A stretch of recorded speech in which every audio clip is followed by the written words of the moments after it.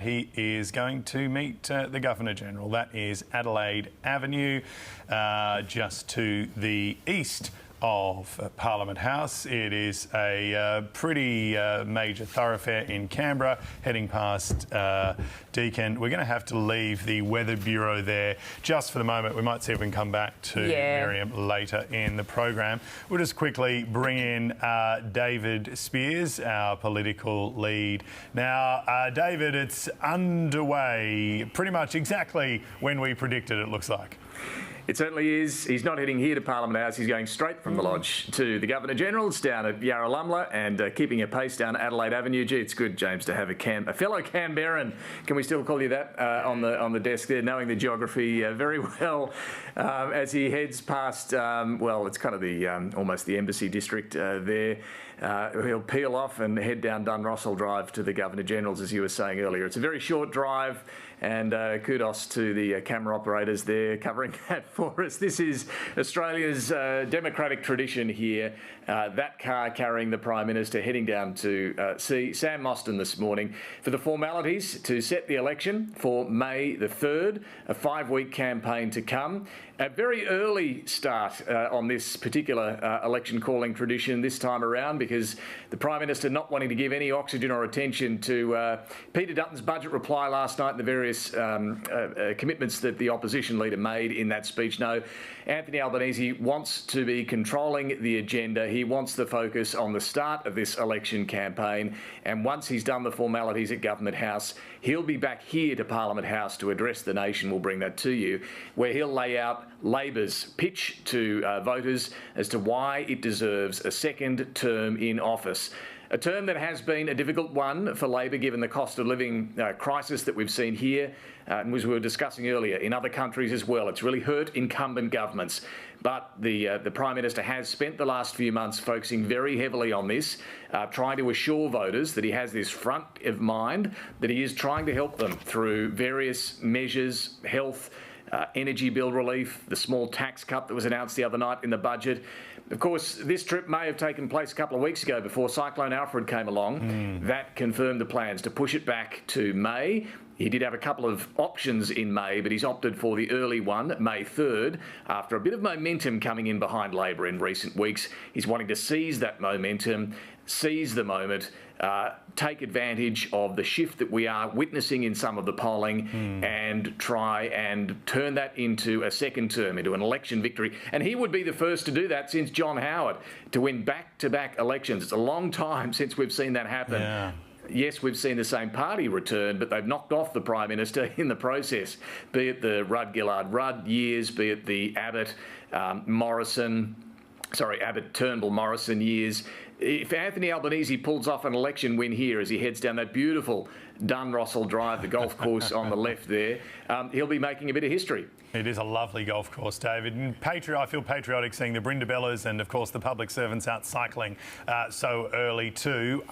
Do we know when we might hear from the Prime Minister today? Generally, he has a little bit of a chat with the Governor-General. It's about an 8-minute drive back to Parliament House. Presumably, he'll try to use the trappings of office and appear in the Prime Ministerial courtyard with flags surrounding him to have a chat about what this election, he thinks this election is going to be won and fought on. Yes, exactly right. Once he's done the formalities there at Government House, and I know we keep saying, but it's a beautiful part of Canberra right there, and a lovely time of year in Canberra as well.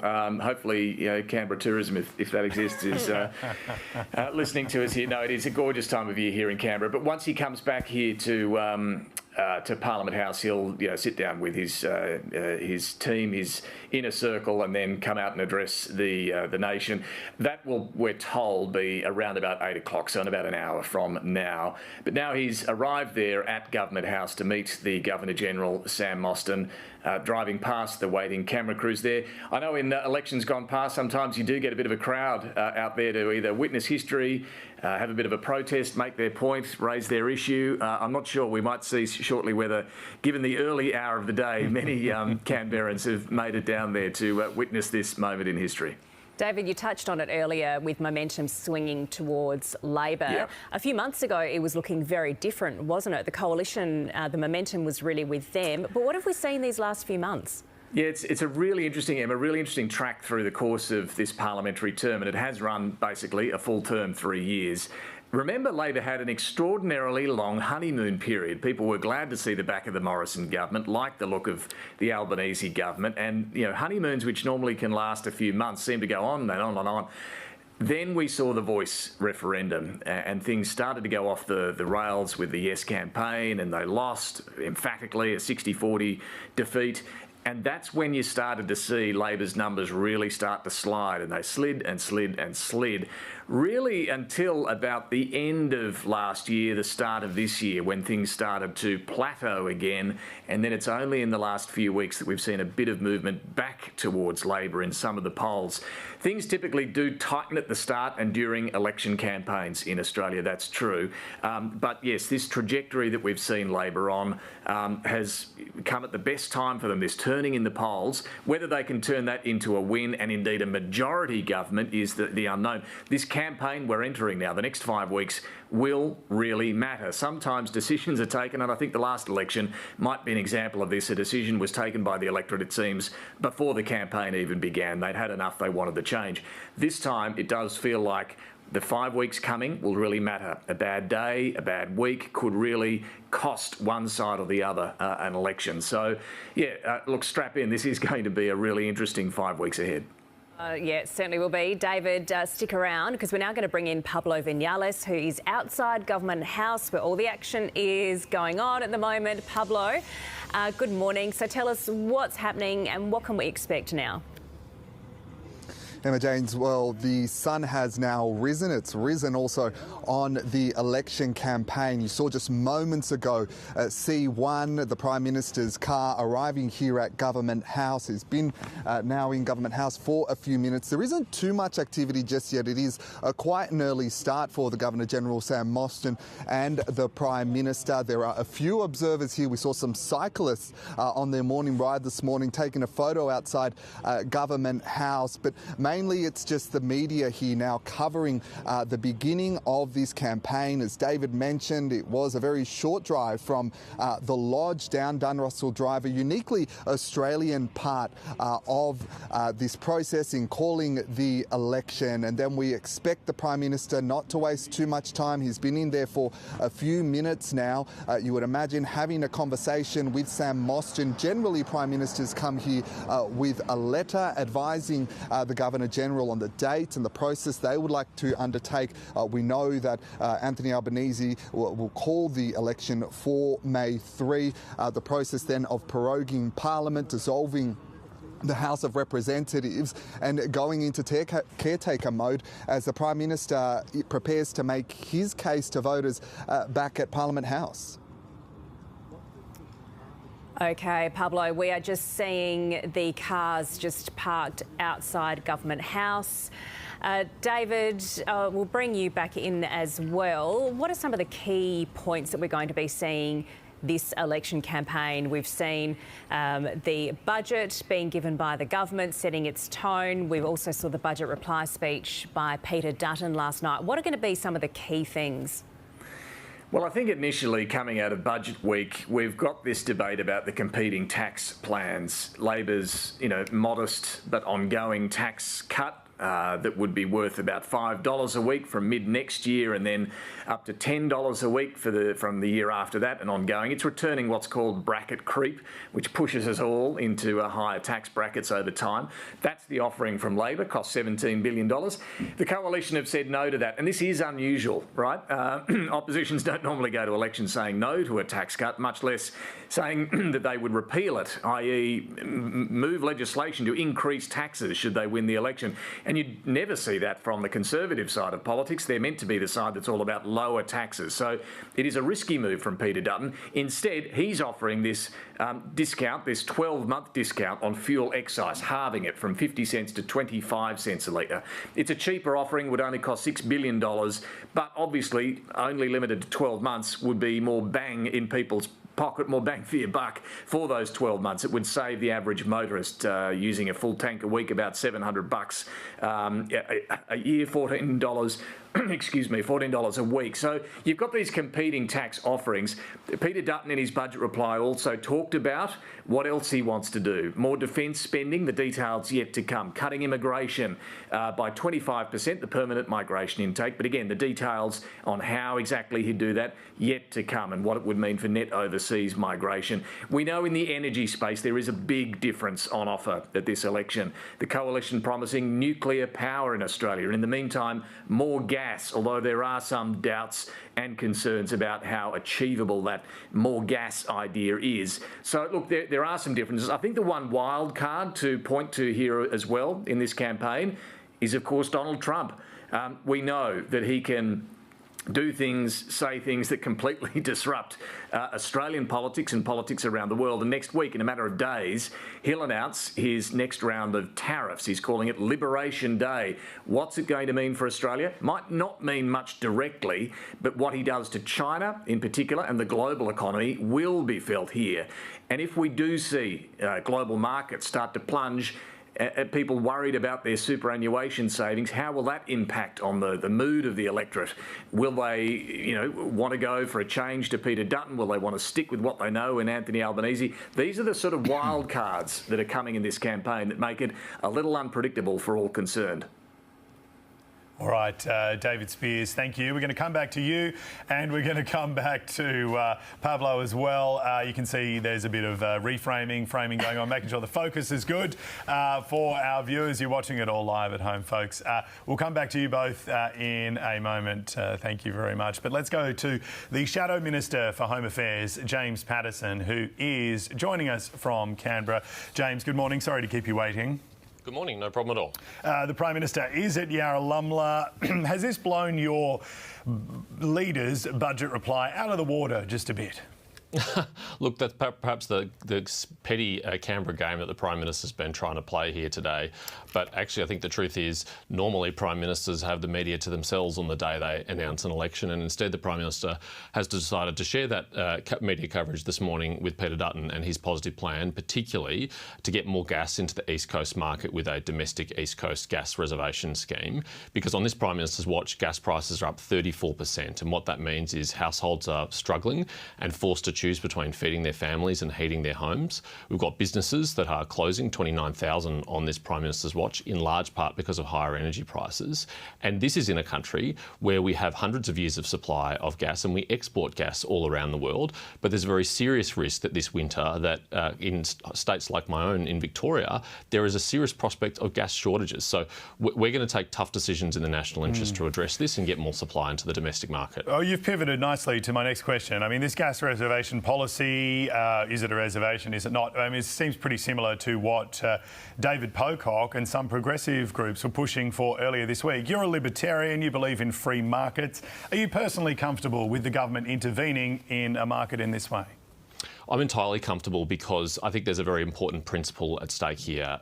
Exporting gas around the world and earning income for our country is a great thing, but the principle is that Australian gas should be for Australians first. And it is insane that we have some of the highest gas prices in the world as a gas producing and exporting nation. The market is not working as it should for a whole range of reasons. And Peter Dutton is unafraid to make tough decisions in the national interest. He will put our country first, even if the Prime Minister is not willing to do the same. Isn't this a policy effectively, though, to control prices and keep gas prices artificially down, taking the Australian gas out of an international energy market? Well, it's policy to drive more gas into the Australian domestic gas market, and it is not only through an East Coast domestic gas reservation policy, but it is also about increasing the supply of gas. In this country, we take far too long to approve new gas projects. We don't do enough to explore for and take advantage of the gas resources we have. We struggle to move it around our country, and that's why we're going to streamline the approvals process for it. We're going to defund environmental activists who are on the taxpayer holding up these projects. We're going to invest in gas infrastructure to move the gas around the country, including with new pipelines and storage. And that is going to make sure that in a case of my home state of Victoria, we shouldn't need to be spending $800 million on an import terminal to bring gas from the international market back into Australia. I mean, that is just madness. Well, let's see where we end up on this. I just want to take you to a slightly different issue. The Liberal Party markets itself as the party of lower taxes. It has done for decades and decades. Does it feel strange to be going to an election arguing for higher income taxes for the lowest pay bracket? Well, actually, we're arguing for lower taxes. We're arguing for lower taxes in a more targeted and effective way that's going to make a bigger difference to families who really need it, to Australians who are really struggling. But sorry to jump in, you're going to be effectively saying, though, that you're going to reverse the government's decision to lower the lowest income tax bracket. And we're going to do that so that we can provide proper relief right away through reduced fuel excise. We're going to halve the rate of fuel excise from 1 July so that families who fill up a tank every week save $14. A two-car family that fills up every week is going to save $28. That's up to $1,500 a year that people are going to be better off under a Peter Dutton-led coalition government. And we're going to do it through lower taxes. That is a tangible way of delivering relief. 70 cents a day in 15 months' time under the Prime Minister's plan is not going to deliver what people who are desperately struggling right now need. They're going to argue that it's long-term relief, etc. We're going to have that debate during the election campaign. Before I let you go, I did just want to ask, Peter Dutton told me on Wednesday to listen closely to his budget reply to find out what his policy would be on migration numbers. I couldn't hear it. What's your target? Are you still hoping to reduce permanent net migration to 160,000 a year? Peter announced in a budget reply last night that we'll reduce our permanent migration by 25%, starting with 140,000 permanent migrants in our first year and a second year, rising to 150,000 in the third year and 160,000 in the fourth year. How we do that we'll announce in the election campaign, but it will involve reducing international students because on this government's watch, migration has blown out of control. More than 1 million people have come into our country over 3 years, and under their signature taxpayer-funded housing policies, not a single new home has been built. And that doesn't add up. James Patterson, we do appreciate you stepping in at the last minute and having a chat with us this morning, and enjoy the election campaign. Thank you. And we are expecting to hear from the Prime Minister in about 45 minutes' time or so. The opposition leader, Peter Dutton, gave his budget reply speech last night. He actually was going to be on News Breakfast this morning, but was a late withdrawal given everything that is going on. And we can show you those live pictures there. That is from Government House on the shores of Lake Burley Griffin in Yarralumla. Beautiful grounds. It is a beautiful place. Oh, look, they've just as though they're listening to us, they've given us a little pan. Please excuse some of the camera changes you're going to see. This is all happening live. The camera operators are just making sure everything is in focus as the Prime Minister walks out having asked for an election. Well, Emma, we should bring him back in. We're very lucky to have the ABC's political lead on standby in our Parliament House office. G'day again, David.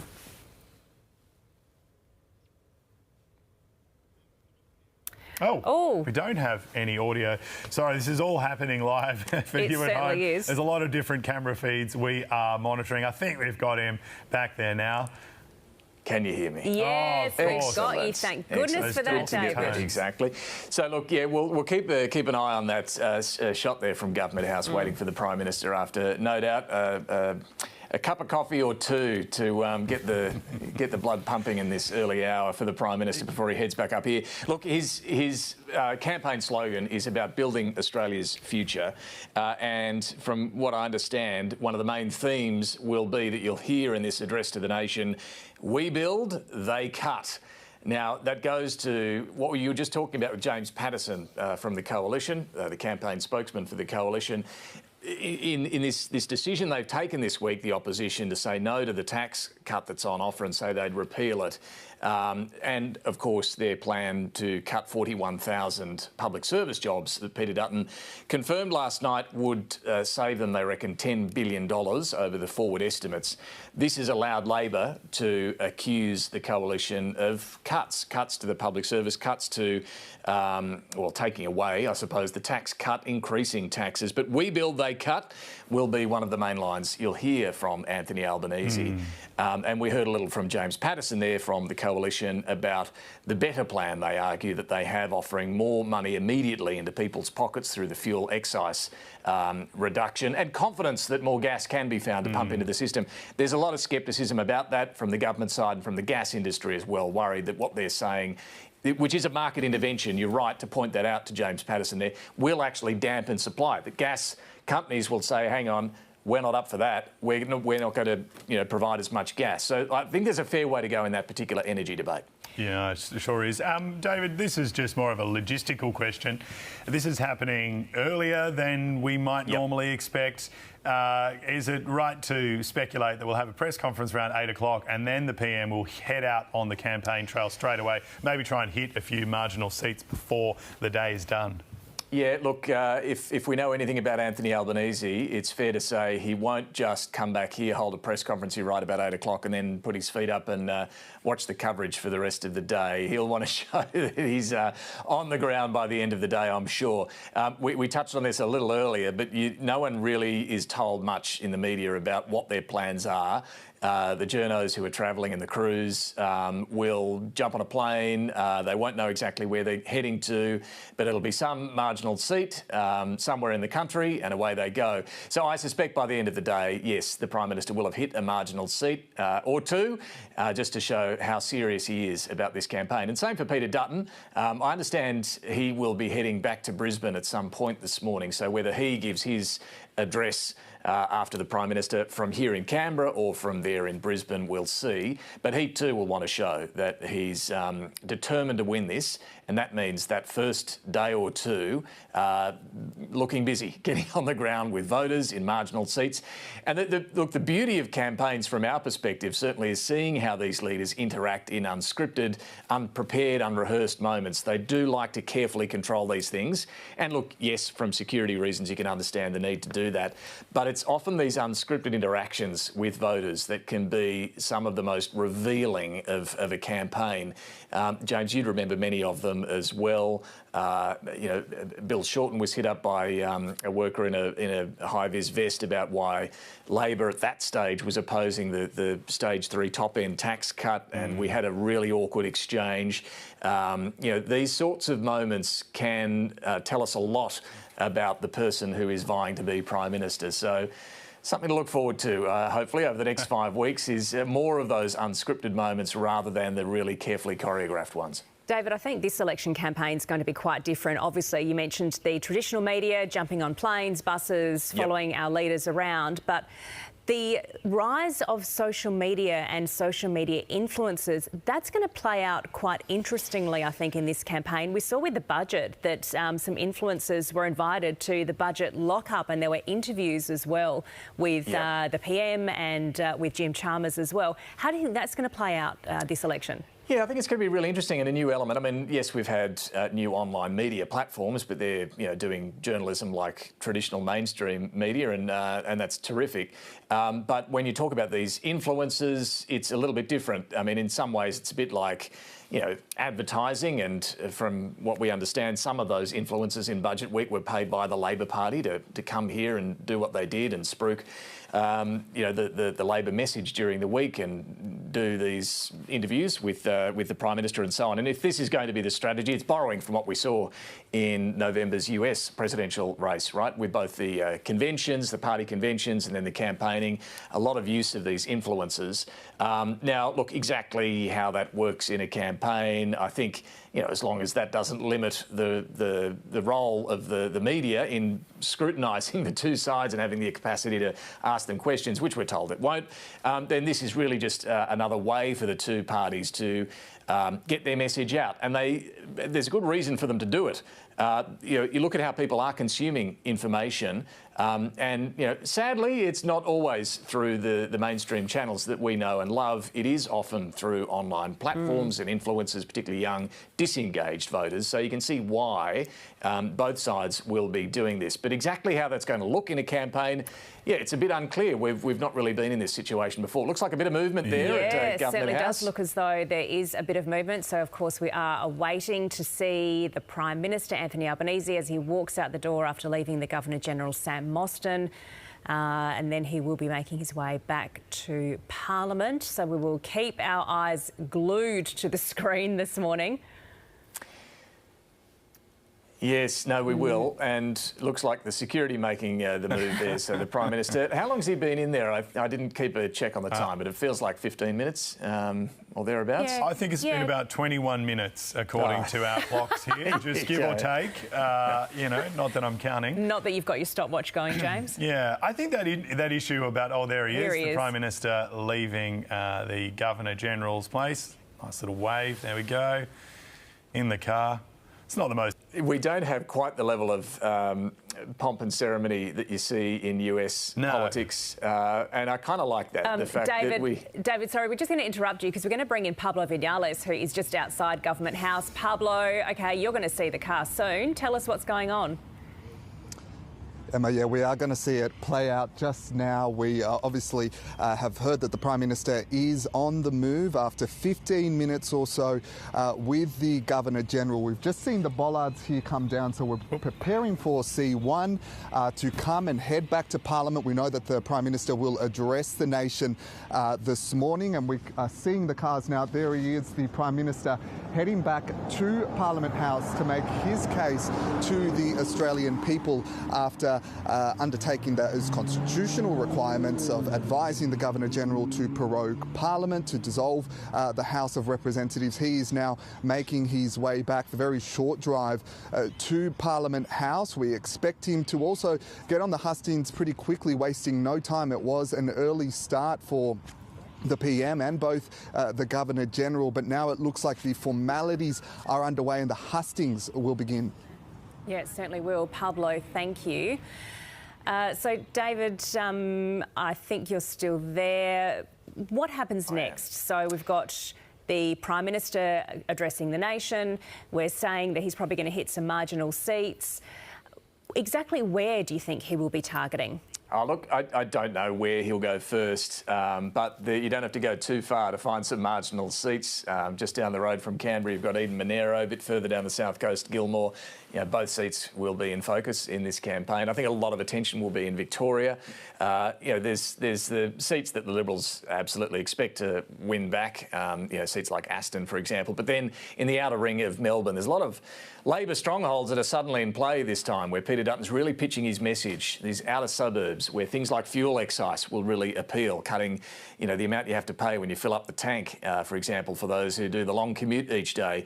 You know, and there's a raft of seats there, particularly in that ring, be it Bruce, Holt, Dunkley, McEwen, Hawke, Gorton.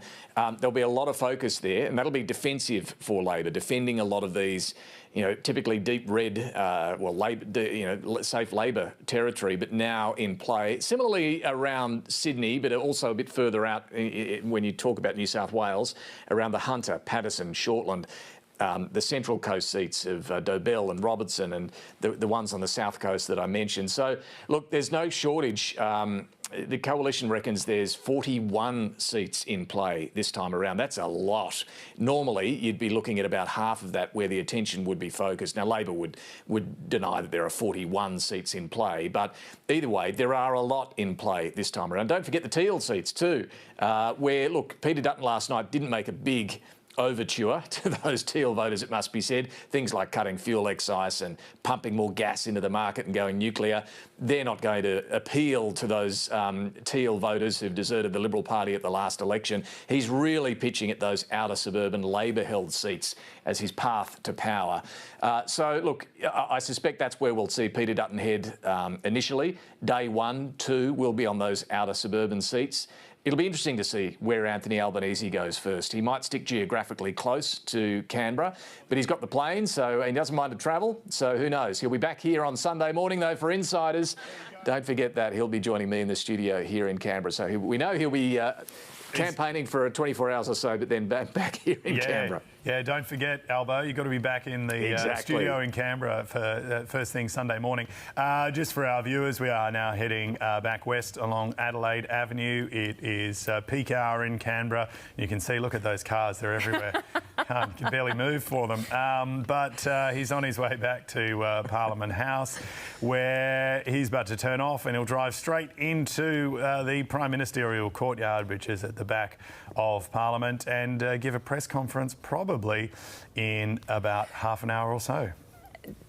David, you mentioned the Teal candidates and the independents.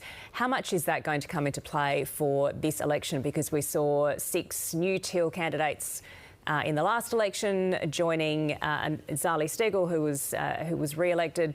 How much is that going to come into play? And it's not just a focus on the main parties. I think this is going to be fascinating, and I should note that they prefer to be called community-based independents, Emma. They don't like to be called Teal independents, but look, we can still call them Teal independents. That's sort of how they were branded at the last election, the colours they used and so on. And look, to be fair, there are some who aren't taking money from Climate 200 this time around. They've established themselves and have, very strong brands in their seats. I mean, people like Zali Steggall, of course, been there before. The rest of them joined her. But people like Allegra Spender in Wentworth have really established a stronghold there that I think will be impossible for the Liberals to shift. But some others will be in play, particularly those Melbourne ones. I think Zoe Daniel, Monique Ryan, the Liberals have hopes of taking back those seats, Kooyong and Goldstein. There is a concern for the coalition. They might lose some of their regional seats to independents, whether you call them Teal or not, but Dan Tehan in Wannon, the seat of Cowper in northern New South Wales. Really interesting to see if they flip from coalition to independent this time. Look, last time around, it surprised, I think, many, the extent of the Teal wins. This time around, it's a question of whether they can consolidate those wins. And if they do, and independents typically, once they win a seat, are pretty hard to knock off. If they consolidate at this election, this is a more structural, permanent change to our political landscape in Australia. And if they expand their numbers in the House, well, the Liberals then really will need to have a more serious look than I don't think they've really had a big play over the last 3 years in addressing the loss of those seats to Teals. If it's confirmed at this election that this is a more structural, permanent change, I think they will need to have a good think about whether they need to bother trying to win back these seats or completely shift to where Peter Dutton's targeting on the outer suburbs and Labor-held seats. So I think this is a really interesting question at this election as the Prime Minister makes his way into that driveway up to Parliament House. He's nearly back there. And if you are watching this morning and wondering, oh goodness, what electorate I'm in, it might have changed. I think it's about 84 of the 150 seats have had boundary changes. So please do check that you are enrolled and that you're enrolled in the right place and you know who you're voting for. And of course we lost a seat as well, so it was 151, it's now 150, and that, because of the redistribution and the loss of that seat, that's certainly changed which seats are coming into play as well. So that will certainly play out this election. There he is. He's coming into Parliament. Yeah, it's worth checking if you're in a marginal seat as much as anything, so you can make sure for the next month or so you get up at 7 o'clock to do your shopping so you're not harassed as you go about your day by the media and cameras and everyone else.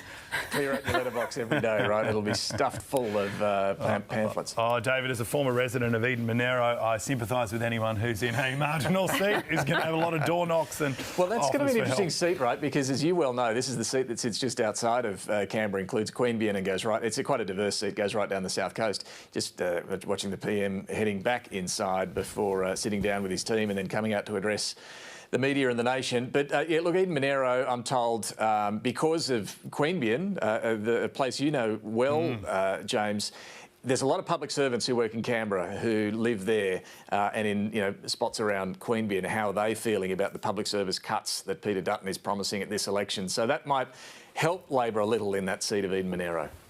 All right, David, we know the Prime Minister's back there. We might give you a moment because we are expecting him to hold a press conference in about 30 minutes or so. Everything's actually been on schedule this morning, which is not always the case for these kind of things. In a moment, we're going to take you to Queensland to get the latest on some flooding there. Obviously, we heard from the Weather Bureau just before all this began that there's still a lot of major flood alerts current. The Queensland Premier David Crisafulli is actually out in outback Queensland at the moment. Yeah, as we've heard all week, this part of Queensland is absolutely drenched. Some communities are cut off, some more are expected to be because in some areas floodwaters are still rising as well. All right, I think we might have the Queensland Premier David Crisafulli now. Premier, good morning. G'day, James. Oh, those birds sound absolutely beautiful, but we can see those pretty extraordinary pictures behind you there. What's it like where you are this morning? Yeah, I'm in Winton. Where I am now, it's risen a little bit overnight, but our real concern is a little further to the south in a little community called Junda. So it's likely the Thompson River will hit about 8.5 metres there today. Now, that's higher than 1974, which is the big flood 50 years ago that the locals talk about. So there's some real challenges there. We've got emergency services in town and we're offering to get residents out of there. So we'll monitor that during the course of the day.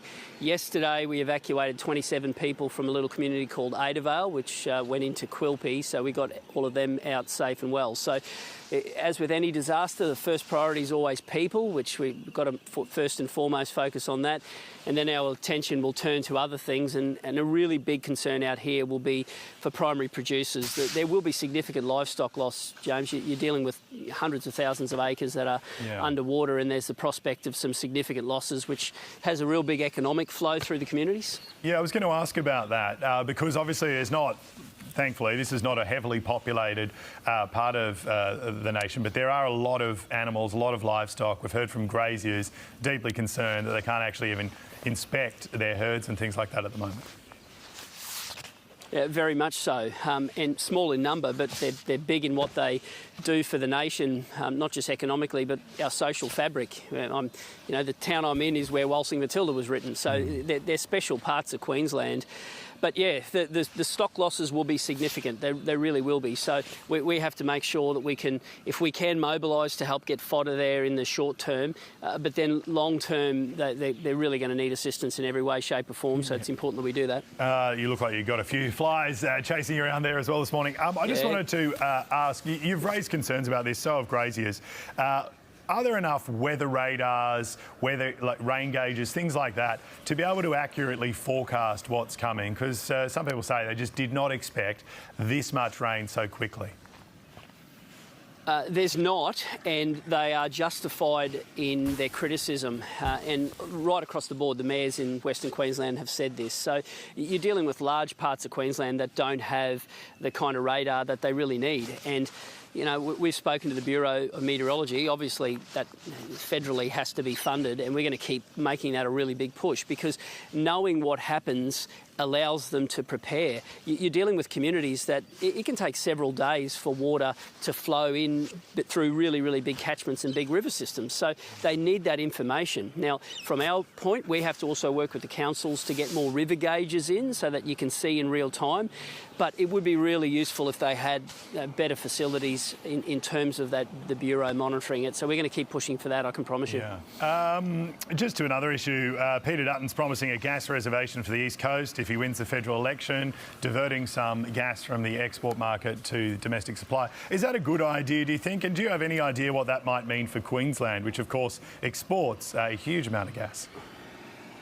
Yeah, I'll make my observation on gas, and I compare what's happened in Queensland to the other states. We've upheld our end of the bargain for gas production for a long time, and with the greatest of respect, other states haven't.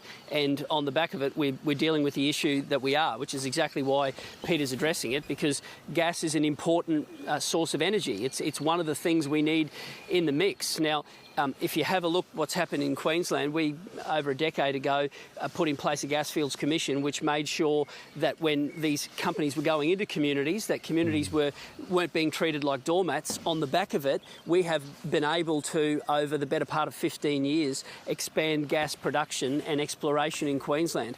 Other states haven't been as generous in that regard, and I think that's important that we do. Yeah, just to put you on the spot, do you support the idea of a gas reservation for the East Coast? Yeah, for sure, provided that the states who do the heavy lifting are looked after financially, which I'm very confident we will be. I've got no problem with that. But to be clear, it can't just be Queensland doing the heavy lifting. It has to be across the board. And I think the days of bunkering down and saying that you can't justifiably embark on gas exploration are over. And we've proven in Queensland that it can be done environmentally, sensibly, but also with respect for communities. And you know, we do believe that the time is right for other states to do the same. We stand ready and willing to do more ourselves. OK, it sounds like that might be a debate for after the election. Just before I let you go, you're being very kind with your time. Do you anticipate playing much of a role during the federal election campaign and campaigning with Peter Dutton, or are you planning to sort of sit back and let the federal representatives sort it out? Oh, no, I don't think people will be surprised to know I'm backing Peter Dutton. I've known Peter for a long, long time. How active will you be in the campaign? Day. I'm guessing, how active do you expect to be?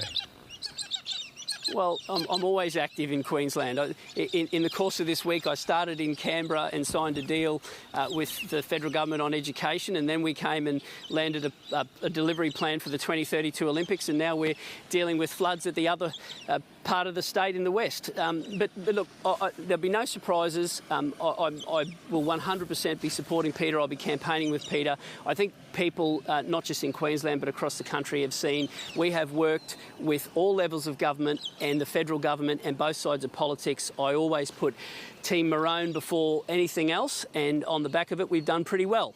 In the agreements we've been able to sign on roads and education, etc. But if you're asking me whether or not I'll be campaigning with Peter, the answer is boots and all. Right, there we go.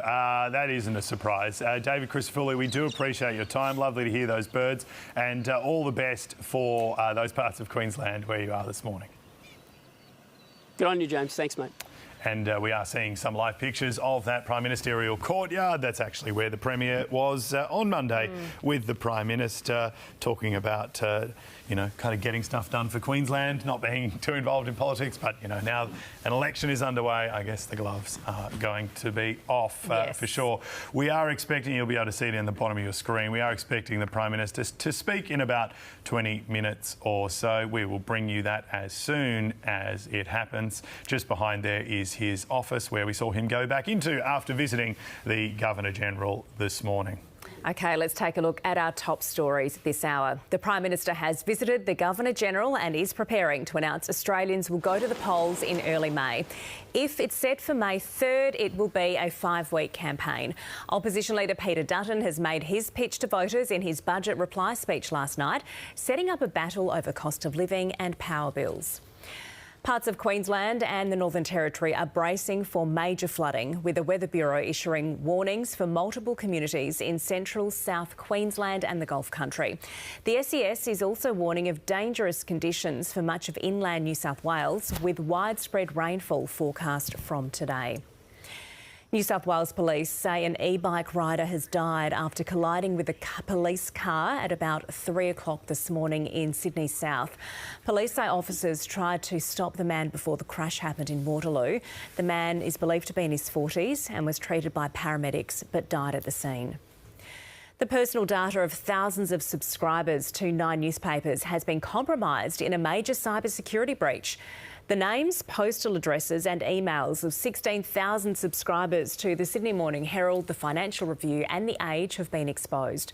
A spokesperson for Nine says payment details and passwords have not been affected, and it's contacting everyone caught up in the breach. For some sport news now, some shocking vision has been aired in court of Richmond's Noah Bolter attacking a man in a pub car park. The CCTV vision shows the AFL player running and pushing the victim before punching him multiple times, to which Bolter has pleaded guilty to assault. Police prosecutors say the 25-year-old should be jailed over the incident and that his status as an AFL player should not afford him any leniency. Bolter is already carrying out a 4-match ban from Richmond and will return to Corowa Local Court for sentencing next month.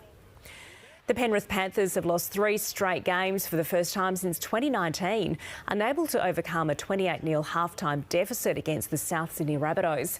The reigning premiers were without halfback Nathan Cleary and fullback Dylan Edwards, and they let Souths run amok in the first half, scoring 5 unanswered tries. The Panthers bit back to score 18-0 in the second half, but it was a case of too little, too late. In the AFL, Essendon has rolled Port Adelaide in a rousing last quarter comeback to claim its first win of the season. Despite trailing most of the night, it was youngsters Nate Caddy and Isaac Karko who led the charge late as the Bombers kicked 4 unanswered goals to seal the win. Captain Zach Merritt was prolific with 34 disposals out of the middle as Ken Hinkley and the Power moved to 1 and 2 in his final season at the helm. You okay about that? Not really. Not really? No. Good to see the Rabbitohs win though, right? They're your team now too. Sure. All right, let's head over to Nate, who has the latest with the weather. A lot is going on in Queensland. Certainly Queensland is underwater through the interior, but the west is also holding my attention tightly today. First of all, let's start with the warnings in the south of Queensland, now into northern New South Wales. Heavy rainfall likely to lead to riverine rises.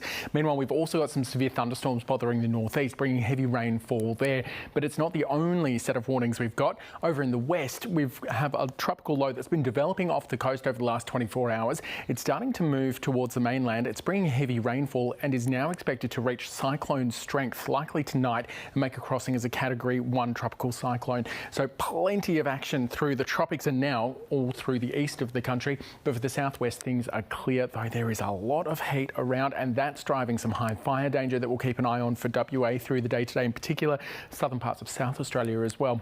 In terms of thunderstorms, we're likely to see severe cells through the north of WA, bringing those heavy falls, and there's a chance of storms right through pretty much all of the east of the country, increasingly getting into New South Wales, where we could see severe thunderstorms through parts of the northwest of the state today. Rivers are rising in Queensland. We've got flooding now on 15 rivers, 8 of them at major flood levels, and the waters continue to rise. Now, tomorrow we'll see that rain piling into the east coast, bringing big falls there, and then we'll watch this tropical low because it's going to make its way into the east and likely bring even more rainfall to southern parts of Queensland, southeast of the state and northeastern New South Wales. Now, that's not likely to turn into massive falls, but it will add to the floodwaters and slow any recession of the waters there. We're likely to be talking about flooding through the east of the country probably for weeks to come for some communities that are currently cut off. For the capitals today, it'll be rain in Brisbane, maybe 30 millimetres, getting to 25. Showers increasing in Sydney, 27 for you, and Canberra has a couple of falls with a top of 24. After that, the south is clear. Melbourne warming up to 30 degrees, 24 in Hobart, 32 in Adelaide. Perth's cooling off just a touch today. Heat returns tomorrow, 35 your maximum. And up top, Darwin's got some showers and a storm team, getting to 32. Thank you, Nate. Well, we are keeping a very close eye on Canberra, of course, because if you've just joined us, Anthony Albanese has gone to visit the Governor-General, Sam Mostyn. He's expected to call an election for May the 3rd, which will mean a 5-week campaign. We will be hearing from the Prime Minister in about a quarter of an hour time. He's there in the Prime Minister, everyone's setting up in the Prime Ministerial courtyard in Canberra. Let's bring in our national political lead, David Spears, now. David, what do you think some of the key messaging is going to be, particularly this first day? And when we saw the budget during the week, we saw the budget reply by Peter Dutton, which probably gave us a few hints as to what we can expect during this campaign. But what do you think that key messaging that we're going to be hearing over and over again will be? Yeah, well, Emma, you're right to note the timing here, because there wasn't always necessarily going to be a budget. There was a plan to hold the election on the 12th of April, then along came Cyclone Alfred, and yes, they'd always had the backup plan and ended up going with it to push back the election to May. We now know May the 3rd will be the election date, and go ahead with this budget during the week. And that budget during the week has allowed the government to, well, keep emphasising what it's doing to help people with cost of living. Some things were announced in the lead up to it, including the energy bill rebate, but then the tax cut announcement, a meagre, modest tax cut offering, but something to show that it's helping people and giving something back from mid next year and the year after. But then, of course, we saw the opposition's response to it saying, no, they're not supporting a tax cut. Very unusual for a Conservative side of politics, and for an opposition to go to an election saying they'd actually put that tax back up is perhaps unprecedented. So that has allowed the Prime Minister to now frame his pitch that he's about to deliver there in that courtyard this morning, beyond just the campaign slogan, which had already been built. Building Australia's future is the slogan. He will argue, I mentioned this earlier, his line will be, we build, they cut. So he's talking about the reluctance of the opposition to back a tax cut, but also its plans to cut the public service. He'll argue that they're going to cut beyond just the public service and the 41,000 positions. But that will be the message from the Prime Minister, emphasising what they're doing to help people in a hip pocket sense and warn about the risks posed by the other side. What he's really tried to do in recent months around this budget and now the election, start of the election campaign, is a few things. Remind people of what Labor's done over its term in terms of energy bill rebates and, you know, other supports through rent assistance and so on.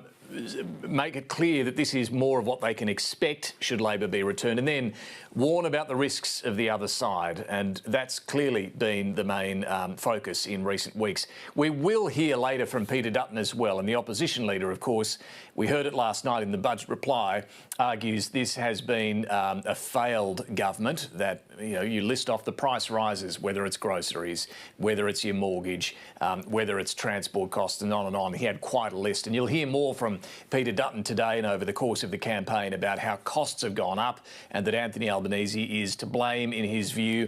He will argue he has a better approach to the fuel excise reduction that he's offering, plans to get energy prices down, eventually nuclear power as part of that solution years down the track, but also security. National security, typically a more comfortable ground for the coalition, and that's where Peter Dutton will, during the campaign, detail his plans to increase defence spending beyond the government's committed increase, and argue that given the uncertain times we're in, the most heightened concerns around security since World War II, that now's the time to increase defence spending to make Australia safe. So that's what we'll hear from Peter Dutton a little later today. Whether it's here in Canberra or whether he's made his way back to Brisbane, probably more likely to give his opening pitch at the start of this election campaign today. David, thank you. We'll touch base with you in a little while as we await for this media conference by Anthony Albanese. And as you've been watching, you probably would have noticed there was a QR code that popped up where you can read more on the ABC's live blog. You can scan that code. We'll prop it up right throughout the morning. Jump on the website as well, abc.net.au, of course. Yeah, for all those weirdos who just love having multiple screens, can't get enough, you can do it. I'm one of them. It's okay. It's always a little bit awkward when you're in that press pack, very self-indulgent thing to say, but in there because you're walking around texting, trying to work out what's going on, and then you don't realise that you're actually being broadcast to a lot of the nation. So good luck to everyone in Canberra today. Now, much of the election campaign spotlight is, of course, going to fall on the two major party leaders, Anthony Albanese and Peter Dutton. Anthony Albanese is a very well-known figure, of course, the boy from social housing who finished up in the Lodge. Peter Dutton has been around for a long time, held ministerial portfolios for a long time. Is maybe less well-known, though. He has a reputation as a political hard man, and he's now trying to convince voters that he is up to the job. Our political reporter Tom Lowry takes a look at both leaders. Two political warriors. Anthony Albanese and Peter Dutton are veterans of the Parliament and leading lights of the left and right. This is a government that has a history of lying.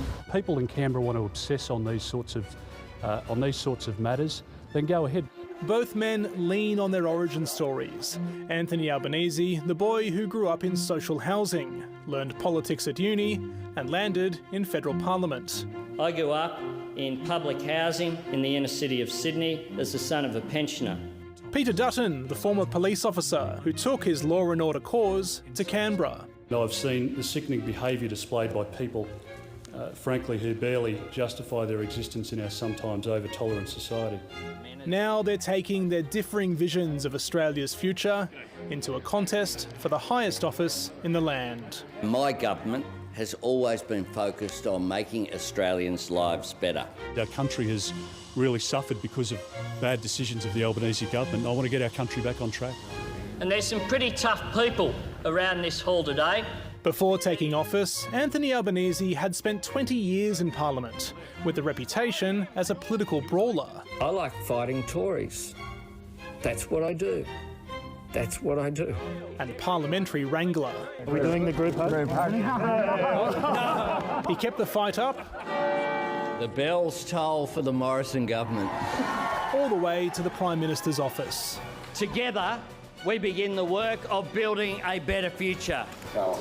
His first term has seen remarkable highs. We're pro-panda and pro-lobster. And crushing lows. While tonight's result is not one that I had hoped for, I absolutely respect the decision of the Australian people. The PM is still trying to write the story of this term of government. What is the headline achievement that the true believers will be looking back on with pride in 20 years? Keeping us out of recession, 1.1 million jobs, getting inflation from a 6 to a 2. Anthony Albanese took office planning for at least 2 terms. He's talked about the patient work of ensuring lasting change, arguing Labor needs more time to get more done. A Labor loss would be historic. The first time in more than a century a party has lost government after just 1 term. Peter Dutton knows that whatever the polls say, history is against him. But the opposition leader would love to chart a new political path.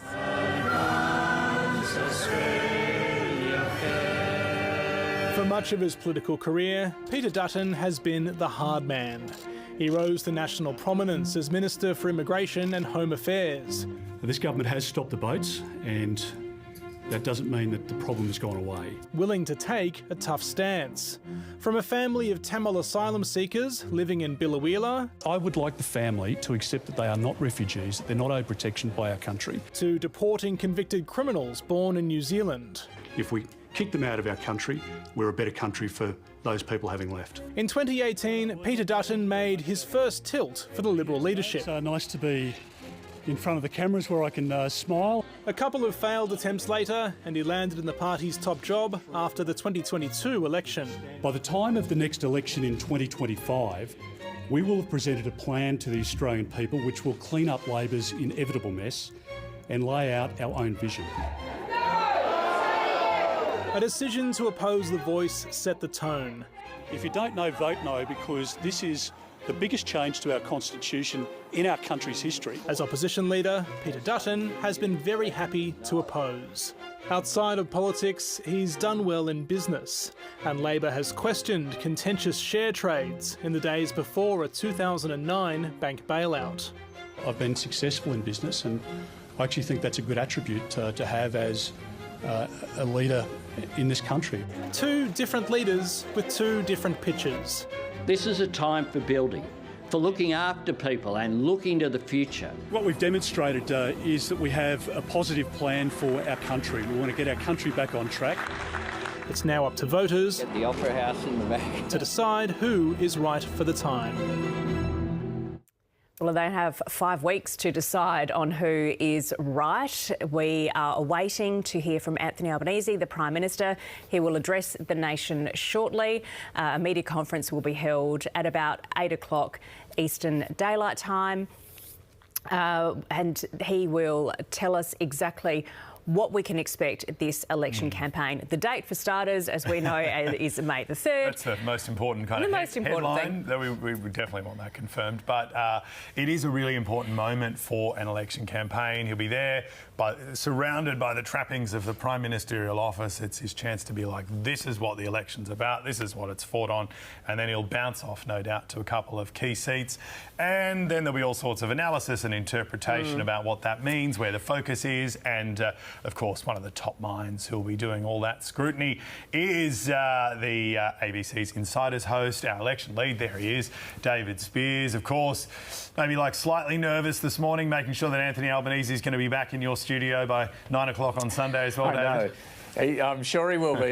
How about, I just wanted to mention in Tom Lowry's piece there, young Albo and young Peter Dutton. Oh, yeah. Time's cruel to us all, David. It's cruel to us all. It's true.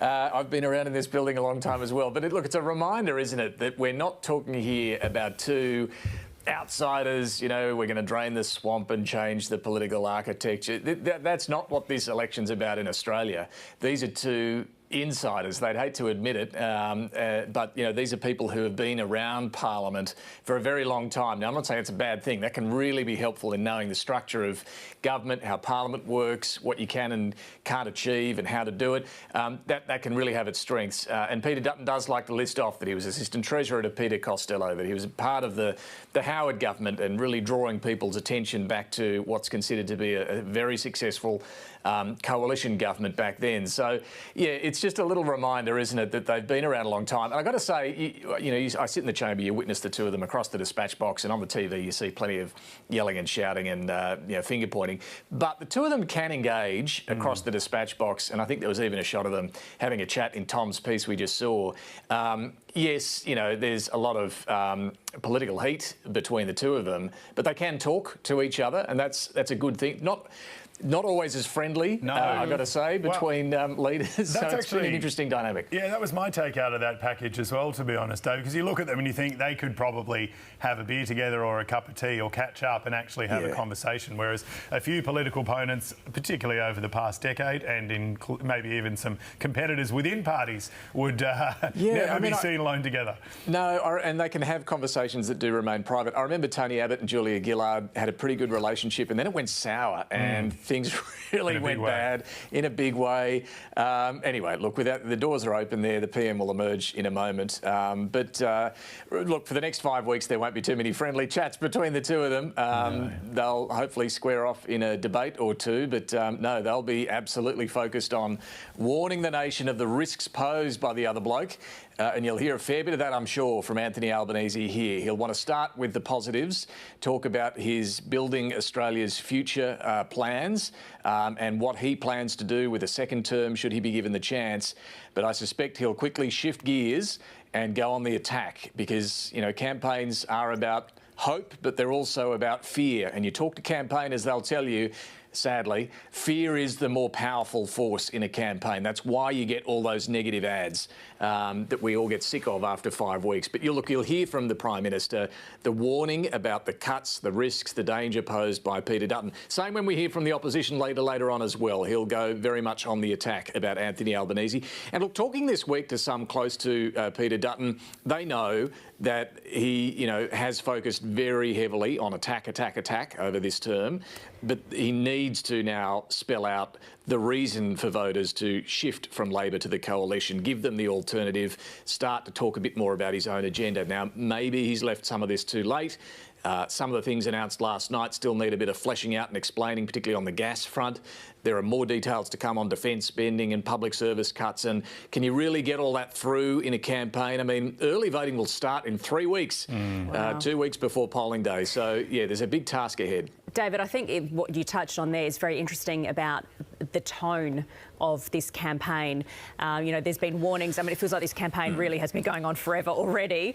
But there's certainly been a lot of discussion about the tone and whether it's going to get nasty and personal. How much do you think that is going to be on the minds of the leaders as we head into this? Because we saw certainly with Peter Dutton's budget reply speech last night, there was a bit of both, a bit of positivity about how he wants Australia to be, but certainly the attack and the negative as well. Yeah, I don't think nasty and personal. I mean, sometimes that does happen, but I honestly don't think either of these two leaders will want to see that happen. Sometimes, someone in the campaign team can put out something that goes after a family member, for example, but I think the leaders will, that can really backfire. So they'll want to make sure that it's not too personal, if I can put it that way. But look, yeah, sure, they're going after the character of, why Peter Dutton or why Anthony Albanese is not up to the job. That's kind of fair game. But, yeah, I think they both will be careful not to overstep the mark because that can really cause problems. It can really blow back if you go too far. So it's about getting that balance right. David, we might just bring in your colleague Jacob Grieber, who I think we can go to, who is in the courtyard. There he is. G'day, Jacob. What's the mood like there? Because people have been waiting for this in the press gallery for a number of weeks now. Yeah, well, anticipation and edification probably beckons shortly, expecting him to appear behind me any second. It's been a long time in the build-up. This is a big, big moment for the Prime Minister. In any person's lifetime, you only make a pitch like this to the nation a handful of times. Today, the message will be laying out why Australians should elect him for a second time. I would expect that would be about it for him today. He wants that message. You would expect that message to be the main one he wants to deliver to the nation. And the campaigning tomorrow, I would imagine, gets red hot. once everyone's up in the air and moving around the countryside. It's as I said, it's been a long build-up. He's been out on the hustings, I would say, since the beginning of the year. He did that trip through Northern Australia that I was on. He was already sending the message, I'm hungry for this job and I want to get it. I want a second term. A lot at stake for him with this pitch.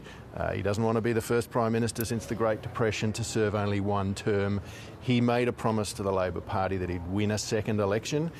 So we're going to find out very shortly. And I'm just going to, interrupt Jacob, because here is the Prime Minister Anthony Albanese. Ready to go? You bet. Born ready. My fellow Australians, this morning I visited the Governor-General and Her Excellency has accepted my advice that an election be held on Saturday, 3rd of May 2025. Over the last few years, the world has thrown a lot at Australia. In uncertain times, we cannot decide the challenges that we will face, but we can determine how we respond. Our government has chosen to face global challenges the Australian way, helping people under cost of living pressure while building for the future. Because of the strength and resilience that our people have shown, Australia is turning the corner. Now, on the 3rd of May, you choose the way forward. Your vote has never been more important, and your choice has never been more clear. This election is a choice between Labor's plan to keep building or Peter Dutton's promise to cut. That is the choice. That is your choice. Your job, your wages, your child's education, and importantly as well, this thing here, your Medicare card, they're all in your hands. Because only Labor has the plan to make you better off over the next 3 years. Only Labor is acting on the cost of living. Only a vote for Labor will keep your wages growing, take 20% off your student debt, and cut taxes again and again for every taxpayer next year and the year after. Our top-up tax cuts will mean an average tax cut of more than $2,500. And only a vote for Labor is a vote for stronger Medicare, the biggest ever investment in bulk billing for all Australians, so you can see a GP for free wherever you live. Cheaper medicines, capping the cost of a PBS script to no more than $25, the same price that it was back in 2004. Freezing the cost for pensioners and concession card holders to just $7.70 right to the end of the decade. 50 new Medicare urgent care clinics on top of the 87 we've already got up and running. Labor's positive plan means taking another $150 off your power bill, better and cheaper childcare for every family, and fair funding for every school, public and private. Making free TAFE permanent, creating greater opportunity for women, not as an add-on or an afterthought, but as a fundamental economic and social priority. Building Australia's future is about training more tradies to build more homes and helping more young Australians to buy a home. Meeting the challenge of climate change by seizing the opportunity of renewable energy and the transition. Building Australia's defence and security and rebuilding our relationships to keep us safe at home, secure in our region and respected in the world. And at a time where it's never been more important for Australia to stand on our own 2 feet. Only Labor is building an economy where we make more things here. An economy defined by fair wages for hard work, where people earn more and keep more of what they earn. The biggest risk to all of this is not what's happening elsewhere in the world. the biggest risk to Australia's future going back to the failures of the past, the tax increases and cuts to services that Peter Dutton and the Liberal Party want to lock in. Australians remember what that looks like. Less than 3 years ago, the chaotic and dysfunctional Morrison government left bulk billing in freefall, aged care in crisis and the NDIS at breaking point. A decade of the Liberals keeping wages low, sending jobs offshore and fighting about climate change left our nation open to the worst global inflation since the 1980s and the biggest global energy crisis since the 1970s. As I said at the time, it was always going to take more than 3 years to clean up 10 years of mess. Today, because of all the hard work that Australians have done, inflation is down, real wages are up, unemployment is low, interest rates are falling, and we're cutting taxpayers for every taxpayer again. In challenging times, we have laid very strong foundations. We want to keep building. The Liberals and Nationals just want to start cutting. Over the past 3 years, they have opposed everything we have done to help people with the cost of living. If the Liberals had their way, you and your family would be worse off right now. And if they get their way, you will be worse off in the future. Because the Liberals are promising to increase income tax for all 14 million Australian taxpayers. And because Peter Dutton needs to find $600 billion to pay for nuclear reactors, it'll provide 4% of Australia's energy needs sometime in the 2040s. That money has to come from somewhere. Everything in Peter Dutton's record tells us that he will start by cutting Medicare, and he won't stop there. He will cut everything except your taxes. No one will get any power from the Liberals' nuclear reactors for 2 decades, but every Australian will get the bill right away. Because when Peter Dutton cuts, Australians pay. My fellow Australians, we live in the greatest country on earth, and we do not need to copy from any other nation to make Australia even better and stronger. We only need to trust in our values and back our people, from our farmers and small business owners to our teachers and nurses, from people who belong to the world's oldest continuous culture, to those who have chosen to make Australia their home and have enriched our multicultural society with their love of this country, to young Australians voting in their first election. The very best reason to be optimistic for our nation remains the courage, kindness and aspiration of all Australians. Serving you as Prime Minister is the greatest honour of my life. And what drives me each and every day is the determination to build a future worthy of the people of Australia. The world today is an uncertain place, but I am absolutely certain of this. Now is not the time for cutting and wrecking, for aiming low, punching down, or looking back. This is a time for building. Building on our nation's strengths, building our security and prosperity for ourselves, building an Australia where no one is held back and no one is left behind. At this election, I'm asking for the support of the Australian people to keep building on the hard work that we have done and the strong foundations that we have laid. I'm asking you to vote Labor so we can keep building Australia's future together.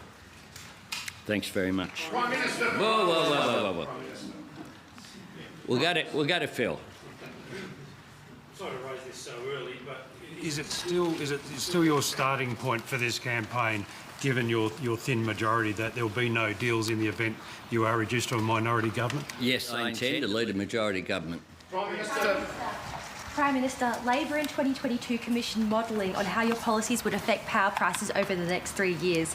Have you modelled for the next 3 years? If not, why not? And if so, when will you release it? What we're doing is making sure that we work on the energy transition. We're doing that, and we have continued to see a system that has the support of the private sector. Importantly, we have that investment occurring because we have put in place not just a plan to lower emissions and to increase energy supply, but a path to get there through the safeguard mechanism and the capacity investment scheme. Unlike our opponents, Peter Dutton had the word nuclear mentioned once last night, just once, and he has a $600 billion plan that he has no idea how to pay for. Prime Minister, no one would argue that Australians are better off than they were 3 years ago. So why does your government deserve another 3 years? We have governed through what have been turbulent seas, but we've governed by providing cost of living relief. If Peter Dutton had had his way and his opposition to our cost of living measures had been put in place, Australians today would be $7,200 worse off on average.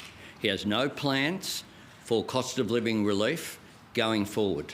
Last night, all we saw was a very dark speech, a negative speech. We had no plans except for jacking up taxes for all 14 million Australians. Latika. If Labor wins a second term, is it your intention to serve a full term as Prime Minister? Yes. Prime Minister, why is reserving East Coast gas a bad idea? And is the AWU wrong to have pushed your government to have done this when you had power? Well, the code of conduct that we introduced, that was opposed by Peter Dutton, has already delivered 6 times more petajoules, 644 petajoules of domestic gas, than Peter Dutton promised last night. He opposed the cap that we put on gas prices of $12. He had an opportunity to actually do something and support the mechanisms that we brought in as a government in December of 2022, and he opposed all of it. We've heard this before from the coalition, where they said there'd be a gas-led recovery, but under the coalition, gas prices went up 7-fold, and they left us with a gas market crisis to clean up, something that we've been doing. Mark. Prime Minister, what do you say to those Australians who are considering how they're going to vote in this election today, and they're hearing that the economy's turning a corner, but they're not feeling that in their household budgets? What sort of hope can you give them that what they're hearing from leaders like you will actually impact their lives? That we'll continue to have their back. One of the things that we have done is to craft cost of living measures so that we continue to put that downward pressure on inflation.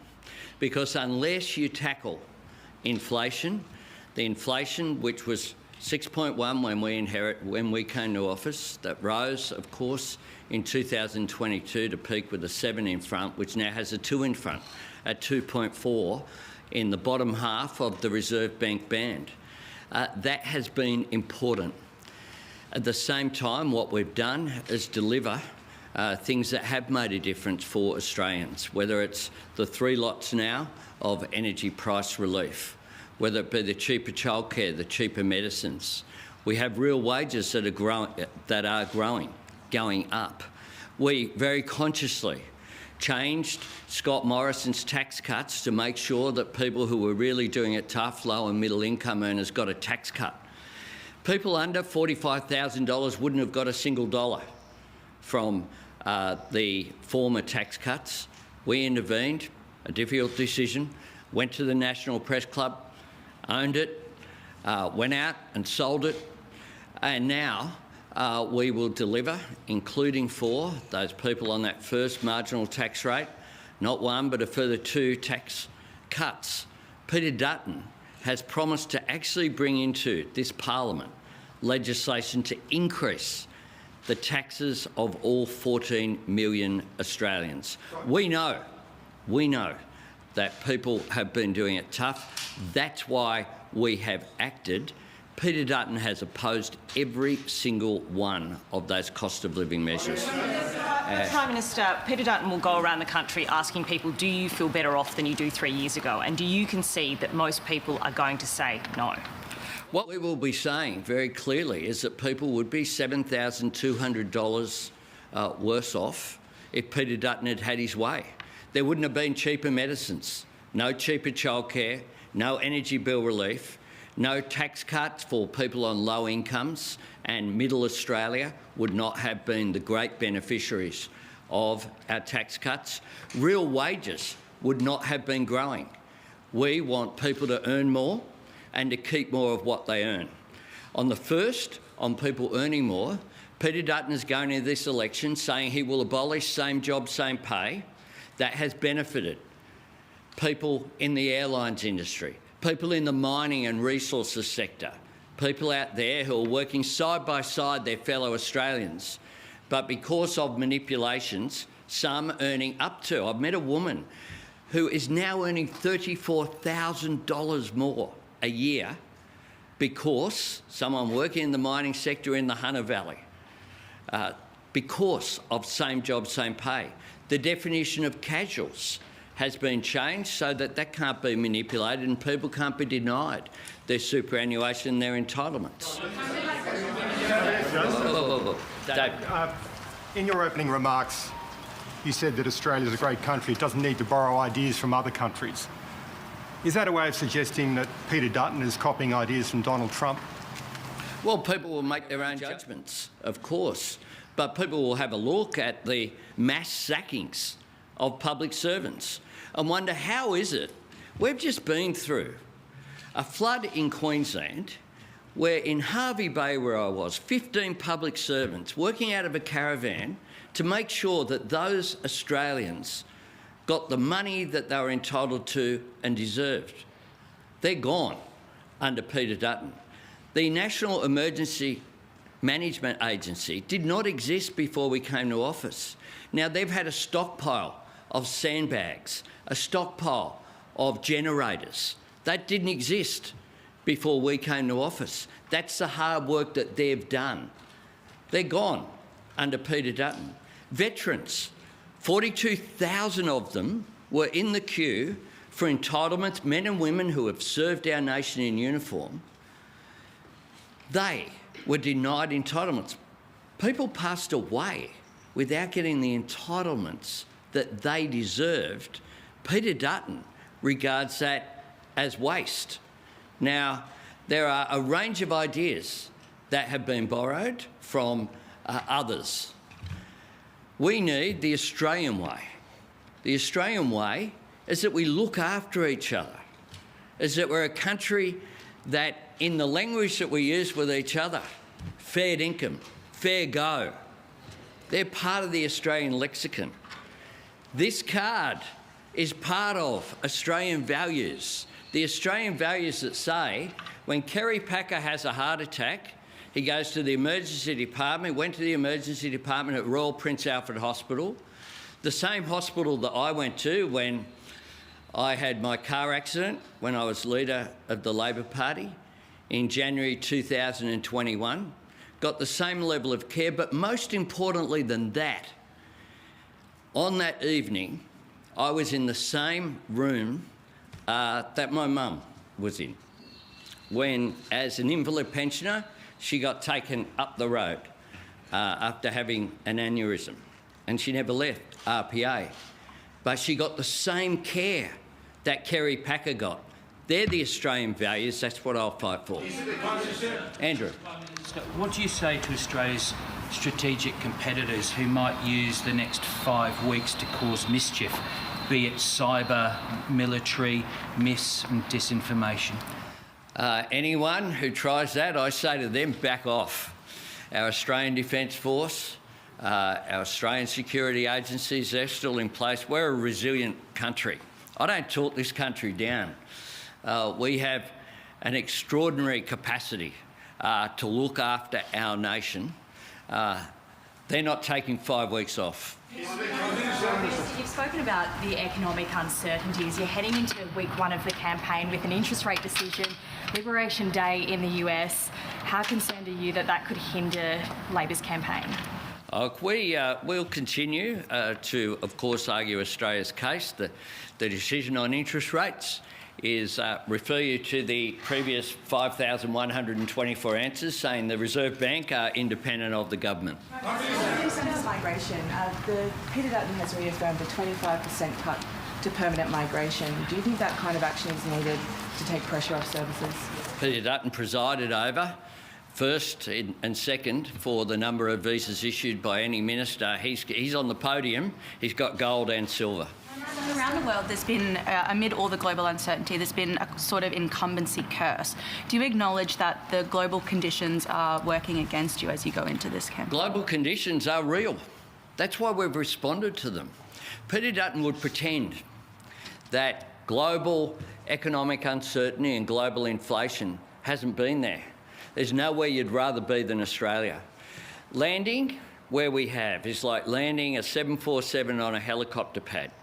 Getting inflation down to 2.4% from the 6 that we inherited, getting real wages up 5 quarters in a row, compared with the 5 quarters of going backwards that we inherited, making sure as well that employment has been strong.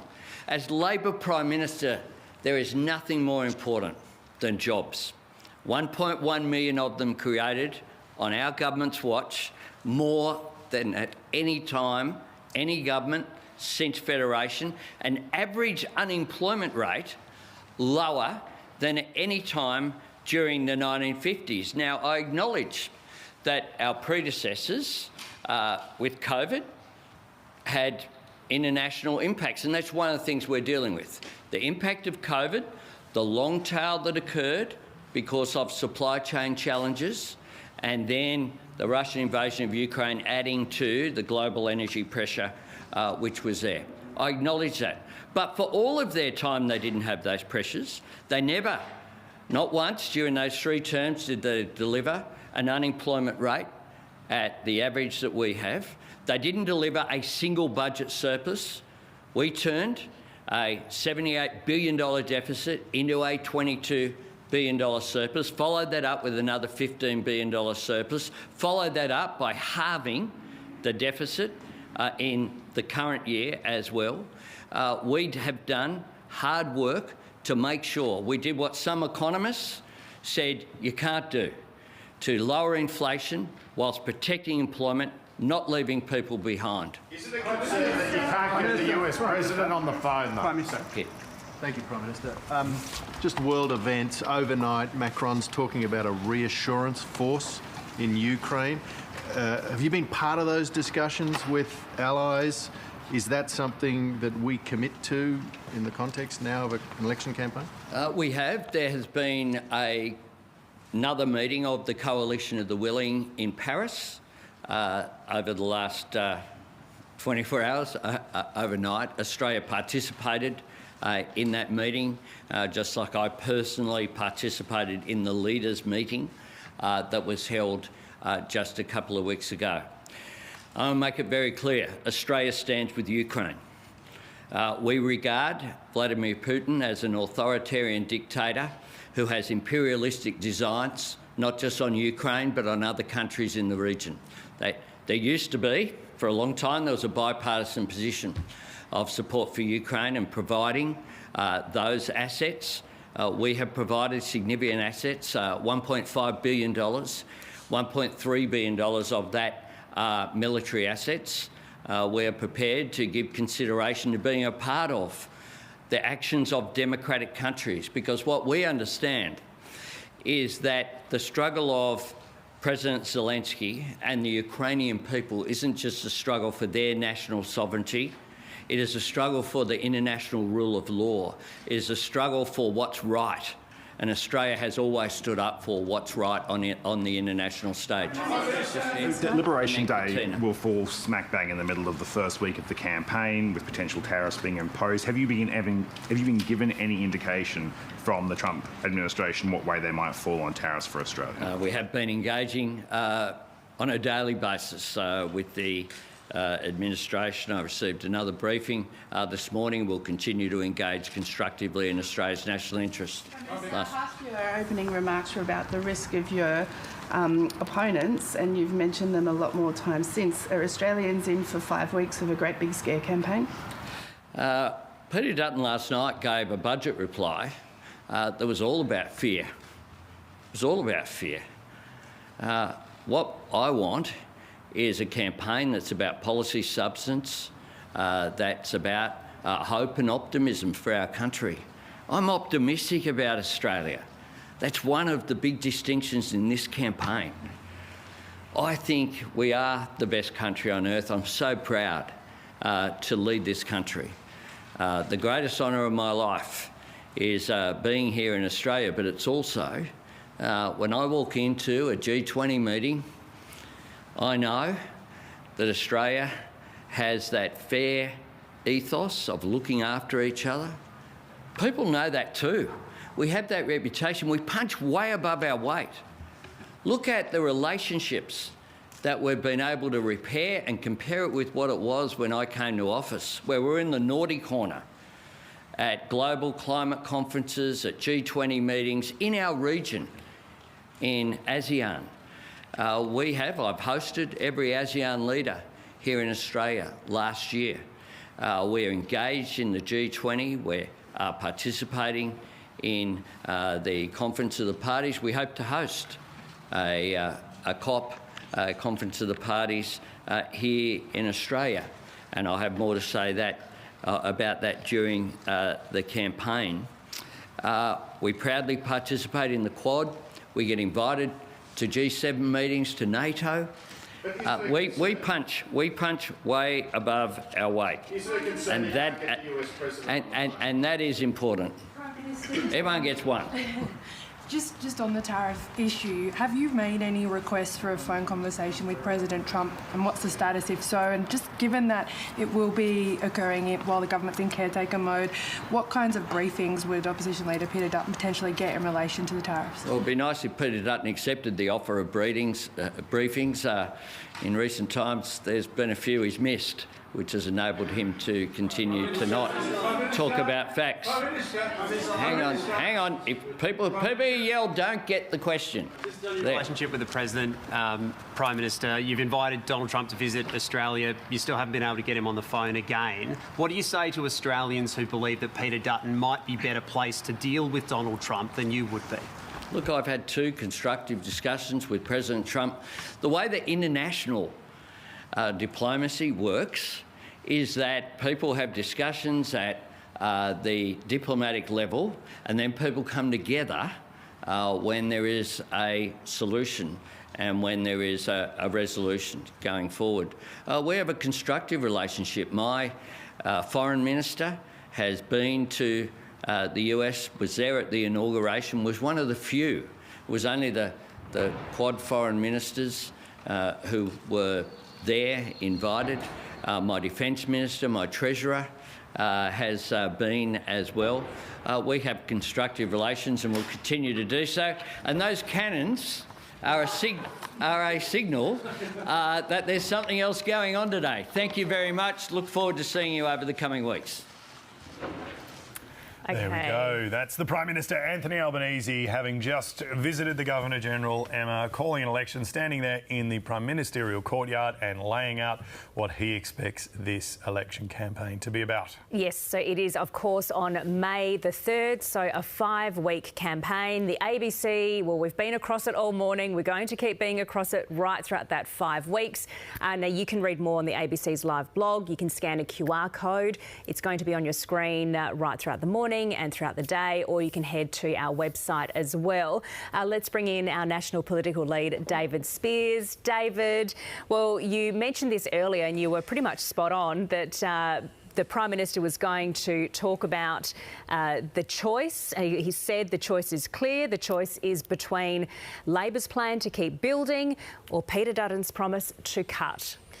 Absolutely, and that was the opening pitch, wasn't it, from a Prime Minister who did, it must be said, look a little nervous at the start there of what turned into a lengthy and more confident press conference. But look, you can understand the pressure of the moment. If he wins this election, he'll be the first since John Howard to win back-to-back elections. A long time between drinks in Australian politics since we've seen a leader do that. But yeah, that was the opening pitch. Stick with us, we build. The alternative is cuts, and then the list of various cost of living measures that he says Peter Dutton will take away, including the tax cuts and various other measures, stretching to childcare, your wage rises. You'll hear that list a lot, right, over the coming 30-odd days of this campaign. I did think it was interesting. I mean, step back and look at what the focus was in that press conference. We heard the opening pitch from the Prime Minister. We had a lot of questions about cost of living because, yes, you can't say people are better off now than they were 3 years ago. That's where Peter Dutton will go. That's where Trump went in the US. It's where oppositions have been successful, knocking off incumbents during a cost of living inflation crisis.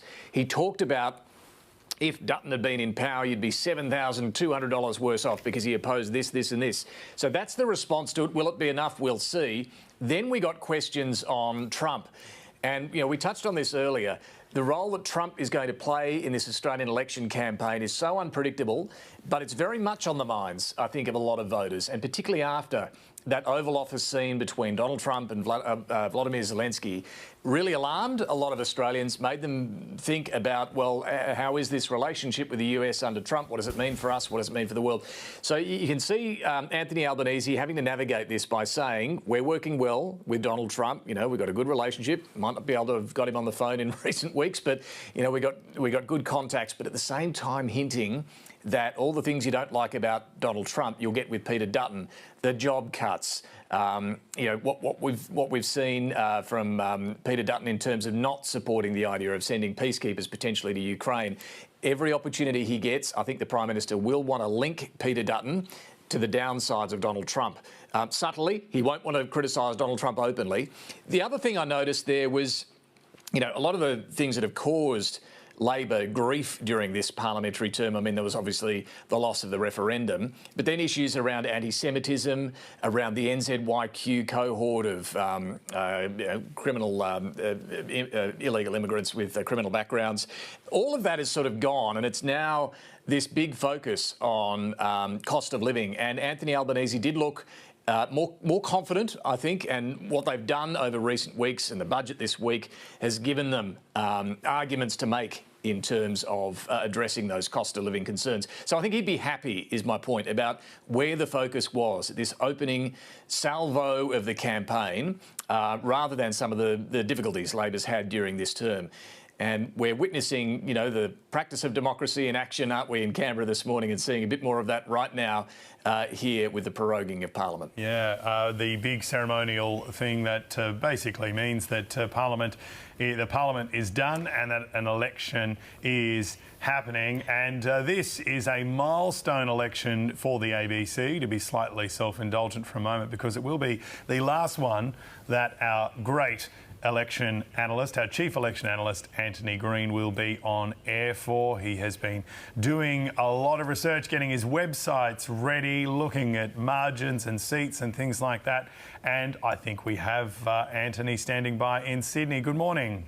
Good morning, Glenn. James. Anthony, the Prime Minister is going to be probably hitting a couple of marginal seats today. Where do you think his focus is going to be if he's going to hold on to his majority? Well, the biggest danger for Labor is if their vote collapses in Victoria, where clearly the state Labor government is on the nose at the moment. The opinion polls have been slipping there. There's a significant number of seats they could lose in Victoria. New South Wales, there's a string of regional seats which the government could lose in New South Wales, maybe some other suburban seats. That's where the bulk of the seats are. When you've got 46 in New South Wales, 38 in Victoria, that's over half of the parliament. The changes in the other states are likely to be smaller. If Labor can hold its seats in Western Australia, it becomes harder for the coalition to win.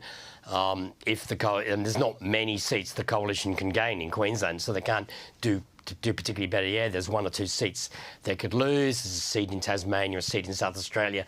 But I think essentially the action will be in and around Melbourne and in and around Sydney and in parts of regional New South Wales. Anthony, a lot of people will be waking up this morning, and even though we've been in pseudo-election mode for quite a while, this is probably the first time they'll think, oh, actually, I'm not quite sure what electorate I'm in, because a lot of boundaries have changed. How will the redistribution affect things? It's not got a major impact. There's a seat been abolished in New South Wales and Victoria and a new seat created in Western Australia. It doesn't particularly change the equation about who's going to form government. A couple of individual seats have had significant changes. The independent held seat in North Sydney has been abolished, and that puts the Liberal Party at greater risk of losing Bradfield to an independent, turns the Labor seat of Bennelong into a marginal Liberal seat. That's the main impact in New South Wales. In Victoria, the seat of Kooyong, held by the Independent, has been drastically rearranged. Seats like Chisholm and Menzies have had major boundary changes. There's a new seat of Bullwinkle in Western Australia, but the overall picture is it doesn't change much, but there's about a half a dozen seats where there's been significant changes to boundaries. We've heard a lot about opinion polls, whether they're tightening, whether they're not, a lot of expectation that there could be a hung parliament. What sort of swing do the parties need? Well, obviously Labor can just keep things as they are. What sort of swing does the coalition need if it's to have a serious shot of taking a majority? Well, the first thing to say, there hasn't been an opinion poll for a long time which has shown anything other than a hung parliament being produced. You've had lots of polls showing the coalition on 51%. That's not enough to win government. If Labor's above 50%, they only just got there with 52% last time. If the Labor Party has a swing against it, if assuming a uniform swing, and I'll come back to whether that's relevant anymore, a swing of about 1% would deprive Labor of its majority, and the opinion polls are showing a swing of more than 1%. The coalition need a swing, I think it's about 3% to actually end up with more seats than Labor, 3.5% to get more seats than Labor. But the swing needs to be above 5% to get a coalition government. But that again, majority government, that again assumes something uniform. At the last election, the coalition got about 37% of the vote. The Labor Party got about 32%. And everyone else got about 31. So there's basically a three-way split. The opinion polls are still showing that as the figures for this election. We saw 27 of the 151 seats at the last election. There's only 150 this time. But we saw 27 seats finish. It's not Labor versus the coalition. We saw 16 seats won by the Crossbench. The decline of the major party vote is creating a lot of oddities in terms of how the election is resulting. If under preferential voting one of the major parties goes out, the major party's preferences determine who wins the seat. It determines the composition of the crossbench. So it's a very much a complex, dynamic situation, what will win. In the old days, where one party lost seat votes, the other side gained them, just doesn't work that way anymore. There are seats on both sides of politics. I mean, the Greens won 3 seats at the last election, which Labor thought it was a realistic chance of winning. Labor could win some of those seats back. There are seats like McNamara in Melbourne, where, on paper, the Labor Party's got a 12% margin in that seat versus the Liberal Party. But when you look at the figures in close, all 3 parties at one stage of the count were within 1% of each other. That seat could go in any direction. Who ends up third in a lot of seats is going to determine the winner. Some of these independents will poll well. People looking at the national 2-party preferred result are in for a terrible shock if they think that's going to be reflected in who wins. All right. Anthony Green does make your job a bit more difficult on election night, but we are looking forward to that. Thank you so much for making time for us this morning. Thank you. OK, we just want to take you to some news. It broke while the Prime Minister was speaking this morning. King Charles has been forced to cancel his engagements. He suffered side effects from his ongoing cancer treatment. In a short statement, Buckingham Palace says that the King suffered temporary side effects that required a short period of observation in hospital. His Majesty has now returned to Clarence House and, as a precautionary measure, their words, his diary program for tomorrow has been rescheduled. OK, let's get back to the election. James Kirby from the Australians Money Puzzle podcast joins us. Good morning. Good morning. So how is this going to play out in terms of the investors? Well, look, a lot of the big ticket issues, they're matching each other, right? So on medical or whatever, the coalition said they would match the ALP. So, very broadly, you have the energy efforts, if you like, on coalition. You have the tax cuts on ALP. They're small tax cuts. But where they really separate, actually, if you look at it, is on super and on housing. So they go quite different ways.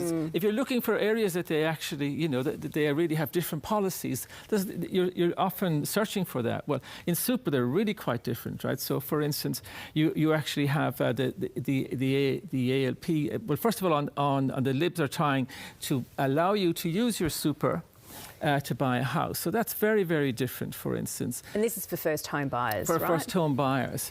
And that's actually one of the few sort of really new policies that are in there. Now, there's existing policies that were inherited from the coalition that are there already, but this is a new one. And I think it'll be very popular, actually, the ALPs. Allowing you to share ownership with the government. It's going to take off, I think, 40,000 places.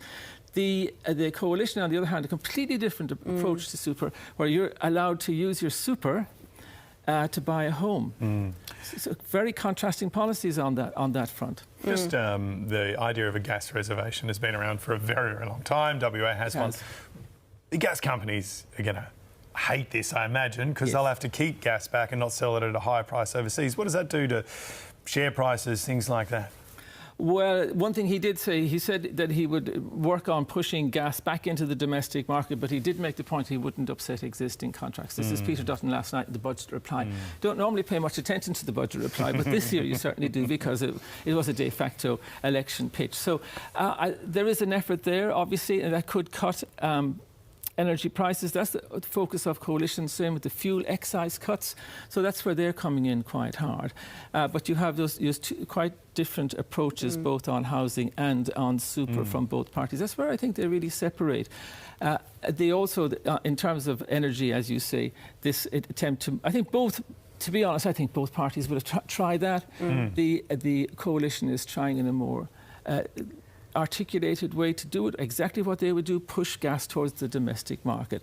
But they won't upset the long-term contracts, so they won't upset market forces. Okay. James, the first week of this election campaign is going to be very interesting. First, we've got the RBA meeting on interest rates, but then Donald Trump is set to make his announcement on more tariffs. That's set to be April the 2nd US time. That's right. We already saw Day. Yeah, and we already saw yesterday his announcement of the 25% tariff on cars outside of America. Yes. What are we expecting? How's this all going to play out? Well, we don't know, I suppose. That's the big question. It's spectacular, actually. It does actually make some of the... When we look at some of the things that are like nationalisation moves, you look at the coalition in the election pitch about gas. That's very sort of a nationalised type of approach. Future in Australia from the ALP, make things here in Australia. They look sort of backward in some ways. They sound backward to an economist, and in many ways they are. But this is what's going on around the world, typified, if you like, led by Trump and his efforts to bring everything back to the US. And this is what the cars are about. This 25% extraordinary 25% tariffs on cars, imported foreign cars in the US.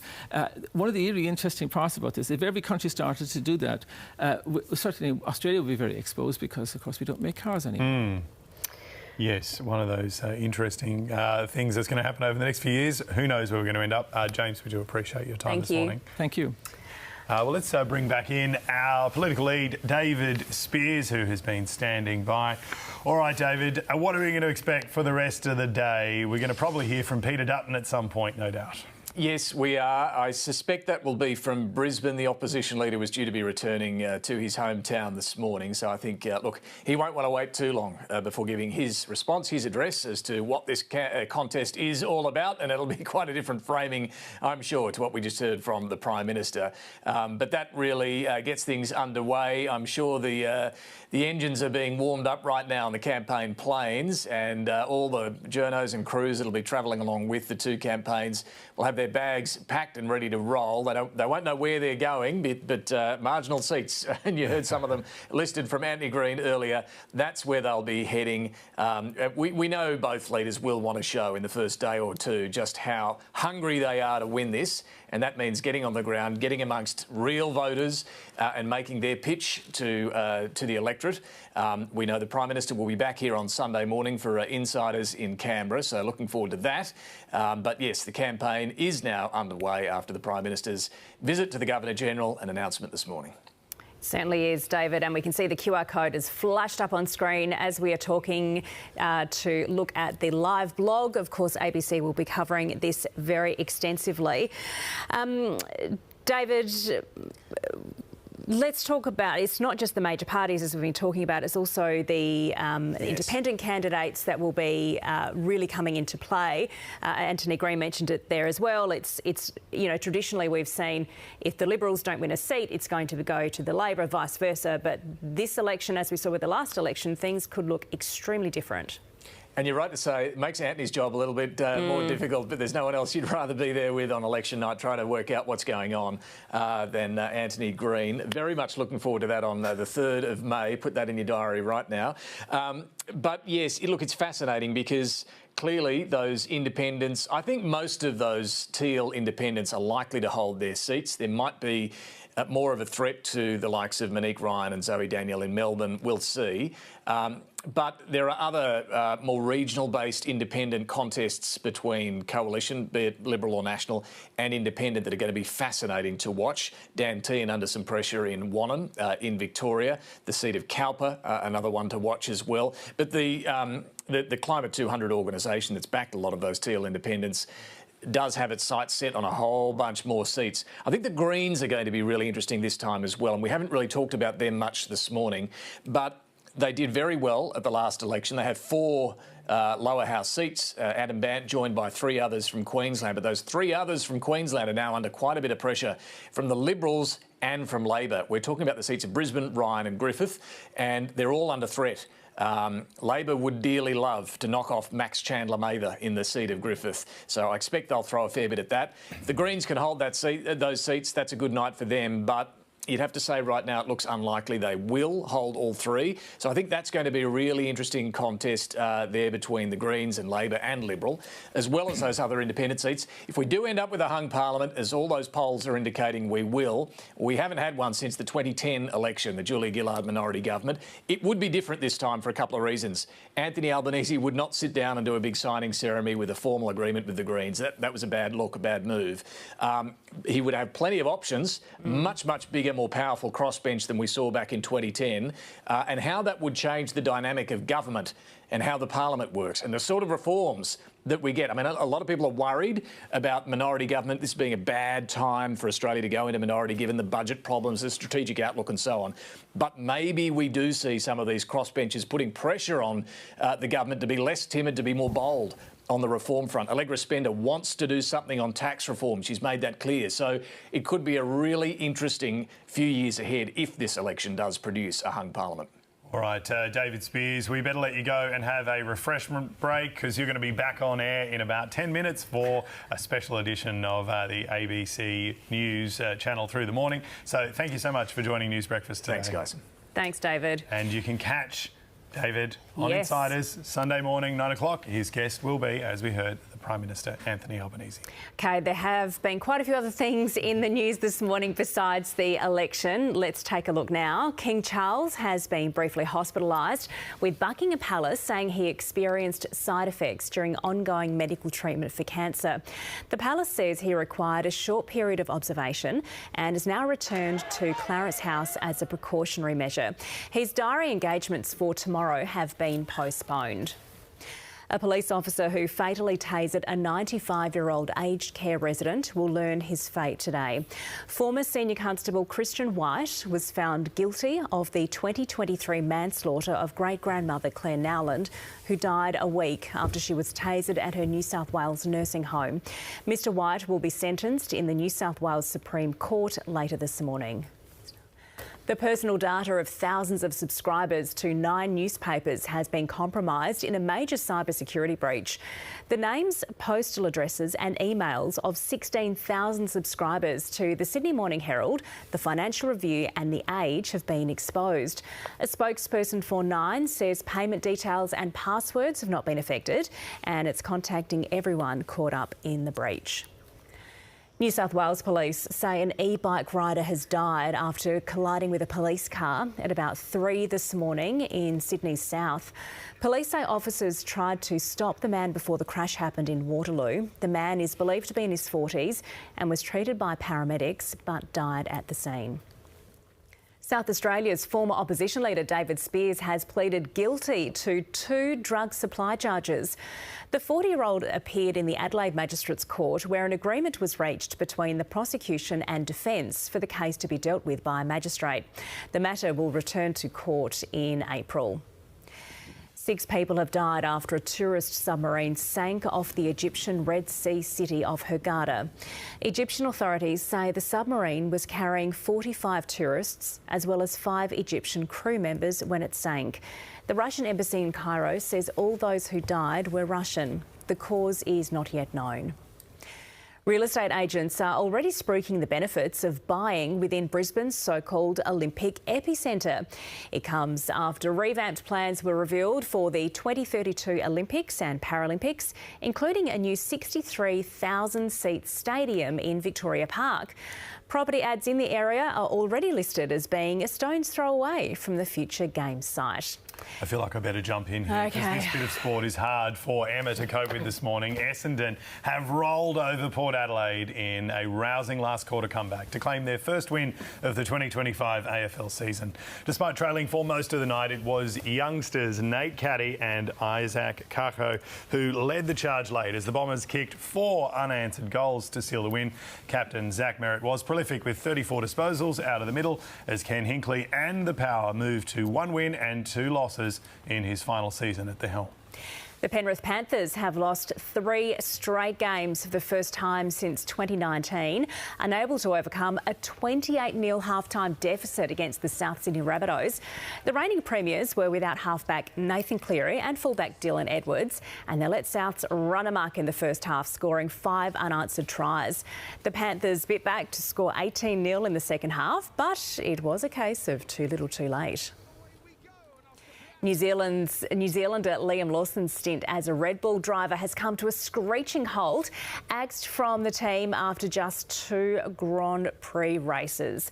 Lawson was promoted to Red Bull in the off-season to partner 4-time world champion Max Verstappen, but he's going to be sent back to Racing Bulls, that's Red Bull's sister team, and that's in favour of Honda-backed Japanese driver Yuki Tsunoda ahead of next week's Japanese Grand Prix at Suzuka. 23-year-old Lawson is yet to score a championship point through the first 2 races of the season. Oh, that is ruthless. Yeah, it's ruthless. gotta say. It just seems that there's this consistent theme, being the number 2 to Max Verstappen. You might have the same car, but whatever it is about the way it's tuned, it seems it's a difficult place to be as the number 2 Red Bull driver. We are lucky to have Nate back on this. Just to get you to a break, if nothing else. What's going on with the weather? I mean, we heard from the Queensland Premier earlier, there's a lot of flooding going on still there. Bit of a concern for livestock in particular, but a lot of communities cut off. Is there more rain coming? There is a heck of a lot more rain coming, in fact. And we've also now got a tropical low off the northwest that's increasingly looking likely to cross as a tropical cyclone, maybe later on tomorrow morning, early hours. But it's likely to develop as we get into the later stages of tonight. So a slew of warnings, as you can imagine. Let's get into it and we'll check the map starting in the east, because we've now got a couple of areas that we're watching. Southern parts of Queensland, northern New South Wales, South dealing with heavy rainfall. That's the same rain that's been moving its way through Queensland. Now, we've also got some severe thunderstorms up for the northeast coast. Now, that warning area has just changed slightly. The inland one now cancelled, but the one near the coast still likely to see some big falls there and in the north of Western Australia. Now, a cyclone warning is now current along the coast there, and we're likely to see this system making a crossing northeast of Derby later, maybe in the early hours of tomorrow, as a Category 1 system. If it does, it is going to be named Diane as it comes in. Now, we're watching both because we're talking about big falls on both sides of the country. We've also, though, got a lot of heat in Western Australia causing some high fire danger we've got to keep an eye on. Meanwhile, severe thunderstorms are likely, so watch for more warnings. Is increasingly spreading into New South Wales, maybe severe storms for the northwest there. It is going to be a very wet day for the east, and for northern WA, watch what happens once this system comes in, because it's going to become sort of elongated. It's going to run out of its cyclone strength pretty quickly, but then it's going to end up bothering this same part of Queensland in the south, southeast of the state, northeast of New South Wales. We are talking about some big falls, and that's going to be just as waters perhaps are starting to recede for some communities. More rain will be on the way, so it is going to be an absolute drenching. Oh, it certainly is, Nate. Thank you. OK, so we, of course, have been asking you in the lead up to the official launch of the campaign, the election campaign, we've been asking you to have your say. There's a QR code on the screen now. We'd love you to get your phones, snap the QR code. You can have a look at our live blog, and you can also take a look at the website and have your say about what you want to see with this election campaign. Yeah, you can. It's worth doing. It's been interesting already to get so much feedback. We've had some direct feedback from some of our loyal viewers this morning as well. Ian wrote in to say, can we just get rid of this ludicrous sideshow and have a permanent set date for every election? I agree, Ian.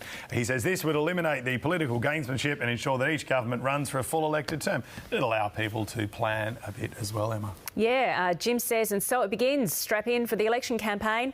Oh, also a pat on the back for us. I don't know if I need to read that up, but I will. Why not? Election coverage, excellent coverage on News Breakfast of Jim. The PM's early morning drive to see the Governor-General. Love you.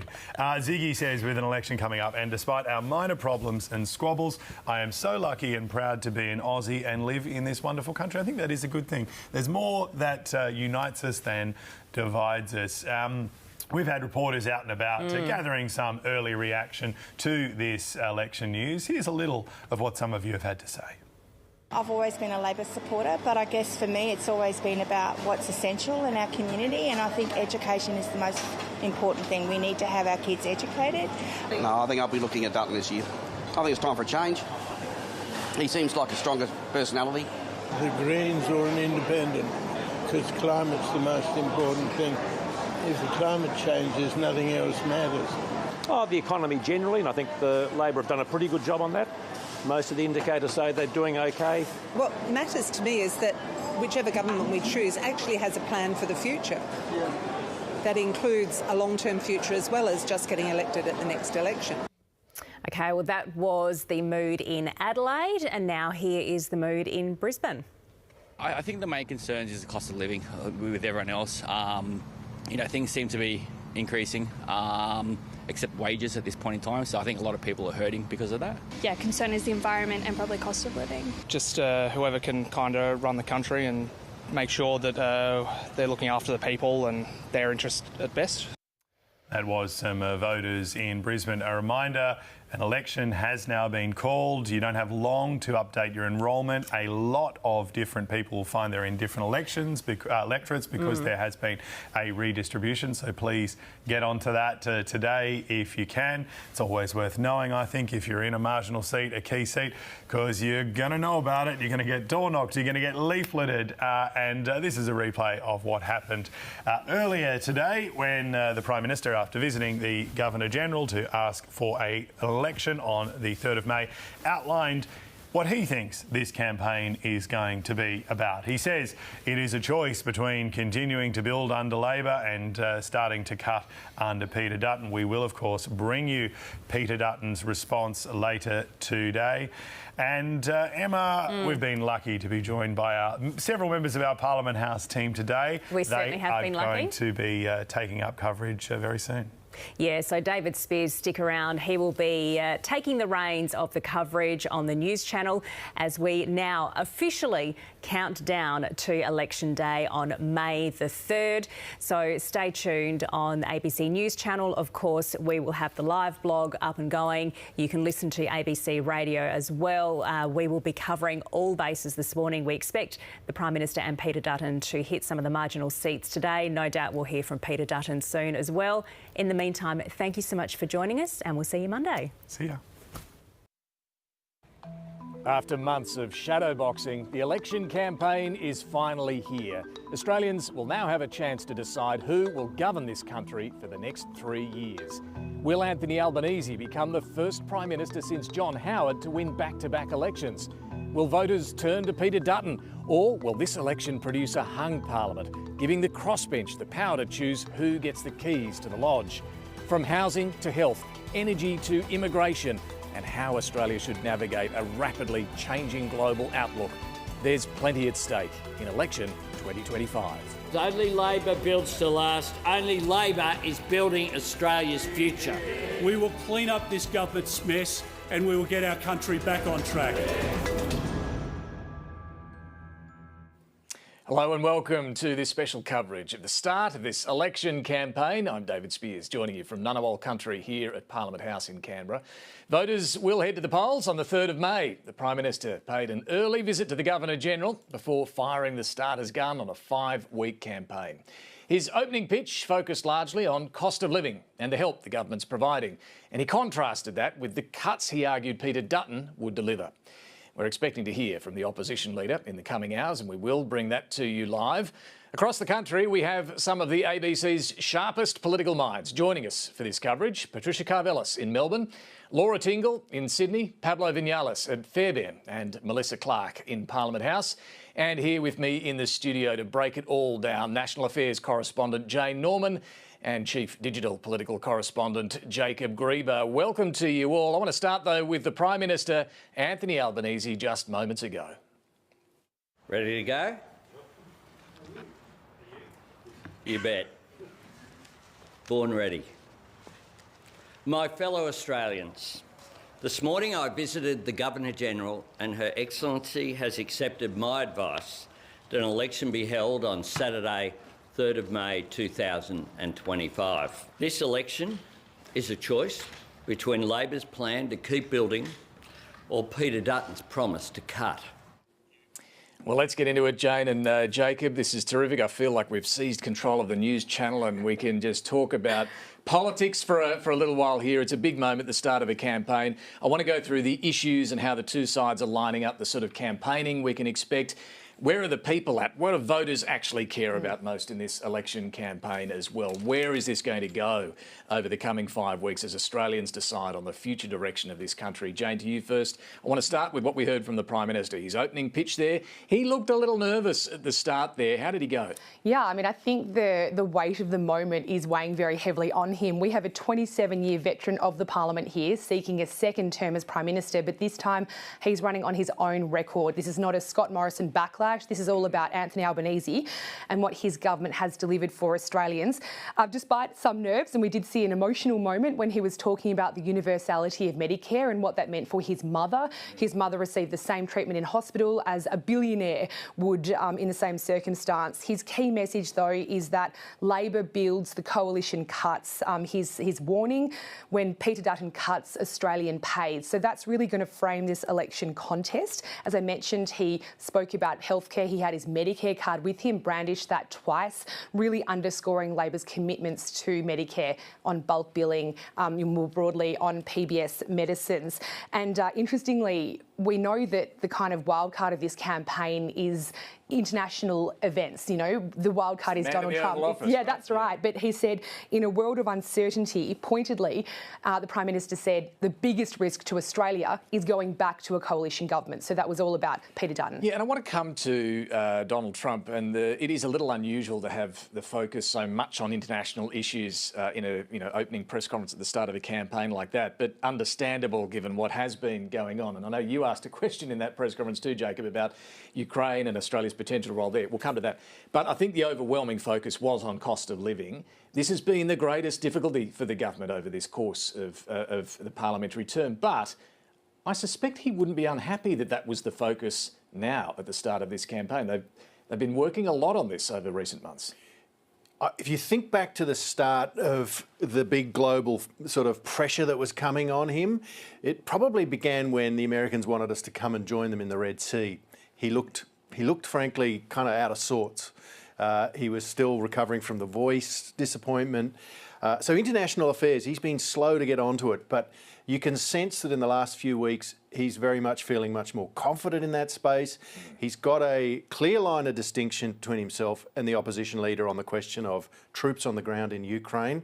Now, as we saw... He's really hammering that, isn't he? He's really hammering that. And as we saw even this morning, like literally as he's announcing this election campaign, there's news coming in from Europe that there are movement afoot for a reassurance force.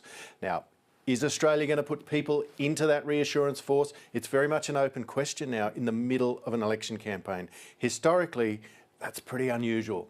And that's, I think, you know, he's realised this is an opportunity for him to demonstrate statesmanship and not let this just fall into the opposition's lap. And the coalition feels this is their turf. They are the natural sort of self-announced sort of holders of the flame on national security. Albanese has a chance now here to demonstrate. It'll be really interesting to see through the campaign whether voters are very concerned or as concerned about these international issues, about supporting Ukraine, about the strategic outlook, the worries about Donald Trump and the alliance and so on, as much as they are about local issues. Very keen to hear people's views. The ABC's Your Say campaign is your chance to tell us about these issues, the issues that are going to influence your vote at this forthcoming election. So there's the QR code there. If you want to scan that, do so. It'll let you have your say. Make sure you do that. I want to bring in 7:30's political editor Laura Tingle joining us now from Sydney. Laura, good to see you. I'm keen for your thoughts on the opening of this campaign and just coming back to the cost of living issue. There were doubts about whether we'd get a budget. We did this week, and that's really given the government the framing at the start of this campaign when it comes to tax cuts in particular. That's right, David. The thing that's rather struck me in the last 24 hours is, yes, it's about cost of living, and we know that voters are very disengaged these days, so they want really simple messages. The government has been able to make a silk purse out of a sow's ear when it delivered the budget with this one simple idea about a tax cut. Before that, I mean, they have this range of issues that they keep rattling off about childcare and Medicare and all sorts of other things, which are all very virtuous, but it just sounds like a really long list and people's eyes glaze over.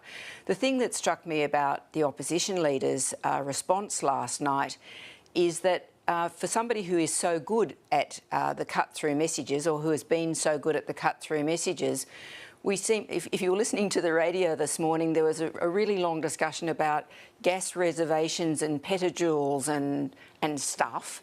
And the only thing that the coalition really is offering is this 12-month fuel excise cut. Now, it will all change, I know that, but it's sort of interesting if it's about the cost of living, if people just want to know things are getting better.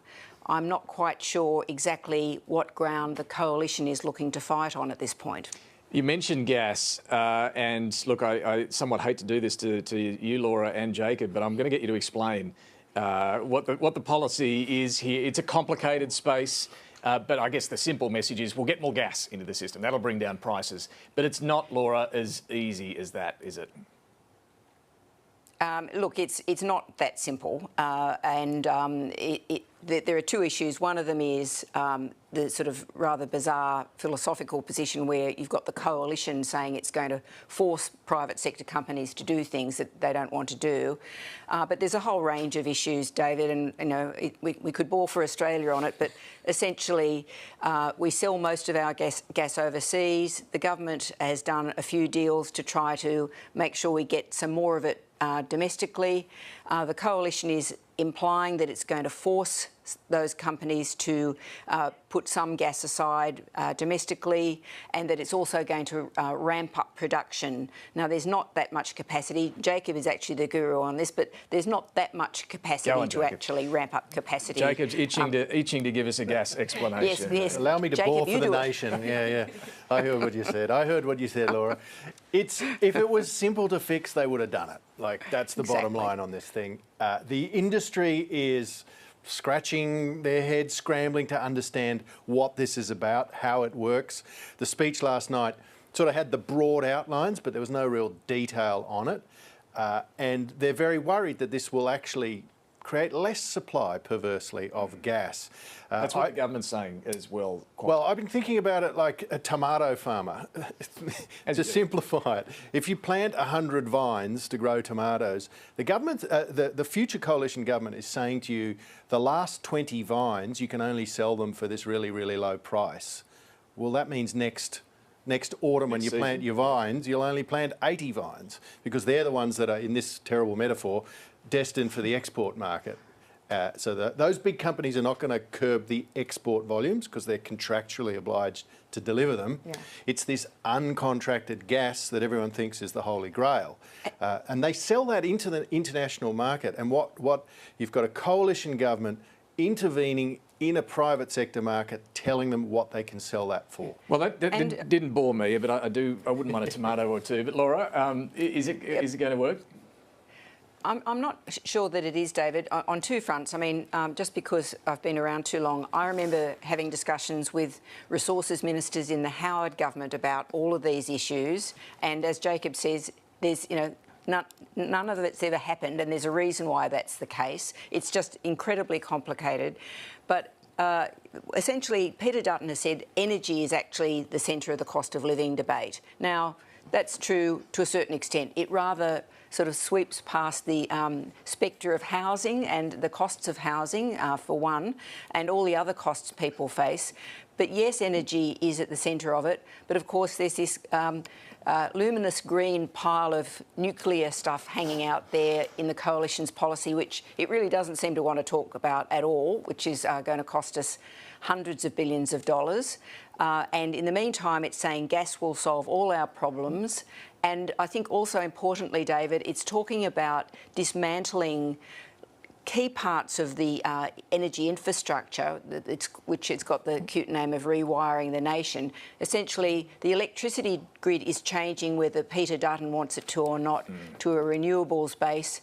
We have to rewire that base to make sure that everybody's connected up to the various forces of power, and they want to disconnect that as well. And I think those sorts of parts of the energy debate will also come on stream, to use an energy term, over the course of the election. But I just don't see how at a sort of retail political level, this is going to really cut in. Look, we know energy prices, though, have been a vulnerability for the government, and we know that promise last time of a $275 cut per household hasn't happened, and there was a real reluctance from Anthony Albanese to go anywhere near putting a price forecast this time around on what's going to happen with energy prices. Laura, thank you. I want to go to Patricia Karvelas, who's in Melbourne, coming back to where the campaign will be won and lost. PK, we heard it from Anthony Green and everybody else. The Victoria, where you are, is where it's at. This is going to be front and centre in terms of those outer ring seats that have been traditionally safe Labor are now very much in play. That's right. I mean, Victoria, David, is ground zero for this election campaign, and I can tell you on the ground in Melbourne, people are actually pleased about that in some ways, that we are relevant again. Often federal elections... We're getting a lot of love. Very much focused on Queensland. We find that annoying. So finally, Victoria is very much in play. There's a couple of reasons for that, and I think it's really important to explain them to our viewers.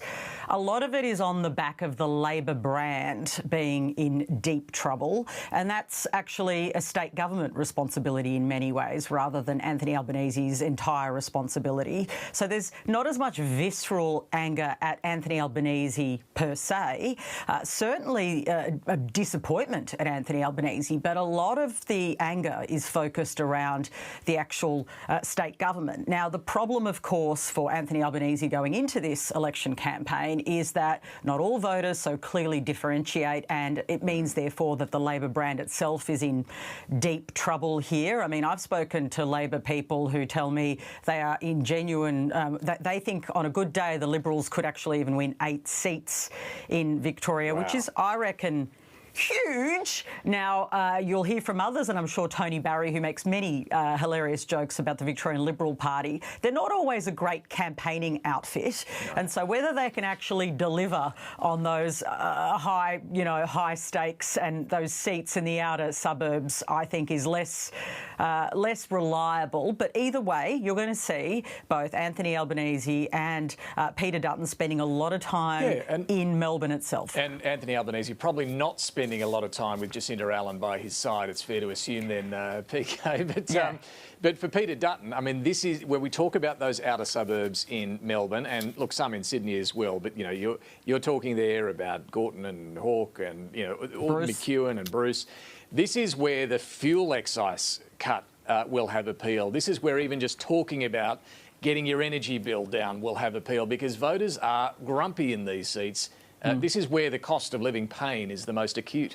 That's right, and they're looking for immediate relief. Now, the government's tax cuts, they may be permanent, which I think would be appealing to some voters who think deeply about what the implications might be. But if you're in an outer suburb and you are stuck behind your wheel for hours of every day, which is the reality for people who live in the outer suburbs, and, you know, some people might think of that in snobbish ways, but in the truth, these people don't sometimes even have transport alternatives. Public transport is not readily and easily available in some of these suburbs, can I tell you? I've lived in them. It's really hard to get around, so you do need to rely on your car if you want to get anywhere, and fuel is expensive. So it is immediately, of course, appealing, and I've spoken to Liberal campaigners who tell me it was designed very specifically with that Labor heartland in focus, that they wanted to be able to say, we're for you, we're actually creating something that is delivered for you immediately. And that's what this is about. And it's bigger than just, of course, Victoria, although I think it will have, some payoff. And also, I just want to say, I was just thinking about this kind of overnight, that's all I do.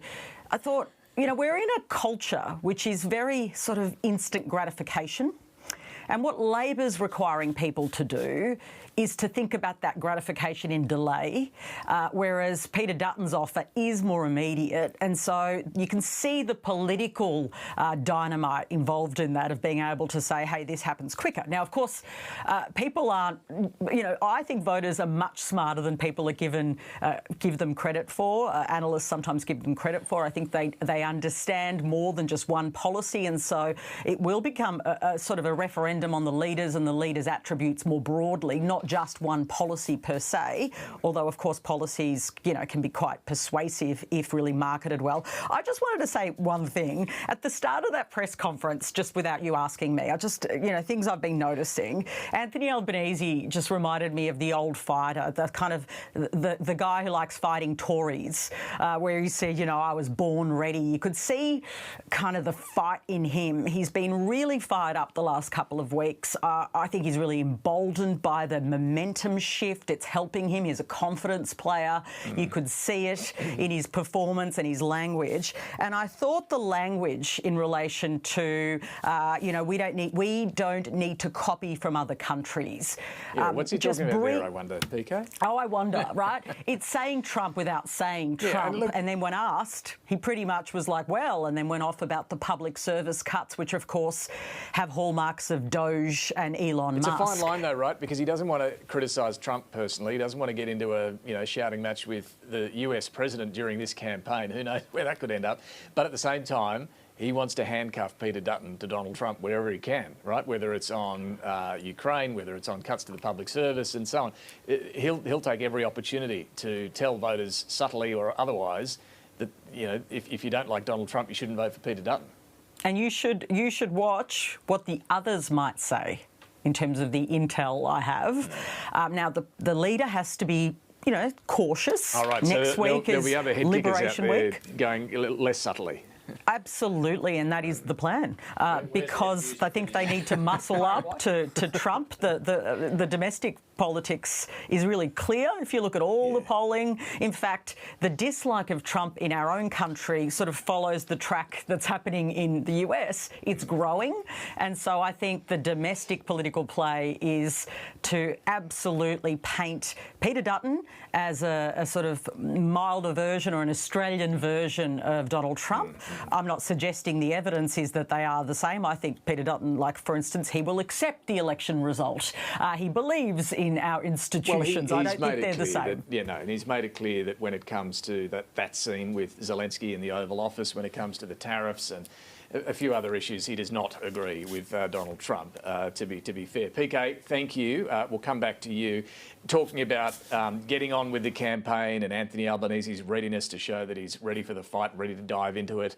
Well, I'm sure the campaign planes are warming up as we speak. I want to go to Pablo Vinales, who's at the RAF Fairbairn base here in Canberra, and we can see the plane over your shoulder there.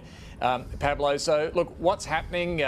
When can we expect to see the PM turn up there and take off for wherever he's going to head first?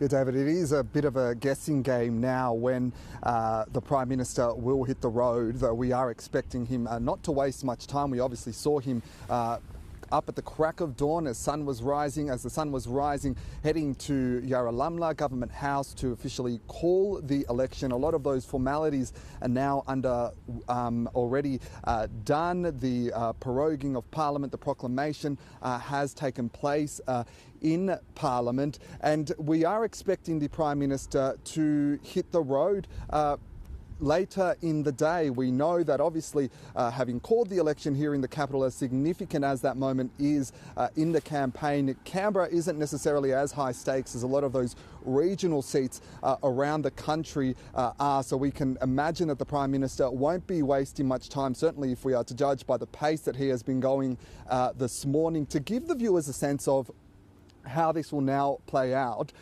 the media is now preparing to travel with both leaders. They will be crisscrossing the country over the next few weeks through the course of the campaign. And the media that follows each leaders don't know where they will be going. Both Labor and the Liberal Party keep this pretty tightly held, trying to control the environment as much as they can. You can imagine concerns around protests, those unscripted moments that will undoubtedly play out through the campaign. So our ABC reporters are now on standby, preparing to travel with both the opposition leader, Peter Dutton, and the Prime Minister, Anthony Albanese. So we are expecting him to hit the road later today. Interestingly, now that the starter's gun has been fired, it's also worth noting at the last election in 2022, more than half or about half of Australian voters actually voted before election day. So the course of the campaign in recent years is becoming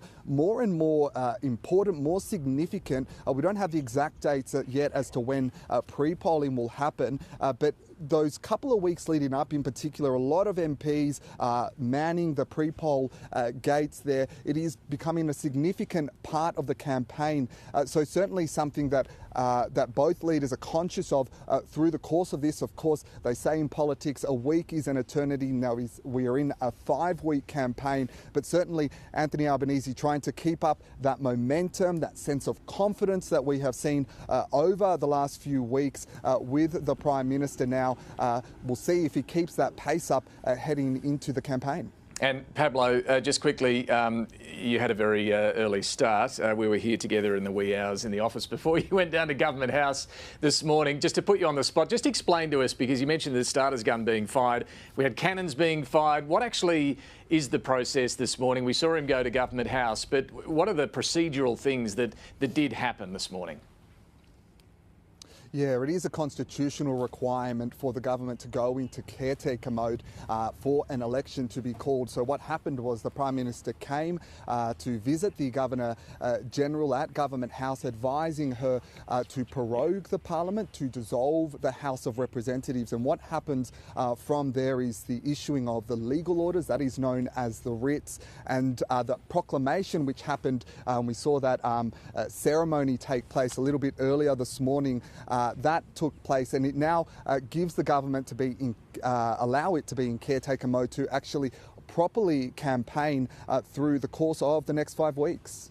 Pablo, thank you very much. It's going to be a busy 5 weeks ahead for all of the teams, the media crews covering both sides. Look, Jane Norman talking about campaigning.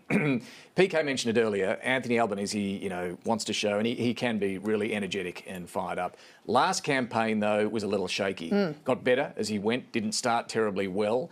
Do you think he'll be out to prove a point this time that he's a good campaigner? Yeah, absolutely. I mean, he is known as, he's a political fighter, right? I mean, he often talks about his time during the Gillard government where he was the leader of government business, and, he sort of helped do deals in the House and got, dozens, if not hundreds of bills passed. So he likes to kind of talk that up. Now, he was a bit shaky at the start of the last campaign, notably, not remembering kind of some key economic figures. This time round, he's far more match fit because he's been Prime Minister for the past 3 years, right? He's been holding press conferences, if not daily, every couple of days. And so he's kind of used to the scrutiny now. And so I think the challenge for him really will be kind of keeping up the energy, because he has been effectively campaigning since the start of January.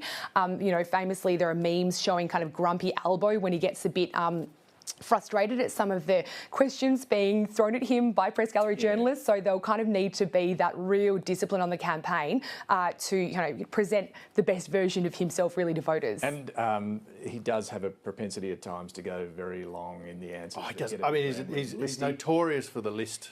The dreadful list. But at times he just goes through it. up. I think it sounded better this morning. He's also still got that rat cunning that comes from being a Labor Party organiser. Well, look at the timing today. Look at the timing. Well, that's what I was about to say. It sort of got out last night that the election was going to happen today. Like an hour and a half before the opposition leader was going to get on his feet. So that just flattened the opposition leader's pitch. And I actually think the opposition leader pulled a bunch of stuff out of his speech. Yep.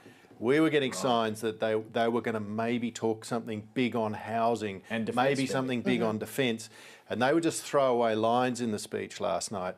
They're keeping that for the campaign, for a moment that suits them, because they knew the Prime Minister had danced all over the, over the parade. And then the timing this morning during breakfast television hours, he's got the spot. When everyone's waking up, making their little cups of coffee and getting the muesli ready, there he is off to the Governor General's house. That's earlier than most people can remember in this game.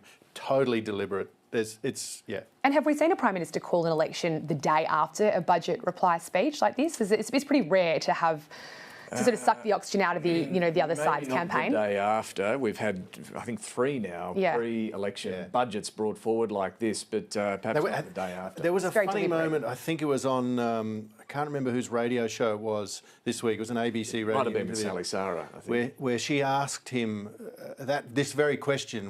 I think the question was, would you call the election Thursday afternoon to stop him having even a ahead of it? Reply? He said no. And he said, well, yes, but I remember the time I had a budget reply and Morrison scheduled a call with Zelensky, and that was the news story. He addressed the Parliament, I think, right before Anthony Albanese. So that's been living in his head. I know, I'd forgotten about it. But Anthony Albanese had not forgotten about it. What about Peter Dutton as a campaigner? Because, yes, he's been around in politics a long time. Tom Larry had a package this morning reminding us of the baby-faced Anthony Albanese and Peter Dutton when they first came into Parliament.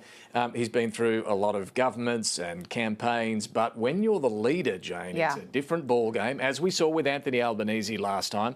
The scrutiny is on every day. You've got that travelling pack of political journalists who are with you, asking questions, asking detail. You've got to mix with, real voters and unscripted moments, and that can have its uncertainties.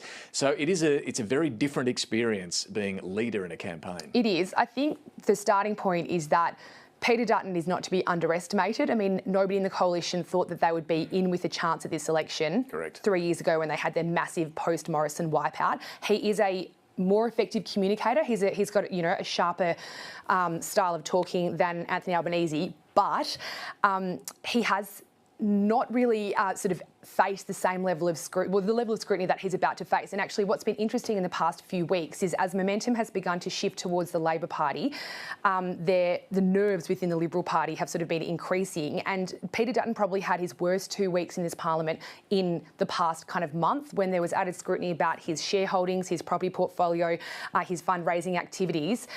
He didn't front up to the media particularly often during that period. And I think, you know, you can kind of, I guess, surmise from that, you know, he's just not used to having that much scrutiny on him and actually fronting up and answering questions about it. Yeah, and look, we're yet to find out exactly when he's going to be standing up today to give his opening press conference, and indeed whether that will be in Canberra. I suspect it's more likely to be in Brisbane, but look, we'll let you know as soon as that happens, and we'll absolutely go to that live. I'm keen to get into some of the issues that are at stake in this election as well, because it's more than just gas and nuclear power. I mean, housing has been a huge issue. It remains a huge issue, and we do have competing plans when it comes to housing. Health, you saw Anthony Albanese waving the Medicare card around in that opening press conference this morning. He wants this to be about health, even though Peter Dutton is trying to show that he's backing in and supporting everything they're doing on health. Tax we've touched on as well, but look, there are a whole range of issues, defence spending, the public service too. So stay with us here on ABC. We're going to have more news and analysis on the election. Let's get a quick check of the news headlines though right now with Melissa McKay. Thanks, David. King Charles has been forced to cancel engagements after being hospitalised briefly during ongoing treatment for cancer. The palace says the 76-year-old was taken to hospital for observation, experiencing temporary side effects from his treatment. King Charles has since returned to Clarence House, but his diary has been cleared for at least the next day.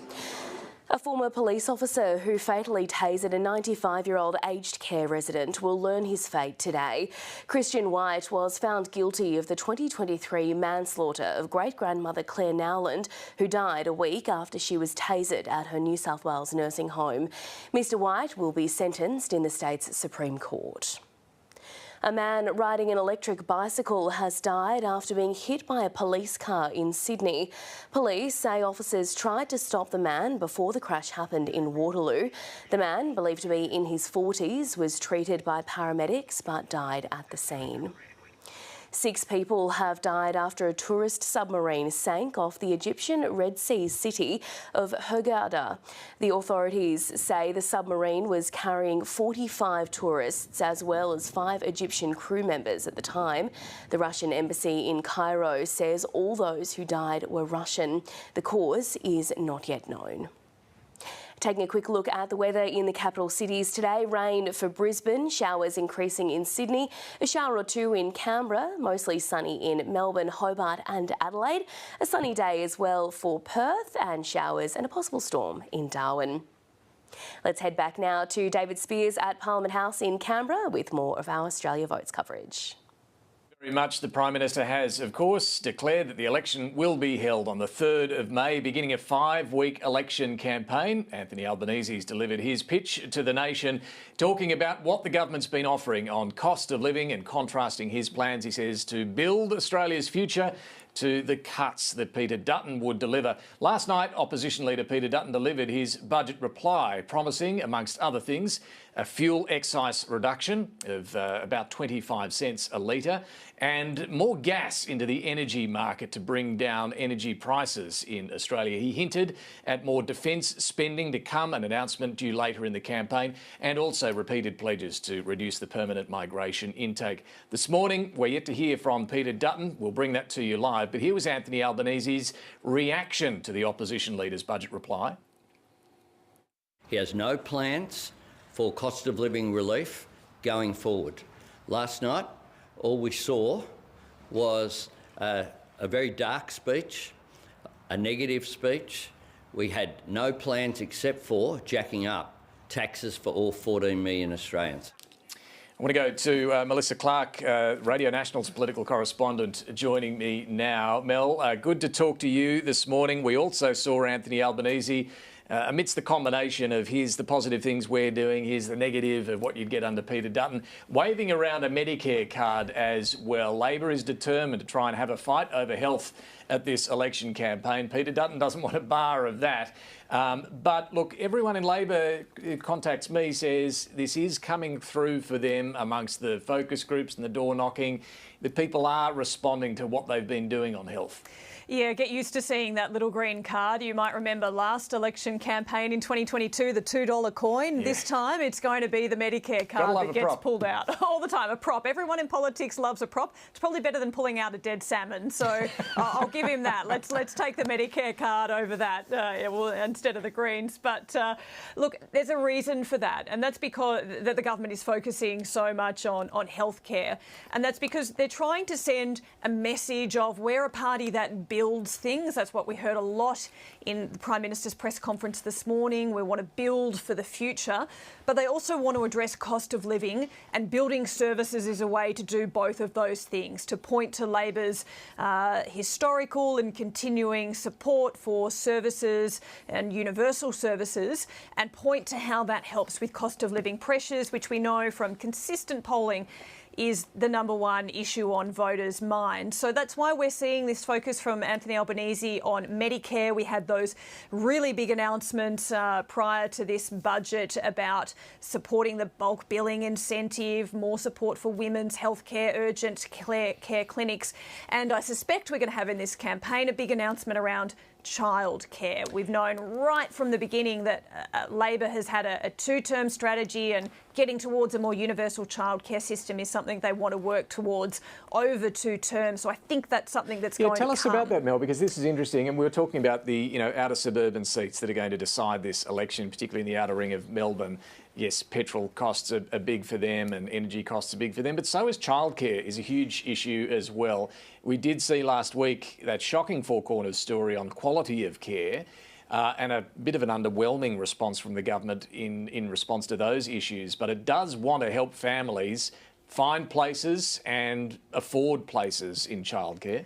Yeah, there's both a bit of a traditional Labor approach to equity behind this. It wants to make childcare accessible and available to everyone. They really want to do it in a system that has a universal flat rate, even though the Productivity Commission report it commissioned into it said, oh, that's probably not the best way to go. You really should keep a bit of a sliding scale of support there.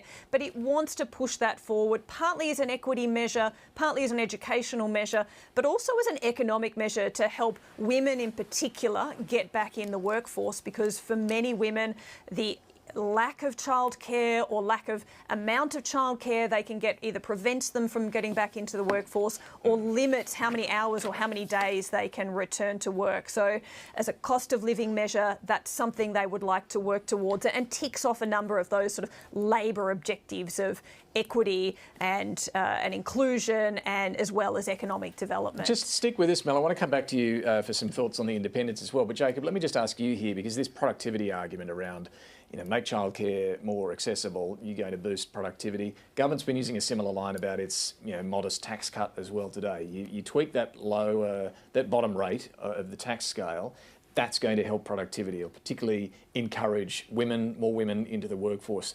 Are they right about that, or is this pretty marginal? I would say it's the latter. It's pretty marginal. We're fiddling around here while, to use a dreadful cliche, Rome burns. This is such a big problem, this bracket creep, these disincentives that you have as you get towards the top end of a tax bracket. That extra hour of work you do pushes you into another tax bracket. You'll lose most of it. And then you start losing some of your things like childcare. It creates big barriers, especially for women in the workforce, for younger people in the workforce. We've just been fiddling around with that. To fix that problem, you need major tax reform. And that's just not on the table this election. It's also about optics, right? Like Anthony Albanese, notably in his press conference today, noted that we as a Labor Party are creating greater opportunities for women. They're going after the women, the female vote. Look at his comments about work from home, very much endorsing work from home as an option, flexible work, which a lot of women take up, compared to the coalition's, threats to force public servants back into the office. Which also has the danger for Peter Dutton of hitting or getting in the minds of those in the private sector who aren't affected by this, but thinking, boy, are they coming after it's the vibe. It's what they're telling female voters. And we know that after the last election, women in particular turned against the Morrison government. It's a huge problem. It really helped the Teal independents get elected. And there's polling which suggests that that remains a problem for the Liberal Party. I mean, sort of more broadly, if you zoom out from just this election, there's been a general trend that educated female voters in more inner city areas are tending to vote more progressively anyway, regardless of kind of, you know, who's leading the Liberal Party. And so I think what we see with Anthony Albanese is seizing that and ensuring that, you know, female voters are siding with Labor. They've also been voting Teal. Yes. Mel, I want to come back to you here because this is more than just a two-horse race, this election contest, right? We're going to end up with another big, if not bigger, crossbench. Greens, independents, no doubt about it. When we look at what issues are playing in those contests, those seats where independents or Greens are up against Liberals and Labor MPs or candidates, what we heard last night from Peter Dutton, more gas, cheaper fuel, more defence spending, is he making an effort to win back Teal seats? Oh, no, they're very different strategies. What we have from Peter Dutton is an outer suburban strategy, and that's not where the successful Teal candidates have been, and it's not where the Greens vote is particularly significant either. There are some regional areas where they cross over, and maybe we can talk about some of those really interesting three-cornered contests later, but what we have is Peter Dutton making a campaign that what has happened over the last 3 years on the economic front has been insufficient and mishandled. He wants to focus on the threats to that come both domestically and internationally, which is why we're seeing him focus on economic management as an issue, small business tax breaks, energy prices. I know you've already talked a lot about that, so we'll jump forward a little bit, but it's a very different focus from Labor, and it's a different focus from the crossbench. So for the Greens, they've undergone quite a shift in the last couple of months. Throughout this term of government, their focus on policy has been to push Labor as far as possible on tackling climate change, on environmental and social justice issues. In the last couple of months, we've seen that shift to the focus being keep Peter Dutton out. And all the issues that they want to deal with and policy arrangements point to how a coalition would be damaging towards those objectives. So it's a very politically focused campaign from the Greens there. They'll talk about getting dental into Medicare. They'll talk about mental health provision. They will talk about raising job seeker, having greater support through social service provision. But their main message is going to be keeping Peter Dutton out. The message from the Teals, though, is different again. So many of them were successful in getting into Parliament last time, campaigning on integrity, on women, on action, on climate change. Those issues remain, particularly integrity. This is one where even though we saw a National Anti-Corruption Commission legislated, most of the crossbench were pretty unsatisfied with what the final outcome looks like and want to see it change. They also have been really frustrated with the number of occasions on which debates over policy issues have been dragged out, and then we've had a last-minute deal between Labor and the coalition and rammed through with very little debate, very little scrutiny, and they're the kind of grounds that the independents and Teals will campaign on again to say, look at what's happened in this term of government. If it wasn't for us, everything would be stitched up and you wouldn't even have amendments considered. So that integrity issue remains really strong for the independents who are going to be in play in this campaign. And the one that got frustrated them the most was on political donations, the funding of political campaigns, where the two major parties did a deal. Mel Clark, great to talk to you. Thanks so much. Have a wonderful campaign. Look, we know those donation rules won't apply at this election. It's for the next election. I want to get some thoughts, though, from both of you on the sort of third-party contests that are going to be at play. The Greens had a great election last time, added those 3 seats in Brisbane. But Jacob, each of them, Brisbane, Ryan, Griffith, are all under some risk at this election, aren't they, from both Liberal and Labor? That's right. I think the coalition's feeling very confident about Ryan. Labor probably not in that particular fight. Brisbane definitely three-way. It'll come down to a few percentage points of primary who gets into second place, so they can get the the preferences to get him over the line. And Griffith, of course, Labor's pretty hungry to get that one back. Because the local member is? Probably because the local member lives in the Prime Minister's head, rent-free. Max Chandler, maybe we're talking about. So, look, those ones are definitely... And look, if all of those three go, then that's pretty devastating for the Greens. You'd have Adam Band as the only one left, unless they find some other seat. McNamara, maybe, I don't know. Probably not so likely. And then, as you said, this sort of independence wave, has it peaked? Is there more to come on it? There's a lot of money going into campaigns such as Nicolette Bowles in Bradfield, plenty of resources. They've pulled back resources from some of the ones they already hold, and they're looking for new field. People like Zali Steggall and Allegra Spender are pretty solidly entrenched. I think so. Seats, yeah, right? That's the feeling. But seats like Dan Tehan's seat of Wannon. Dan Tehan is working very hard. He knows the threat. He's flat out trying to save that seat. It's an unusual sort of seat. It's got a mix of rural and urban areas, sea change type environment. So the feeling was last time, if the Teals had actually really gone aggressively in that seat, they might have knocked it off. So yeah, there's a lot of moving parts there. Bottom line, Jane, when you look at the polls, people aren't thrilled about the two major parties at all, are they? Look at their primary votes. Look at the approvals of the two leaders. Yeah. So it should be another good election night for those third-party candidates. Yeah, I mean, if you look at the last election as a kind of a baseline, 1 in 3 voters turned to the Greens or minor parties. And so that was the kind of biggest shake-up to the two-party system we've ever seen, in modern sort of history in this country. Now, I guess in terms of this kind of, the contest here, incumbency for individual seats is a huge advantage. Incumbents get massive printing allowances, so it means that they are able to sort of print off the corflutes, the brochures, and be, flooding their electorate. They go to the school speech nights. Exactly. They already kind of have a profile on their electorate, and know that there are first-term MPs who have been sort of door-knocking like tens of thousands of homes in their electorate to make sure that everybody knows who they are. So in terms of the people, the independents in place already, they have a natural advantage. And there are a few Teals who are probably most at risk, and that's Kate Chaney in Western Australia, where the Liberals are making a big play to win that seat back. Question is, the very poor Liberal brand in Western Australia right now might kind of dent their chances. They're sounding confident this week about Curtin. Yeah, anyway, we'll see. Well, yeah, exactly. We'll see. I mean, there's a lot of money, a lot of campaign resources going in, and it looks like in that one seat that the polls are very, very tight. So I think if you were to look at which Teals might be most at risk, it would be probably Kate Chaney and then perhaps Goldstein, Zoe Daniel, who's up against former Liberal Tim Wilson again at this campaign. But in terms of kind of seats that might be won by independents at this election, if you talk to even though people might be disappointed with Anthony Albanese or dislike Peter Dutton, there's not a huge expectation of another kind of Teal wave. There are individual seats, Bradfield in Sydney, where the Liberals are really under threat from a Teal candidate.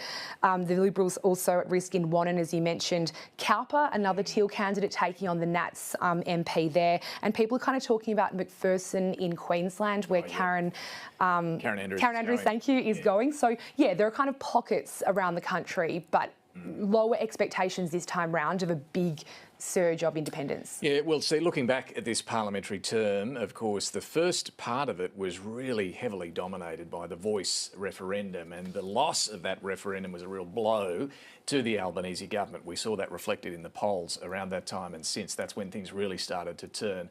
So what do Indigenous Australians now see of the Albanese government? What's their focus going to be in this election campaign? Well, our National Indigenous Affairs correspondent, Carly Williams, is with me now. Carly, great to see you. Look, I mentioned that Voice referendum. It was a big moment in this parliament. You covered it, of course, very closely. How is the experience of the last few years through this whole process likely to influence the votes of Indigenous Australians this time at this election? David, I think the very thought of heading to the polls might bring on some anxiety for many First Nations people. The referendum was a difficult time. We know this time was a time when exposure to discrimination increased. Just at earlier this month, the University of Technology Sydney put out a report that found the Voice referendum normalised racism towards First Nations Australians. So there is still a big feeling in the community of feeling let down. It was an election promise of Prime Minister Anthony Albanese to implement the Uluru Statement in full. That is treaty and truth-telling. But the PM told ABC's program Q&A recently that the government is going to go in a new direction. He said, OK, we had a crack. We accept the result of the referendum, but we're going in this new direction. And he mentioned economic development and turning remote jobs into real jobs.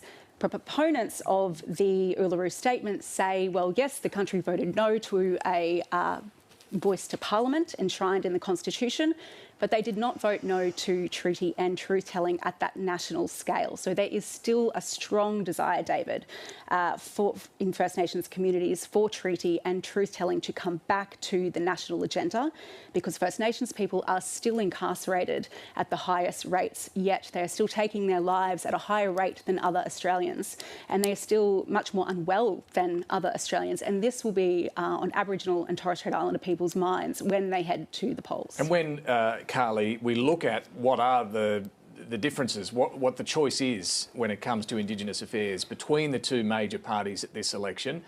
Is there a significant difference? Well, why don't we talk about what the two major parties have in common at the moment, David? Both say they are cooking up a new direction for Indigenous affairs. Many advocates I speak to say, well, it kind of smells the same. So while Labor is shadow banning terms like truth and treaty, at least for now, what comes next will be something the party deems safer. Jobs, a focus on remote jobs and housing. So Aboriginal people in the policy space tell me this is what people call pragmatic approach or practical reconciliation. Community leaders say we're going to see less controversial investments in for First Nations Australians in areas that aren't low-hanging fruit for the coalition to pick apart. The last thing the government wants, David, is for the no camp to be punching down on Labor's agenda and making it look like the PM doesn't care about making our eggs cheaper. Now, the opposition, it did experiment with those Trump-style culture wars at the end of last year and over the Australia Day long weekend. But I feel like we've seen a winding back of Peter Dutton's critiques on Welcome to Country ceremonies, the flags, diversity and inclusion, and he has a focus on remote jobs too, as well as cost of living pressures. Yeah, that's an interesting point. Carly Williams, thank you very much for that. It will be interesting to see how these issues track during the campaign. Appreciate that. To govern in majority, I should say, parties do have to win 76 seats out of 150 that are in play. And while some seats are considered safe by the parties, others swing. And that can make or break the formation of a government. That's where the campaign will be won or lost. So where will this election really be contested? Here's Tom Crowley with the key seats to watch for. 150 seats will decide the outcome of this election. And they're right behind me. To win, you need 76. And last time, that's what Anthony Albanese and Labor did. But only just. They hold 78 seats, so not a lot of room to move. The Coalition are a fair way back on 57 seats. And in between them are the Crossbenchers, who could be the kingmakers if neither side can get to that majority line. For Labor, the path is simple. Hold their seats and hold on to power. For the Coalition, it's a tougher task. They need to find 19 seats. But opinion polls suggest that there could be a swing in their direction. And their path could begin in the outer suburbs of major cities, home to some of the safest Labor seats in the country. But here in the mortgage belt, Peter Dutton is hoping that cost of living anger can deliver a breakthrough. And his path could begin in the outer suburbs of Melbourne. Labor's Red Wall, where the Coalition is targeting seats like McEwen, Hawke, Dunkley, Holt and Bruce. And there are similar seats in Sydney, including Werriwa and Macquarie. Win those 7 and the House starts to look a whole lot tighter. Next, we can turn to the middle suburbs of cities, where there are a number of seats that Labor holds on thin margins that have often been won by the Coalition. Middle-income seats, like Aston and Chisholm in Melbourne, and Parramatta, Reid and Bennelong in Sydney. Win those 5 and things get tighter again. Next, we can turn to regional centres, and in particular to the New South Wales Central Coast, the epicentre of the energy debate, where Labor holds 5 seats by thin margins, all of them firmly in play. And finally, we can look to Perth, where Labor picked up multiple seats in a landslide the last time around. Win back just 2 or 3 of those, and the Coalition would have enough for a majority. Now that's a lot that has to go right. And meanwhile, there are plenty of seats that Labor has in its sights. For example, the Melbourne seats of Menzies, Deakin and Casey were held by the Liberals on razor-thin margins the last time around, and Labor is targeting them this time. There are also the Tasmanian seats of Bass and Braddon, the Adelaide seat of Sturt, and the North Queensland seat of Leichhardt. All of that is enough on a good night for a comfortable Labor victory. Of course, there's something missing from this story. More than ever before, elections are not just fought between the two major parties. Perhaps the biggest story of all last time was the rise of independents and Greens. And that's going to be a story again. Labor will be fighting the Greens in Brisbane, while the Liberals will be fighting Teal independents in Melbourne and Sydney. Meanwhile, there are new crossbench challenges popping up all over the country. That means we could end up in a situation where nobody gets to a majority. That's a hung parliament, and it would require the major parties to deal with the crossbench to find a way forward. So many seats, so many stories to watch. This is going to be some election. A terrific explainer there from Tom Crowley. He mentions Melbourne and the contest that we keep saying is really going to be interesting to watch around Melbourne, across Victoria. Let's go to Victoria now. Richard Willingham is in Mount Waverley in Melbourne's east, and Jean Bell is in Warrnambool. First to you, Richard. Tell us a bit about where you are and what sort of issues are going to be in play in that part of Melbourne. Oh, good morning all. We're in Chisholm today in Mount Waverley. This is a seat that is pretty much slap bang in the middle of Melbourne, pretty much slap bang in middle class Melbourne. Cost of living and cost of living are the big issues here.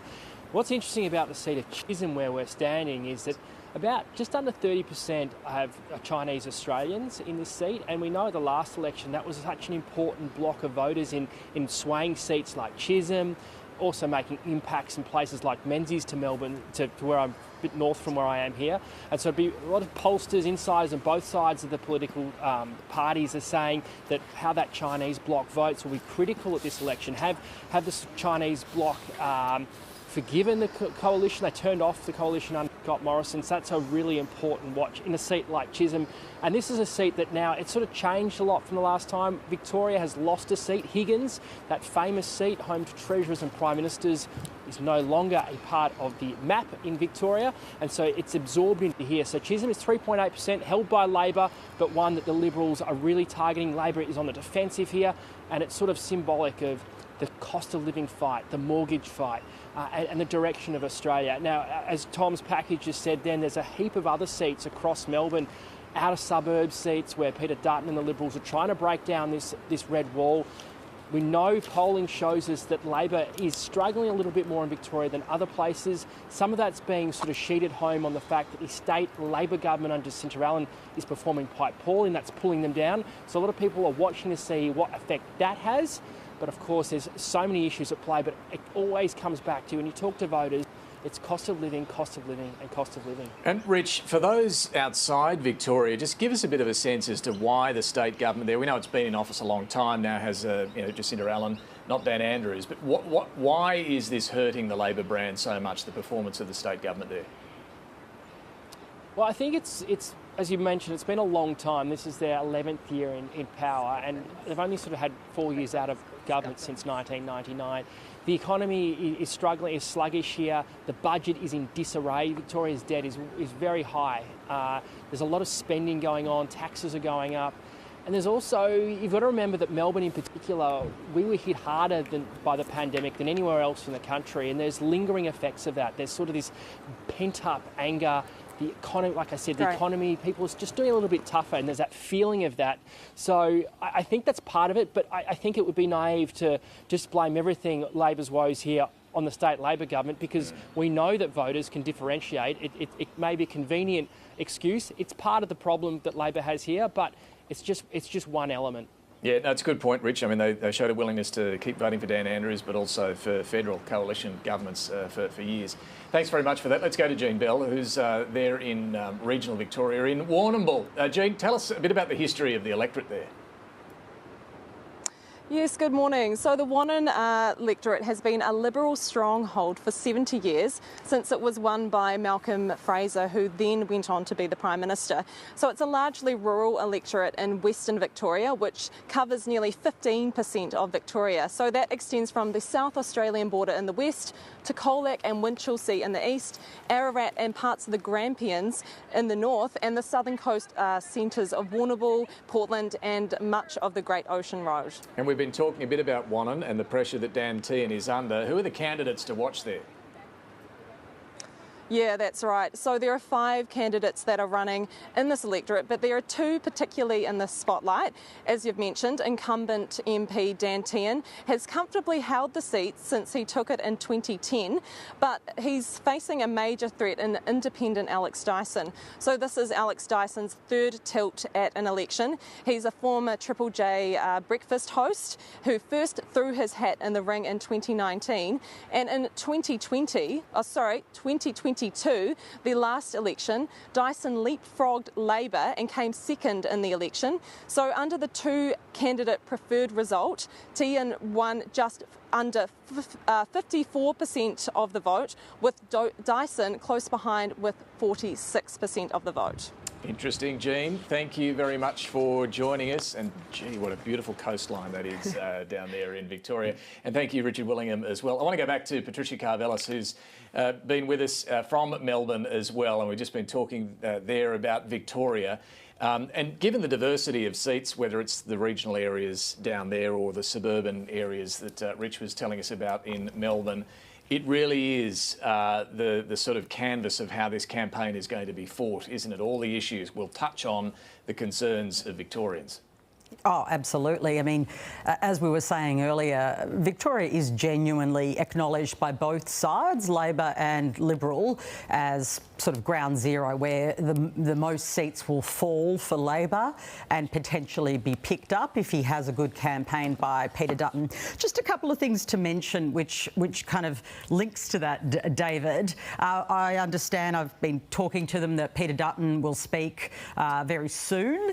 It will be a morning press conference. They're still going to keep it pretty soon, and their whole pitch for what he will say, I mean, will be essentially that are you better off? It will be you. It'll be really straight down. I'm just going to interrupt you there because Adam Bant, the Greens leader, is giving his opening pitch for the campaign. We'll just have a listen into this. There's no any good to go. Yep. Well, the election is on. Minority government is coming, and with the major parties offering about as attractive as a dead fish, you can see why. Labor wants to give you 73 cents a day in a year. The Liberals are offering about the same to some people, but only for a year. And the Greens want to save you thousands of dollars a year, every year, by getting dental into Medicare, making it free to see the GP, capping rent increases, and wiping student debt. And will tax the big corporations and billionaires to pay for it because, unlike Labor and Liberal, we don't think it's right that 1 in 3 big corporations in this country pays no tax. Now, it is crystal clear after this week where the major parties found time to get together to gut our environment and climate laws, but they couldn't manage to pass laws to wipe student debt or make it free to see the GP, that we can't keep voting for the same 2 parties and expecting a different result. Nothing changes if nothing changes. And with a minority government on the cards this election, this is a once-in-a-generation chance to keep Peter Dutton out and get Labor to act on the housing crisis, the cost of living crisis, and the climate and environment crisis. The Greens have a record number of MPs across the country. We are running our biggest campaign ever. We are within reach of winning seats right across the country, from the seat of Perth to Sturt to Richmond in New South Wales, Wills and Macnamara, as well, of course, as all of our seats, our incredible MPs in Brisbane and our amazing senators. We are in a very, very strong position, and people have an incredible opportunity, a once-in-a-generation chance, by voting Greens, to keep Peter Dutton out and get Labor to act. It is crystal clear that Peter Dutton will be very bad for this country, making the climate and the housing crisis worse. But it's also clear that Labor won't act unless they're pushed. Now, last time there was a minority parliament, the Greens got dental into Medicare for kids. This time, we want to get it in for everyone. This is an incredible opportunity. I am very, very excited about the potential for real change. With enough Greens in Parliament, in a few months' time, we can make it free to go and see the GP, get dental into Medicare, and put a cap on rent increases. We are offering a real plan that would make a difference to people's lives. We are also the only party at this election that is taking the climate and environment crisis seriously, saying we can't keep opening new coal and gas mines. That just puts people in harm's way and puts Australian lives and livelihoods at risk. Now, the answer is not to keep opening up more gas mines and coal mines, as both Peter Dutton and Anthony Albanese want. You can't put the fire out while you're pouring petrol on it. The first step in fixing a problem is to stop making the problem worse. And we have a real chance this election to take some real climate action and do what the science is requiring. Happy to take any questions. Mr. Bank, can you envisage any circumstance under which you would, this is a two-part question, under any circumstance under which you would work with a coalition minority government, and assuming the answer to that is no, if it's a Labor minority, would you be wanting a ministerial position, a Greens position in Cabinet as part of the Labor? Look, the answer is no and no. Ministerial position is not our priority. What the Greens want at this election is to keep Peter Dutton out and get Labor to act. This is a real chance by voting Greens to get some real outcomes for people. Like, enough of the tinkering around the edges. Like, tinkering around the edges of the housing and rental crisis still leaves people skipping meals just to pay the rent. But we've got people missing dentist and doctor's appointment because they can't afford it. People need real help now. What we're putting on the table is a real plan funded by making the big corporations and billionaires pay their fair share of tax that will make people's lives better by relieving the cost of living pressures by doing things like getting dental into Medicare. That's our priority. Yeah, sorry to explain. Could you explain to voters why you wouldn't want a cabinet position, why it would be preferable to sit one out? Look, the Greens are here to get outcomes for people. That's our priority. Our priority is to get the government to act, right? And that's what we've been pushing the government to do during this Parliament. We've managed to get an extra $3.5 billion for public and community housing that was never on the table before. We've managed to get some changes, some good changes to our environment laws, notwithstanding the best efforts of Labor, Liberal and the mining corporations. We want to deliver real change for people. Like, people need change, they need it now. That's our priority, is to get that change. And as I say, last time there was a minority parliament, we got dental into Medicare for kids, and that's meant for 3 million families around the country been able to use their Medicare card at the dentist thanks to the Greens. That's the kind of change that we're pushing for. It looks like the major parties are going to start their campaigns. It looks like the major parties are going to start their campaigns in Queensland. How worried are you about your 3 seats there, the 3-corner contest, and they're going to throw a lot of resources at taking those off you? Oh, we expect that. That's what happened at the end of my first term in Melbourne. We saw them decide that they would work together on preferences, they would throw everything at the seat. We've been expecting that. Like, we know that there will be, that this election we're offering something really different to both Labor and Liberal, and we expect both Labor and Liberal, they want to prop up the two-party system. They're going to come hard together with their billionaire backers and the shadowy right-wing attack groups. They'll all come. We expect that. We take nothing for granted. In those seats in Brisbane, though, you've seen local MPs who have worked incredibly hard to support the community and deliver $3.5 billion extra for public and community housing. But look, we take absolutely nothing for granted. I don't think you can in Australia at the moment. Mr. Ban, would a gas reservation policy help bring down power bills? No, it won't. Peter Dutton's answer to everything seems to be to make the climate crisis worse and just ask people to trust him. And the record shows that what you would get with Peter Dutton is higher power bills and higher pollution. But there's something we could do right now that doesn't involve having to open up more gas mines. Let's just stop the big gas corporations from plundering the domestic market, taking away from households and businesses, and then pretending there's a shortfall that has to be filled with these new gas projects. At the moment, about 22 petajoules is being ripped out of the domestic market by these big gas corporations so they can send it overseas together with the profits tax-free.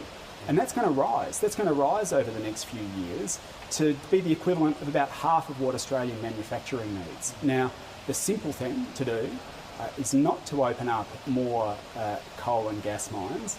It's to say we're going to stop these big corporations sending ripping gas away from households and businesses and sending it overseas tax-free.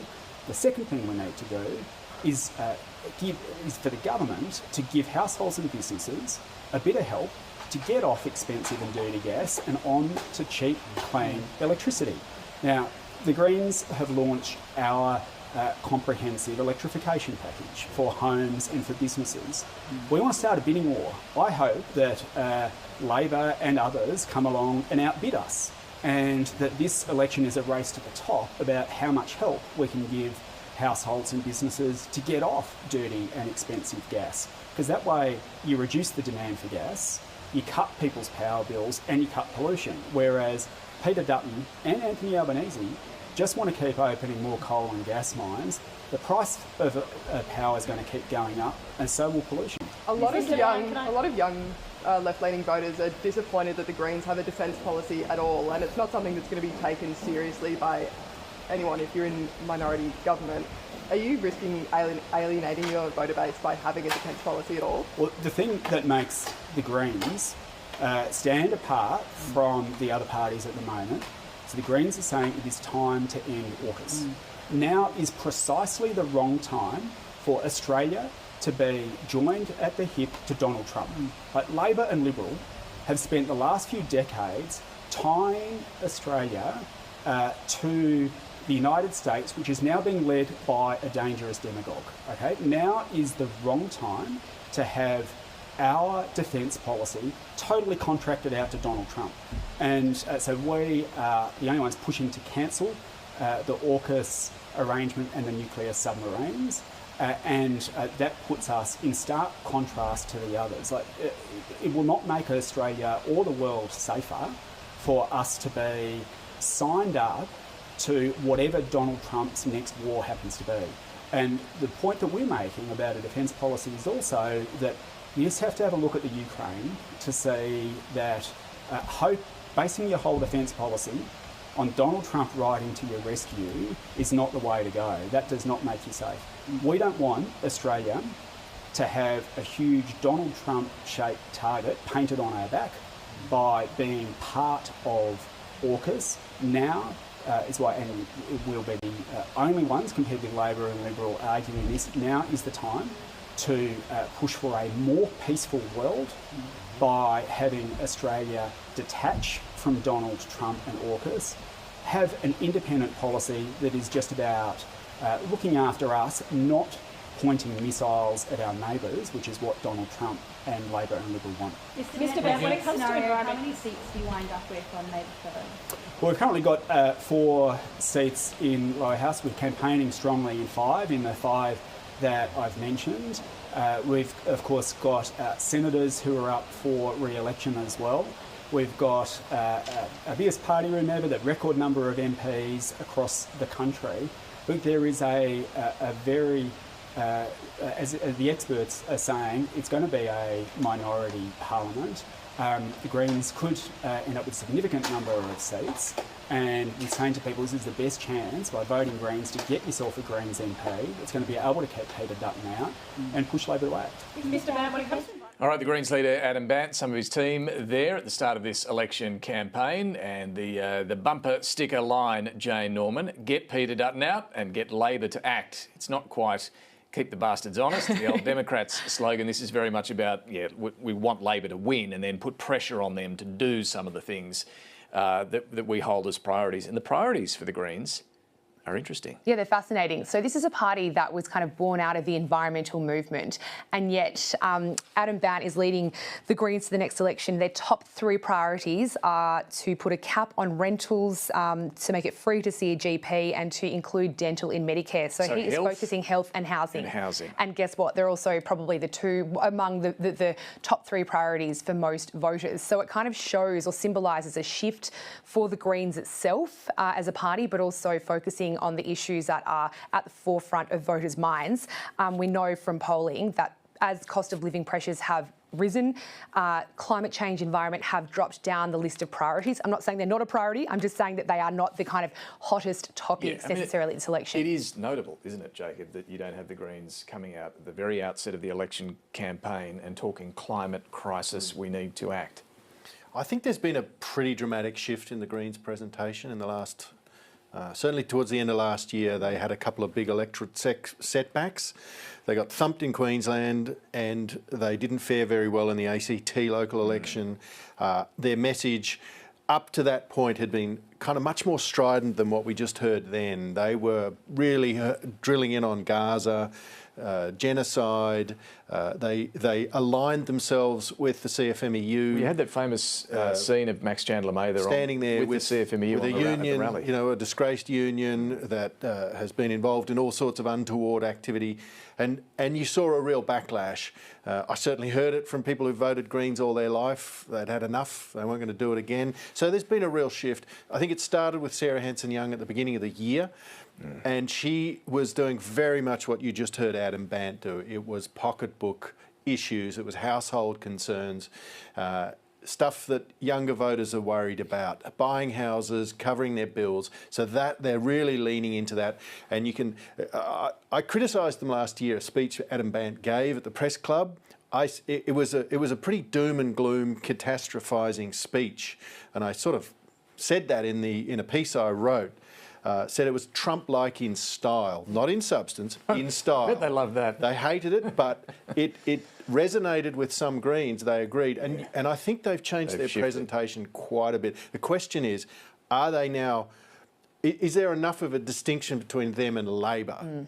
That's the danger. Yeah, look, I want to bring in the ABC's Annabelle Crabb for her take on the start of this election contest. Annabelle, great to talk to you. Of course, this comes right, well, we're still in budget week, right? It's still only Friday, goodness me.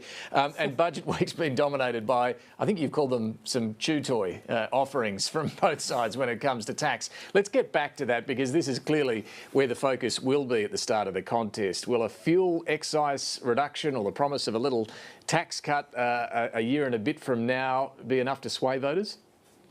Well, I think that what you're seeing here is both parties responding to the fact that the number one with a bullet issue that is on voters' minds is cost of living, and inconveniently it's also the issue on which governments can do the least in a short period of time, right? So I think that's why you're seeing both parties at the beginning of this week. We weren't expecting to see Labor offering a tax cut, and we weren't expecting to see Peter Dutton offering to halve the petrol excise over the last, and I'll start with Dutton because he gave his budget in reply last night, which already feels like a million years ago. It does. But, you know, the last 2 budget reply speeches that he's delivered have been very hot on nuclear. He's been laying down this bed of preparedness for a pivot to nuclear energy for a couple of years now. And is that working? I'm guessing it isn't, because he only mentioned the word nuclear twice last night. That's a major shift away from what he's been doing for the last 2 years. So if your job in opposition is to work on long-range policies and land them at the end, that's not what we're seeing right now. What we're seeing is the coalition pivoting to gas and to petrol excise cut as an immediately felt source of household relief. Now, that's quite an extraordinary thing to be witnessing at this stage of the political cycle. And when I hear you talking about the Greens, I agree that I think that they are trying to tack back to issues that voters recognise them for a bit more. And I think that there's actually an opportunity for the Greens emerging out of this week. You've got two major parties that now both view gas as a really major part of our transition to net zero.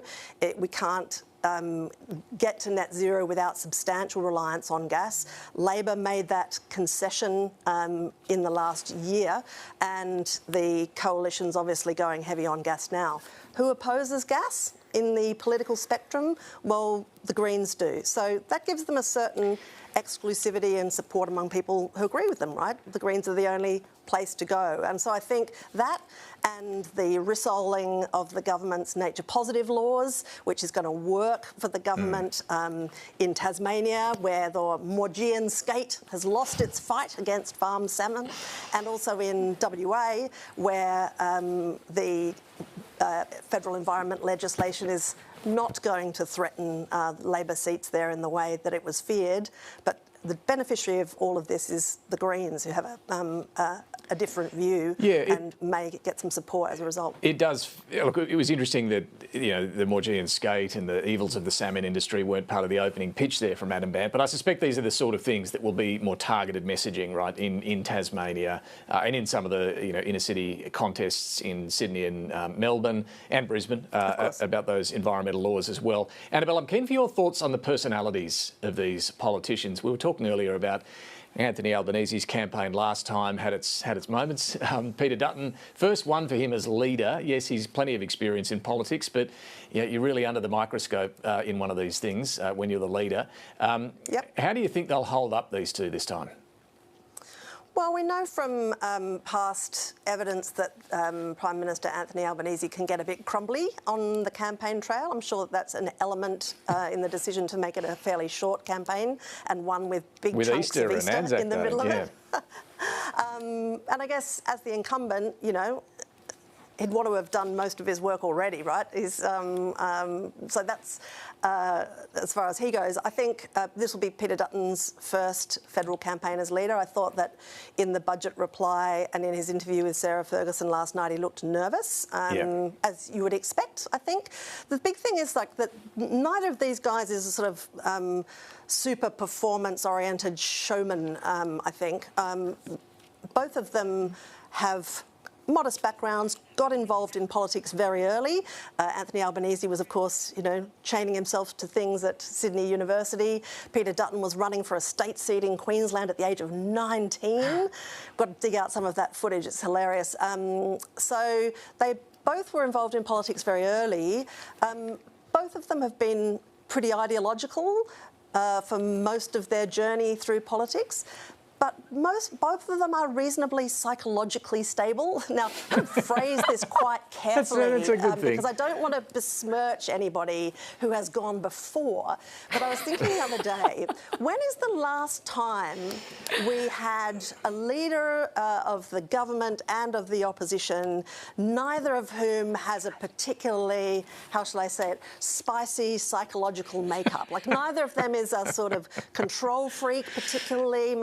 Both of them are quite consultative, have been pretty good at managing teams and different points of view. Neither of them is given generally to sort of out of control captain's pick moments as some of their predecessors have been. So I don't know. This will be a different experience for the Australian public. Hey Annabelle, Jane Norman here. Just picking up, on the campaign. And if you have a look at the past, let's say sort of 5, we've had, Tony Abbott versus, we have Tony Abbott, we have Bill Shorten, we've had Scott Morrison, Malcolm Turnbull. They were reasonably good with the pictures of the campaign. I know it sounds really kind of vacuous and not important, but when it comes to the campaign, the leaders who can actually get the best pictures often lead, the TV packages, they'll be in the Instagram vertical videos. When it comes to Albanese and Dutton, they're a little bit more wooden in that respect. Do you reckon there's any chance that they'll sort of try and shake it up on this campaign? Well, why do you think that a bunch of influencers have been invited into the budget lockup? Which, by the way, I don't whine about. There's a lot of people whining about that. I think if conventional media has failed to reach a whole cohort of the Australian people, well, that's on us, I think. And so if there's people talking to those people that aren't hearing from conventional media, then just to explain, Annabelle, how this is likely to roll. Obviously, we saw a bit of it in the US campaign. What's it likely to mean for our campaign? And for those, old fogies with grey hair like myself who don't really follow influencers as much as we should, what can we expect? Love, I'm not saying you need to follow influencers. You already are quite involved in the process, but you already have a set of views. You're well informed. The challenge now for political parties is not to think in terms of the orthodox way of communicating, coming on, our shows, being on television. Lots of people still get their news from television and from legacy media news sites and so on, but wow, younger people who, as I think Patricia wrote in a piece earlier this year, now outnumber the older generations in terms of voters eligible to vote. This is the first time that millennials and Gen Zs outnumber boomers and Gen Xers. I think I'm getting that right. They don't get their information from watching TV. They get it from the places where they gather, whether it's the different social media platforms or listening to podcasts. So you're kind of not doing your job properly, I reckon, as a political campaigner if you're not going to find those people where they are. Now, the difficulty in terms of moderating content and looking for misinformation and predicting how people are going to vote is it's made a lot more difficult by this fragmentation of audiences. So what I think, to answer your question finally, Jane, that will mean for this campaign is that you'll see political leaders putting a lot more resources into meeting those voters, those disengaged voters, where they're already gathering. And that may mean passing over what were once considered absolutely obligatory mainstream media commitments and looking for the uncommitted and unconnected voters in other places, which is why you've seen... Right? I mean, and that's why you see both political leaders of the major parties going and doing these endless every podcast they can get on. 90-minute podcasts, man. I mean, like, you're trying to get a 10-minute interview on Insiders with one of these guys that are out talking about popular culture with Abby Chatfield or whatever. But, I mean... Why not? Annabelle, Jacob Grieber here. You've got a gimlet eye for this sort of stuff. Who's doing it well, do you think? Because I know there's a lot of middle-aged blokes in this building terrified of this stuff. And some of it is just ghastly. I'm not an expert in it, but I don't want to see that sort of stuff. Who's doing it well? You're not the target. Well, you are not the target. It's all coming out I'm afraid, my friend. And look, I mean, nor should you be. I mean, I don't know, there's a new generation born every minute, right? And all power to them, all power to them. I think it's like, exactly. My daughters, that's how my daughters get this stuff. Right. Okay, so I think there is a tendency, and there always has been a tendency in legacy media to be super snobby about other people doing it differently. But it's kind of, who cares? I mean, it doesn't matter. If it engages people, right, then that's great. Well, I mean, if there is a gap there, if there is a vacancy, then something is going to fill it, right? So you're wasting time getting your undies in a bunch about being cross about this stuff. It makes no difference. So I think the standards too about what constitutes influence, what constitutes a quality piece of policy discussion or whatever, vary very significantly over these platforms, right? And you might look at a TikTok video, and in answer to your question, I think, oddly enough, that a Liberal Party is doing extremely well on TikTok. I got some hot shots working on their campaign. Better than the Labor Party. But if you look at the content that they're putting out.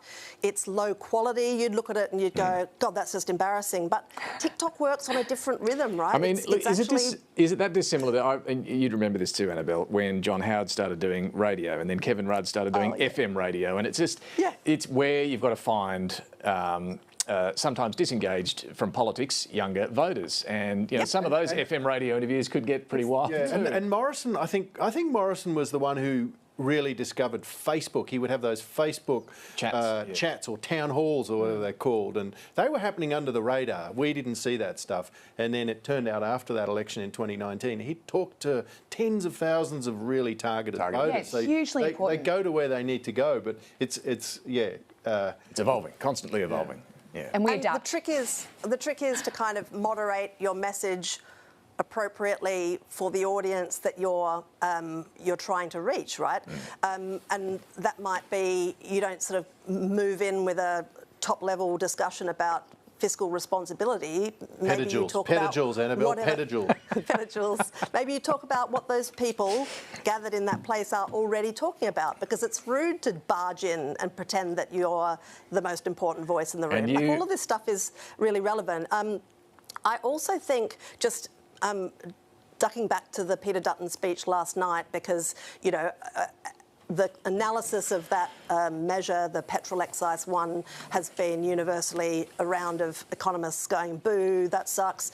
I tell you what, one of the things that political parties can now do with great ease is to target geographically, very precisely, pop-up ads into whatever people are watching right now on their laptops or on their phones or whatever.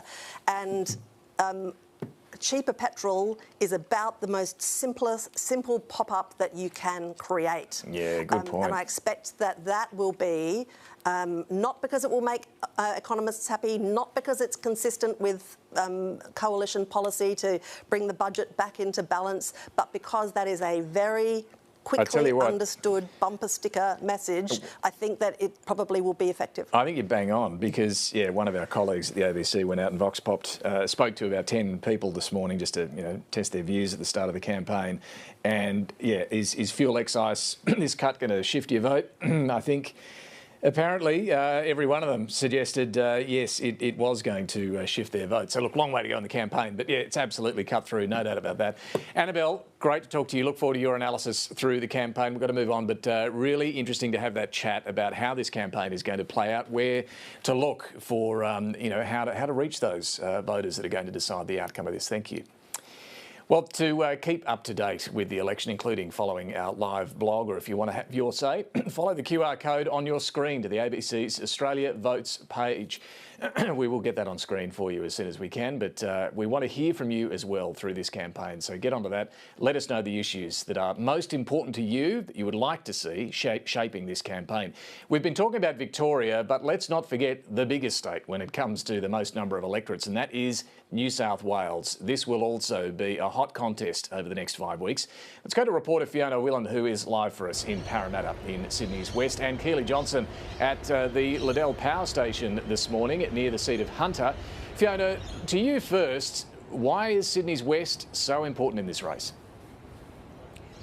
Well, David, many experts say this is where the election will be won or lost. So around 2.5 million people live in Western Sydney. That's about 10% of the population, and there are 14 federal electorates, in this area. That includes 10 that belong to Labor, and 3 of those are on margins of 6% or less.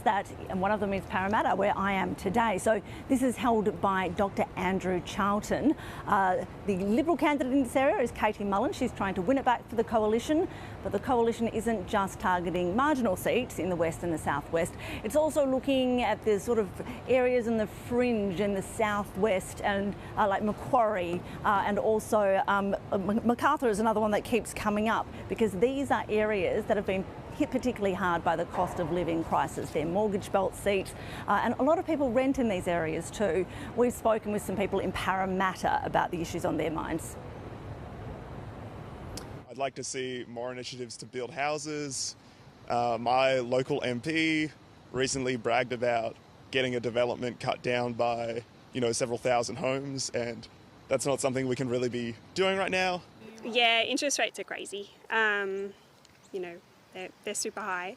They've just come down a little bit, but, you know, yet to feel those savings. But and Fiona, when we talk about Western Sydney, there are also two cabinet ministers, two pretty prominent ministers who hold seats that are going to be in focus here too.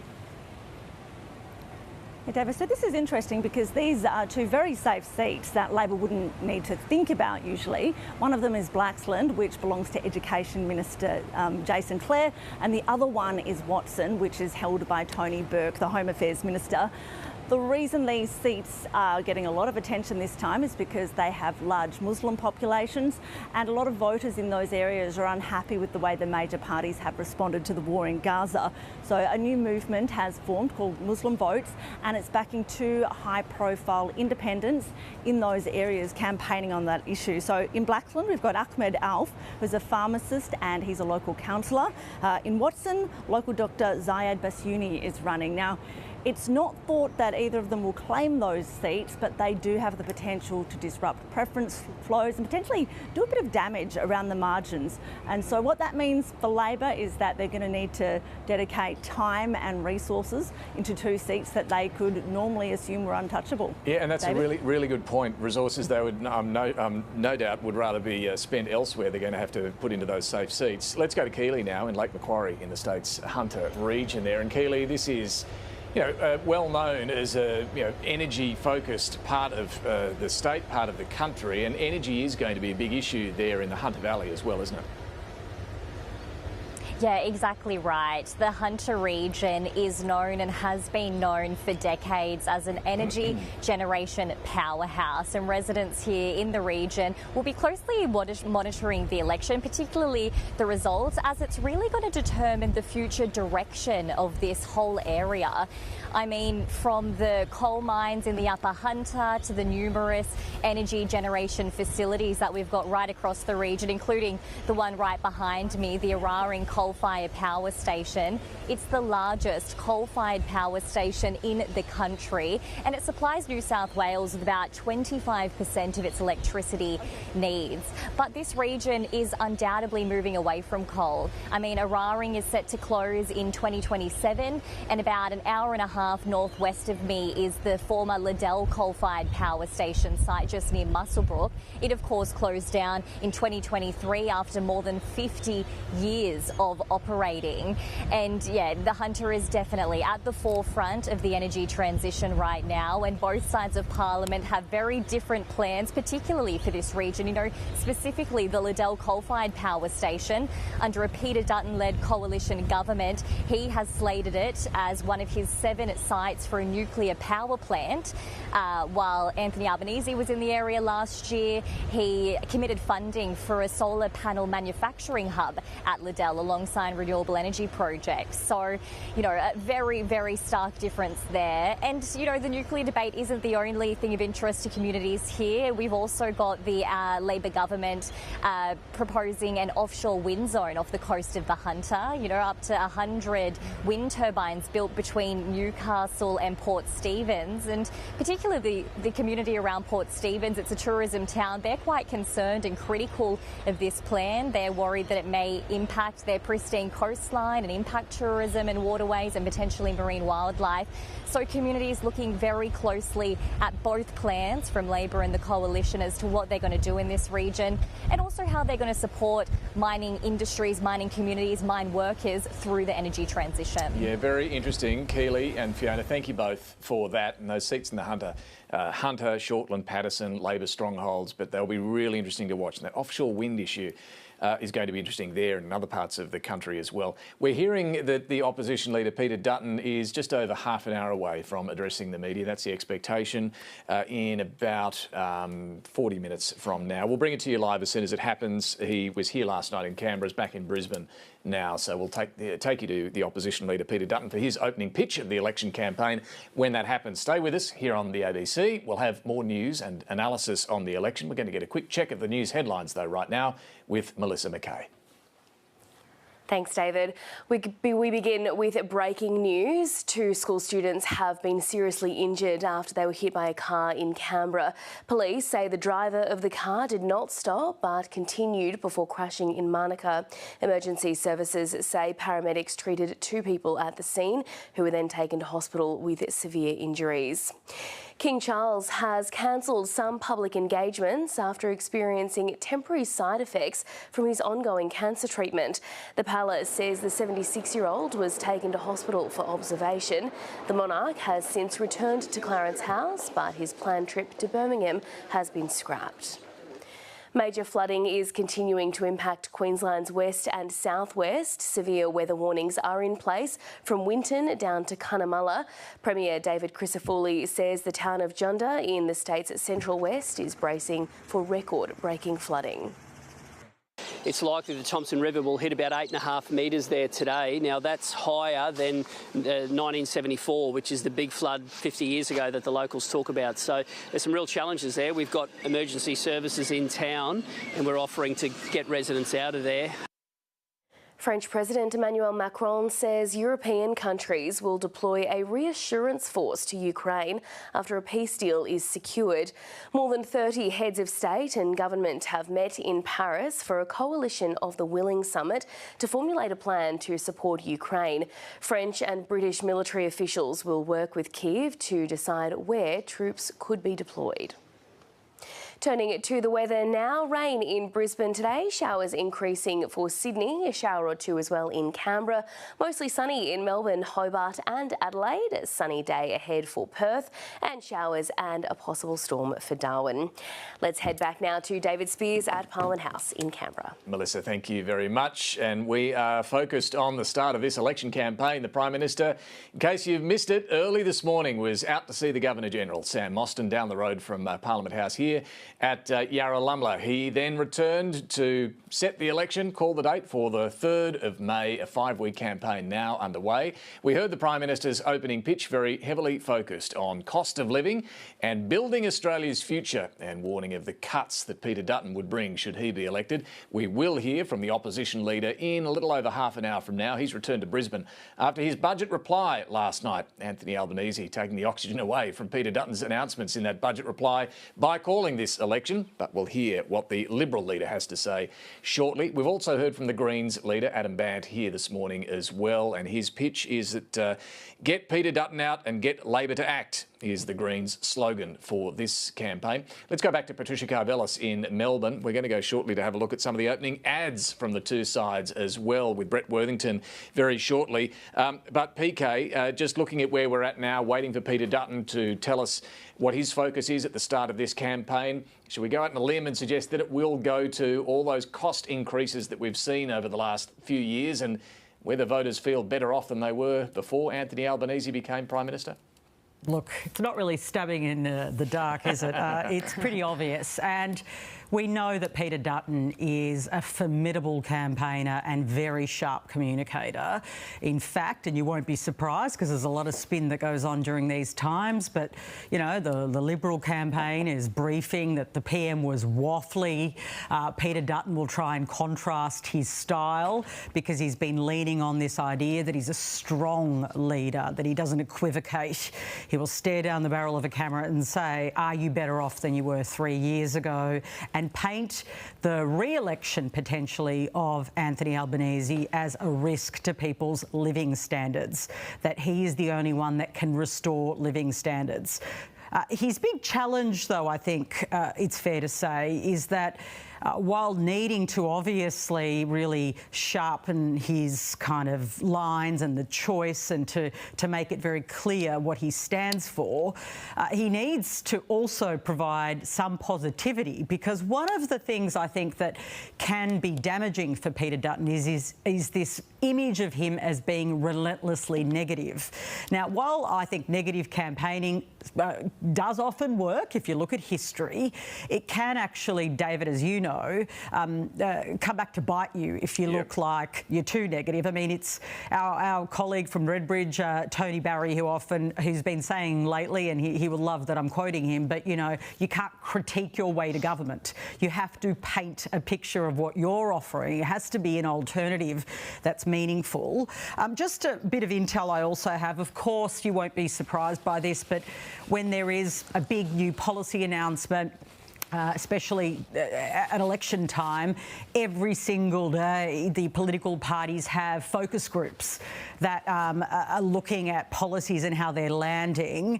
The Liberals say their focus groups last night in some key target seats, that they are, the suburban seats we're talking about, that their, cheaper petrol message is going down a treat, that people really like it because it's so immediate. And so they'll be really campaigning hard on that. I mean, I couldn't agree more with Annabelle Crabb about just how easy that is to understand.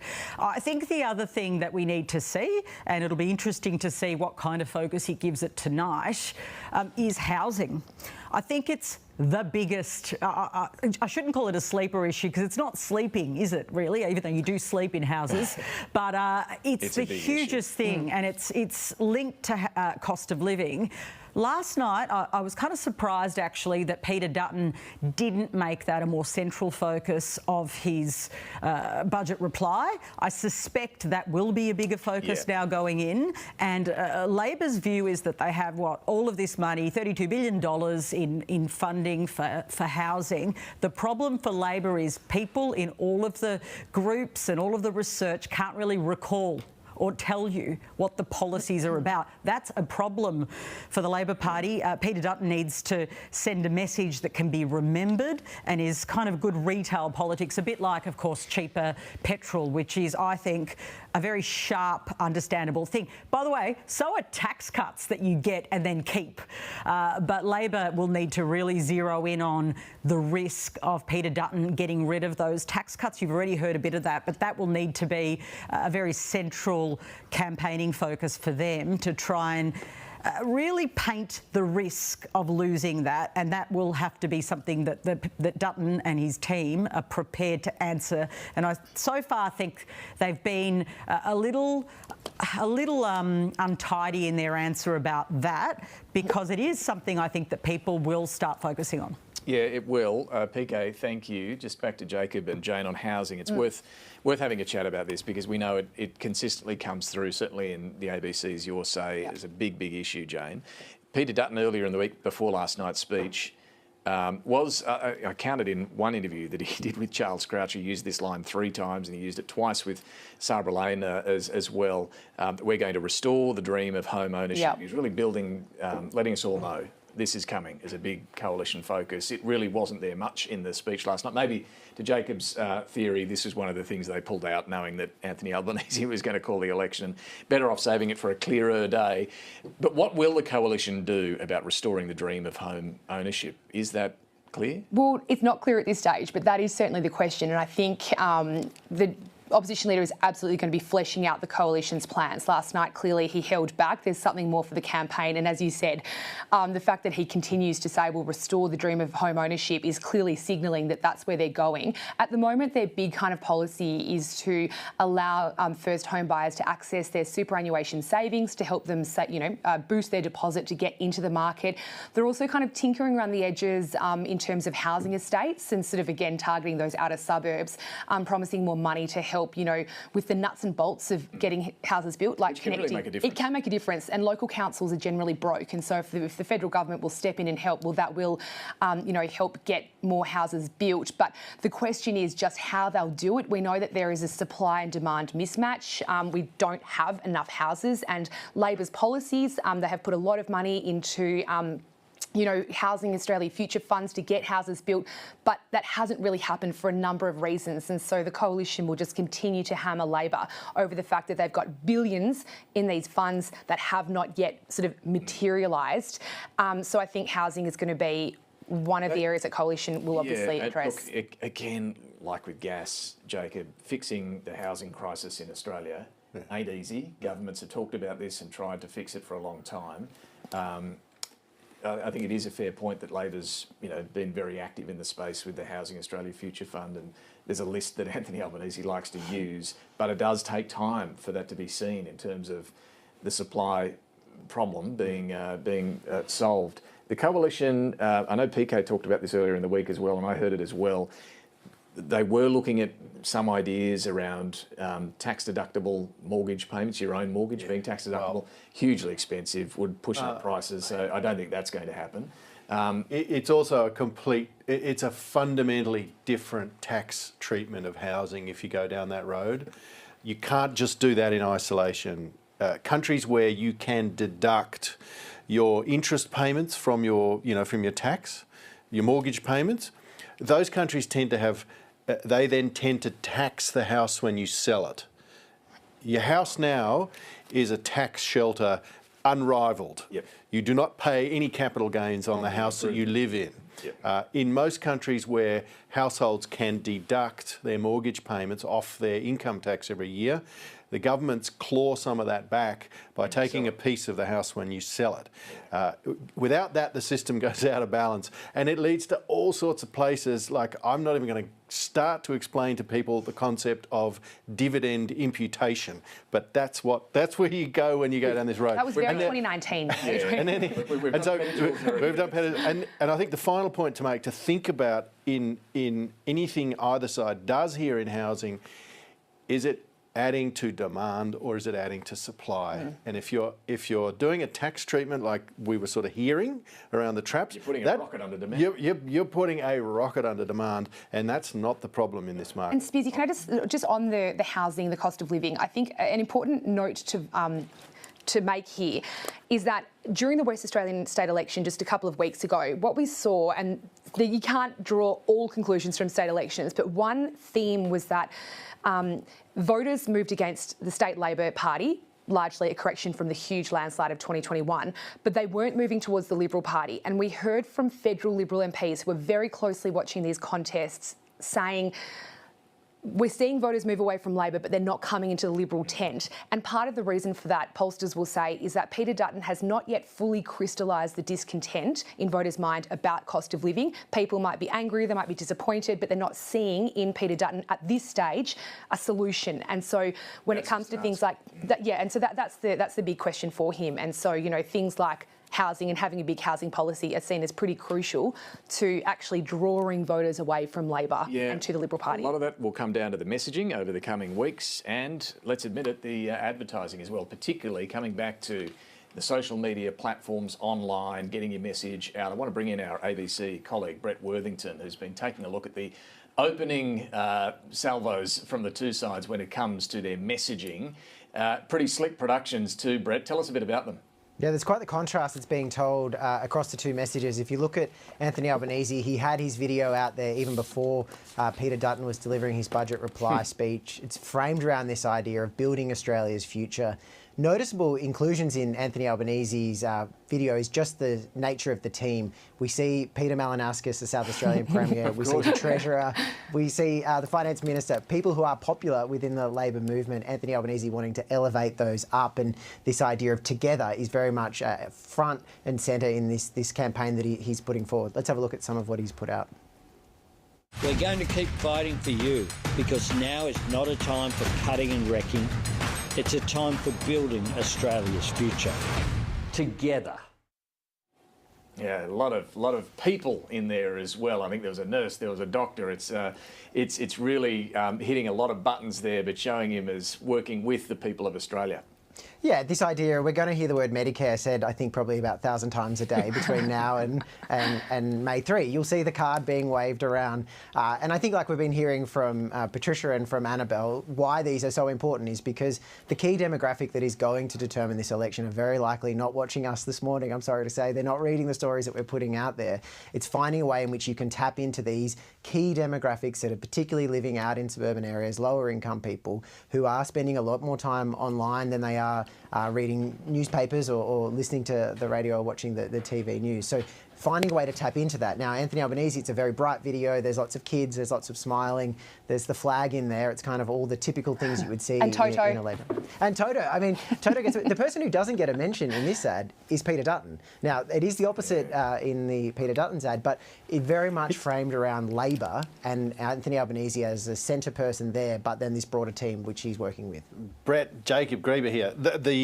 Just that interesting line, now is not a time for wrecking. He didn't mention Peter Dutton, but that's who he's talking about, isn't it? Yeah, heaven forbid. Who would we be talking about here, Jacob? Maybe the man sitting opposite him in the chamber, the person who you don't even need to name.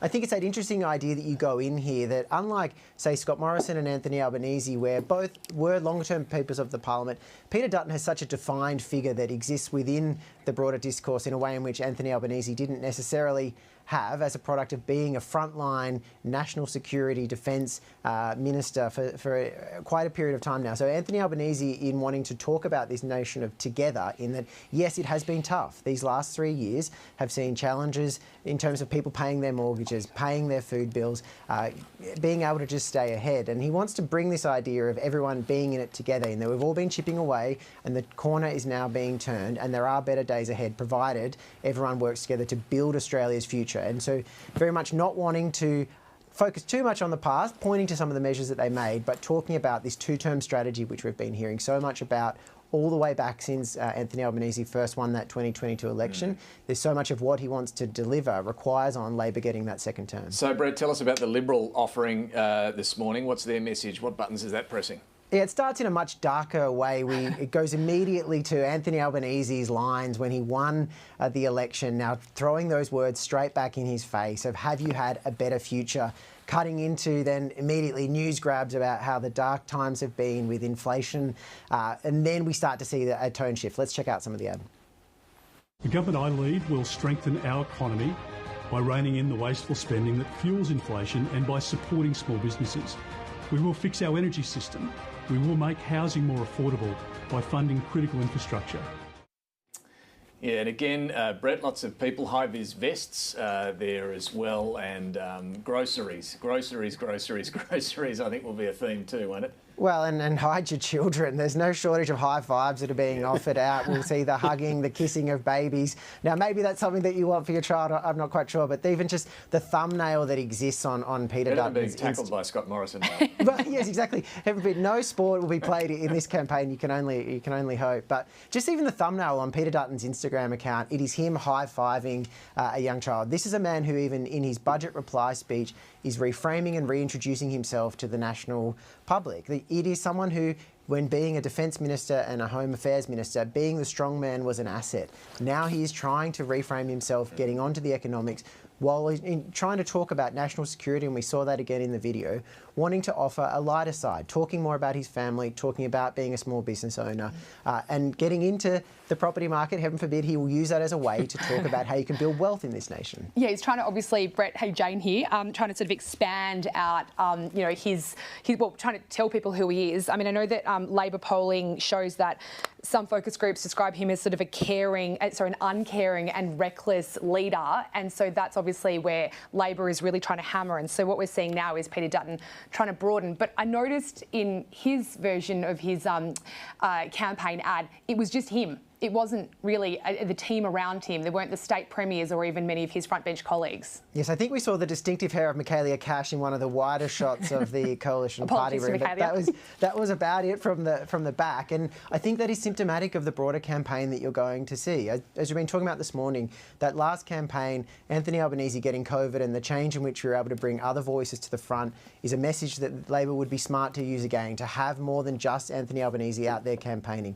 Peter Dutton won't be afforded that luxury. He will have to do a kind of path that we saw from Scott Morrison in very much having to take the lead. And the only figure you saw politically in Peter Dutton's message, besides from Michaelia Cash's hair, was Anthony Albanese. And offering that sharp contrast then between the two leaders, it will be very much the focus of Peter Dutton's campaign. partially because you don't know some of the figures in the coalition frontbenchers like you do the likes of Tanya Plibersek and Penny Wong and Jim Chalmers and Katie Gallagher. But there will be new voices coming through in the coalition. People like Jane Hume, the Shadow Finance spokesperson. We know James Patterson, the Shadow Home Affairs spokesperson, will be the official campaign figure. These are people you'll see, but they are senators, and there's a whole lot of seats that you need to win. And whether or not you're going to see the likes of Andrew Hastie, the Shadow Defence Minister, out there, I think is something that we need to wait and see. Yeah, really interesting point, and yeah, terrific to see some of those opening messages. Brett, thank you very much for that. And I just want to come to this conversation, Jane and Jacob, about the frontbenchers, because it is a good point. What role are they going to play, if any, in this campaign?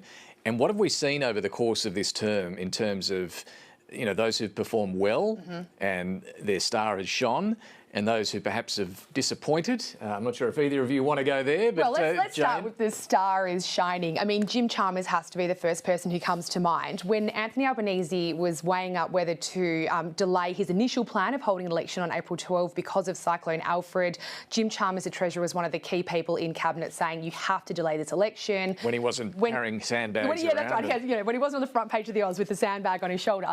And when I was, digging into what this meant for the campaign, one minister said, well, there's one person very happy to hand down a budget, and that's Jim Chalmers, because he's front and centre, and he has been front and centre of the last week, but largely the past few years. I mean, the budget that he handed down on Tuesday night was dripping in red ink, has deficits, debt as far as the eye can see, and yet he's kind of managed to put a pretty positive spin on it and boil the whole conversation down to a tax cut. So I think if you're looking at people who are maybe even waiting in the wings as a possible leadership, contender. Anthony Albanese said this morning, will you serve a full term? Yes. They have to. They always have one word answer, that. but of course there was no equivocation there. No. And then what are your thoughts, Jacob, on front benches? Jim Chalmers is clearly out in front in terms of his delivery, communication, performance.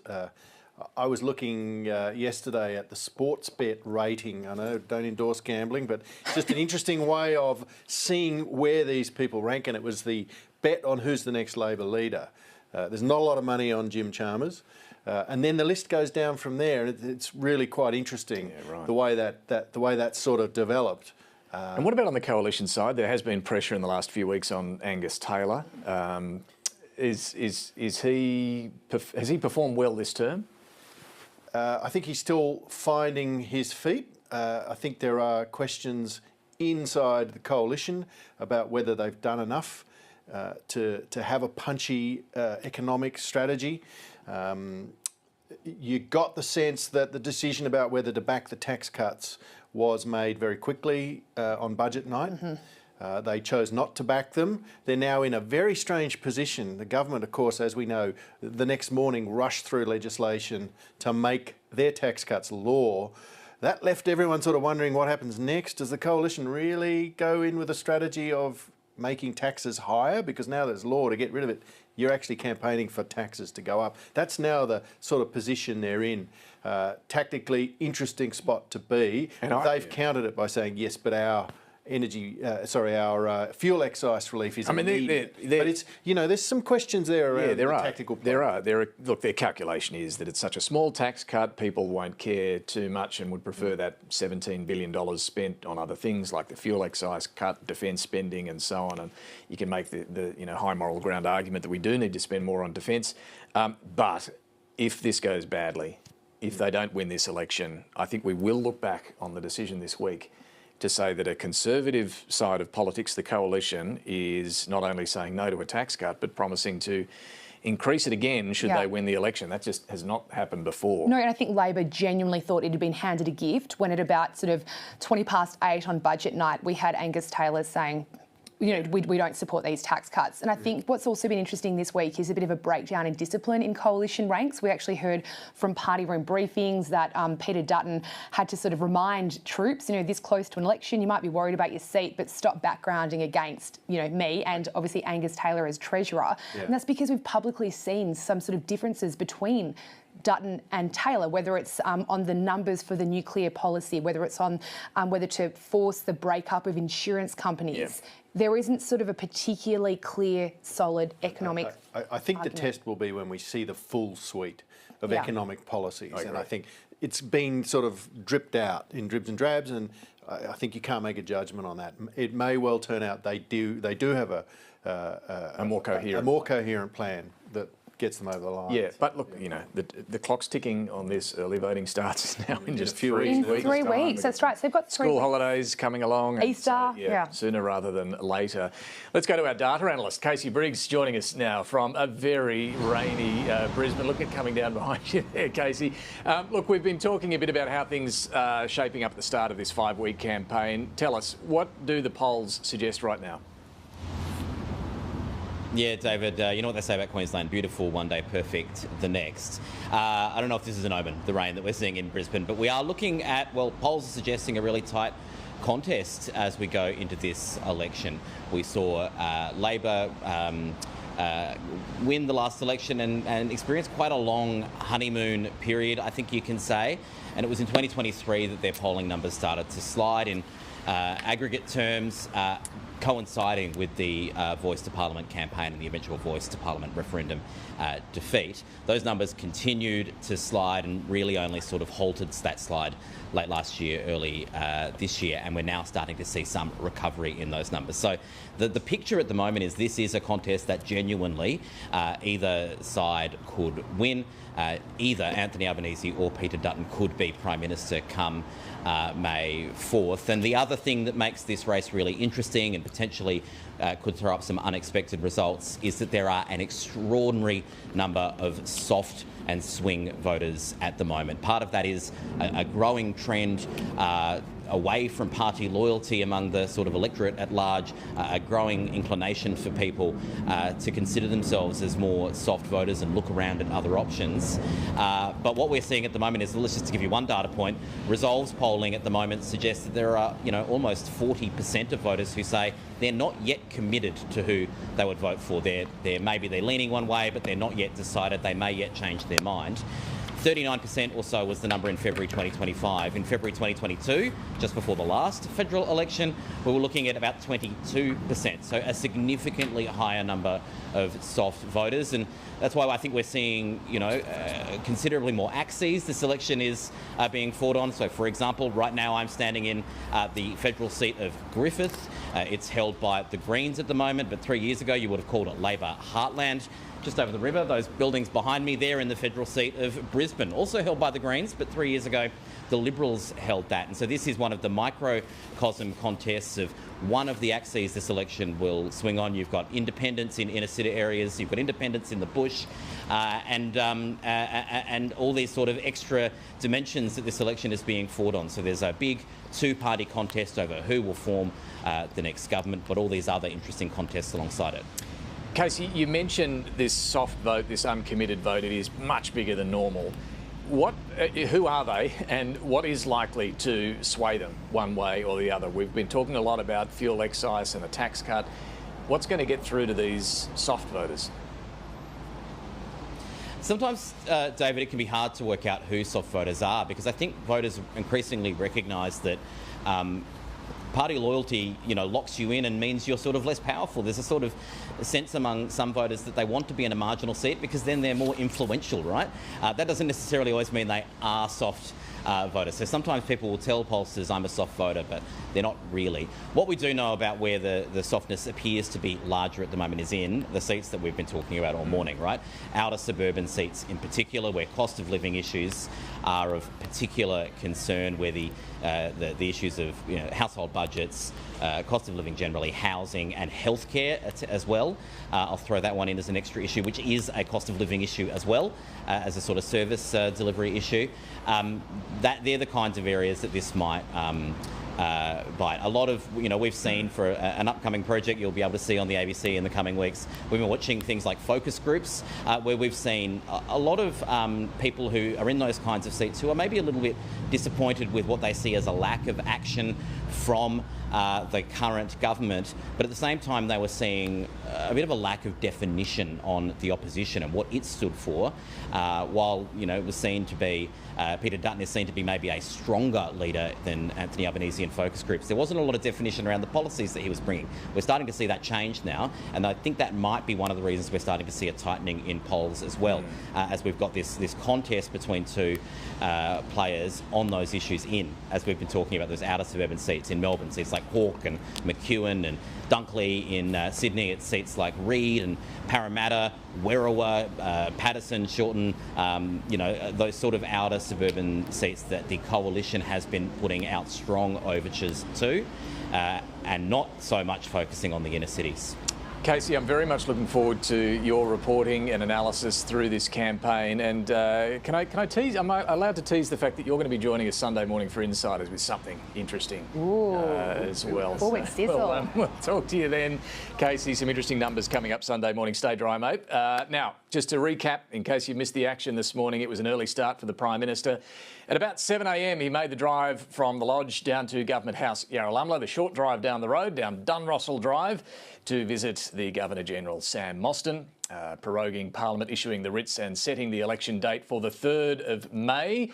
A 5-week campaign now underway. The Prime Minister then returned here to Parliament House to make the announcement, address the nation and tell us all that he's ready to go. Ready to go? You bet. Born ready. My fellow Australians, this morning I visited the Governor-General and Her Excellency has accepted my advice that an election be held on Saturday, 3rd of May 2025. This election is a choice between Labor's plan to keep building or Peter Dutton's promise to cut. Peter Dutton's promise to cut. We're about to hear from Peter Dutton very shortly. We can show you the live shot of where the opposition leader will be making his opening address of the campaign. He's returned to Brisbane, and we'll go to that as soon as it begins. But Jacob, what can we expect there from the opposition leader? Well, I think he's got to put his best foot forward. He's got a moment here, national attention. He's got the big, as Patricia likes to say, the big talking stick in his hand. He has to set up a contrast to himself with the Prime Minister. I think there's a tangible sort of sense of, thank God this thing's now finally rolling. In fact, I had a message from one of the Liberal campaign people who are, trying to win one of these seats back. Thank God the war is finally on. You can just feel the whole party mood lift. And that speaks to this. The last 3 weeks have been a sort of a bit of a sort of kind of a malaise void, you know, and I think the Liberals in particular, the coalition in particular, felt that void because they had a mapped out plan. Weeks. Yeah, they really had a plan. They both sides do, and the Greens do as well. Every day they know what they're going to do in a campaign. The problem is when the government knows when the campaign starts, if you're the opposition, you're sort of stuck hanging, dangling from a rope. And I think that's been part of why some of the discipline has slipped on that side of the ledger. They've sort of thrown thought bubbles into the air to grab people's attention and then had to walk them back or, we don't really mean that. And so there's been a bit of that. I think that you can get the sense that they're much, much happier now that this thing's rolling. Yeah, and they can roll out the plan, the strategy that they had. Look, let's not forget it was Peter Dutton who basically urged the PM not to call the election when Cyclone Alfred came along. What did he say? He'd have a tin ear to do it right now while people are facing this. But that 2-week delay did expose a bit of, unpreparedness from the coalition. You would think that now, and particularly after the budget reply last night and perhaps holding back a few things for the campaign, they will look a bit more coordinated? Yeah, I think so. I mean, the last 2 weeks have arguably been pretty bad for Peter Dutton and the coalition, and so I think last night was kind of a line in the sand. He, had the attention, he's outlined, started fleshing out the plans, and here we go into the campaign. And as we've said, over the past couple of hours, this is genuinely an election that will be decided during the campaign. So I think that, despite some niggles, some ill discipline, a bit of nerves on show, I think it really all begins from here. And, Peter Dutton, as we say, an effective communicator, a good campaigner, but this will really be a test for him of his leadership because he hasn't run a campaign before. He hasn't had a press conference every single day. He hasn't had cameras on him like every minute of every day. And so, it'll really kind of test the extent to which he is, the kind of campaigner that he promotes to be. He was looking pretty relaxed around the building this week, I've got to say. Last night was, it's always a pressure moment for an opposition leader delivering a budget reply, particularly on the eve of an election. But, you know, then he was in here straight after talking to Sarah Ferguson. The pressure is absolutely on, but he has looked pretty, I think, pretty relaxed. Look, like comparatively. Peter Dutton is a very effective campaigner. He's also used to fights that are really tough. Think about his own seat, you know, over the years that he's held that seat, which is a sort of northern Brisbane seat. He's marginal. He's come down to a couple of hundred votes. Yeah. So he's always had to fight for his political life. And I think a bit like the Prime Minister, he's always been underestimated. We've said that earlier, but I think there is a bit of a sort of internal confidence. Frankly, both men are showing off confidence. Now, maybe that's what they're paid to do at this point in time. You couldn't possibly be getting up every morning to go and slug this out as brutally as this is without being fully confident. But I think Dutton actually runs on the board. But you're quite right, David. There's nothing like the furnace of an election campaign, and he hasn't been in that furnace. Very few people have. Yeah, and just picking up on your point about the fact that he is a marginal seat holder, I was in Tasmania recently speaking to Bridget Archer, who has the seat of Bass. She's managed to hold it against all odds there. And I asked her, like, do you want Peter Dutton to come down to Bass to campaign with you? And she said, yeah, he knows what the message is. He knows the kind of message you need to be, you know, presenting to voters in marginal seats, because he has held a marginal seat for a really, really long time. And I think that that's one thing to remember at this campaign. He's not Scott Morrison. People hated Scott Morrison, and there was a very big swing against the Liberals in large part to that. Peter Dutton people might not love, but they don't necessarily hold disdain for. It's funny, isn't it? It happens with some politicians. We've seen it over the years. Julia Gillard comes to mind as well. The sort of politician you see on screen is not always the same as what you get one-on-one. Right. And, you know, Liberals all say that one-on-one on the ground, they're pretty happy to, you know, Peter Dutton's very friendly and approachable and good at the one-on-one. But it's this stuff. And leaving, I'm just going to note this, I think putting the risk of leaving a lot of detail around things like a gas policy, how he's going to get the migration number down, what he's going to do to make housing affordability suddenly realised. Leaving that detail until you're in the campaign can have its dangers. You know, we could see trip-ups. There are risks in doing it, not having this detail out earlier in the year and then just focusing in the campaign on the signalling. He's going to have to do the explaining in this campaign as well. Especially because these are extremely complicated policies. Like, what Peter Dutton needs to do is link a gas reservation policy to higher power prices. And for people who aren't, you know, experts in this area, it's a really big jump to make. And so that's kind of the ground that he now needs to sort of explain. And you know, does he want to be talking about a gas reservation policy every day to try and get that across to voters? Or does he want to be talking kind of like big picture plans, what the coalition's actually going to do in its next term of Parliament? And if holes emerge in some of these ideas mid-campaign, that can be a real problem. And you said it a little earlier in the coverage. There's really only a couple of weeks before polling actually starts, and people start making up their minds, and you don't have a lot of time in a messaging sense to get that detail across. But that said, I still think he's positioned himself to have a crack. In a broader sense, he's saying he's sort of harking back to a sense of the good old days.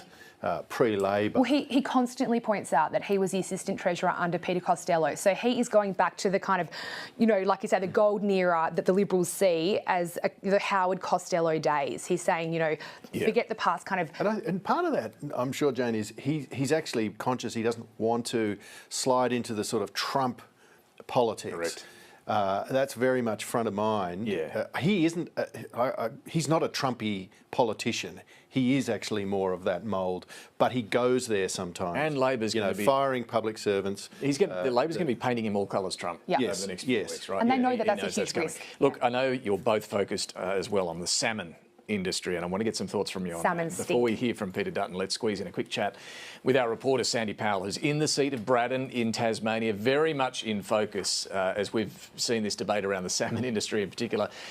Look, Sandy, tell us about Braddon firstly, where you are, the sort of electorate we're talking about, which is going to be a big focus in this campaign. Yeah, good morning and welcome to what is going to be battleground of Braddon at the upcoming election. I believe it's going to be one of the most interesting seats to watch. I might be a little bit biased about that. As you're referring to, this harbour here on my right has been the subject of an intense campaign over the past 18 months that the government sought to end when it introduced that legislation to protect the salmon farming jobs here on Macquarie Harbour in Strawn. So they have obviously had it squarely in their sights in the run-up to the election, as has the opposition. Mr Albanese has selected Labor Senator Anne Urquhart to run in Braddon, and she has been crowned the salmon champion. She's looking to make the switch to the lower house. But Peter Dutton, he was in Braddon just last week talking about salmon. His own candidate, Mal Hingston, has also made a point of focusing squarely on salmon jobs, protecting salmon jobs here in Braddon and more broadly in Tasmania. Though obviously that has not been without serious controversy. You might have seen Senator Sarah Hanson-Young from the Greens holding a dead fish in Parliament. You might have smelt it just too. before that legislation passed. It was quite something in the chamber to have full salmon. Look, Sandy, explain to us, there are obviously mixed views on the salmon industry there, and we hear reports of dead fish washing up on beaches and so on. Explain to us the two views, right, on protecting the salmon industry and the lengths to which the government's going here. Yeah, so obviously the salmon industry has really been in the spotlight in the past couple of months, but also over the past 18 months since those green groups and conservationists raised concerns about the Maugean skate, which is an endemic ray-like fish species only found here in Macquarie Harbour.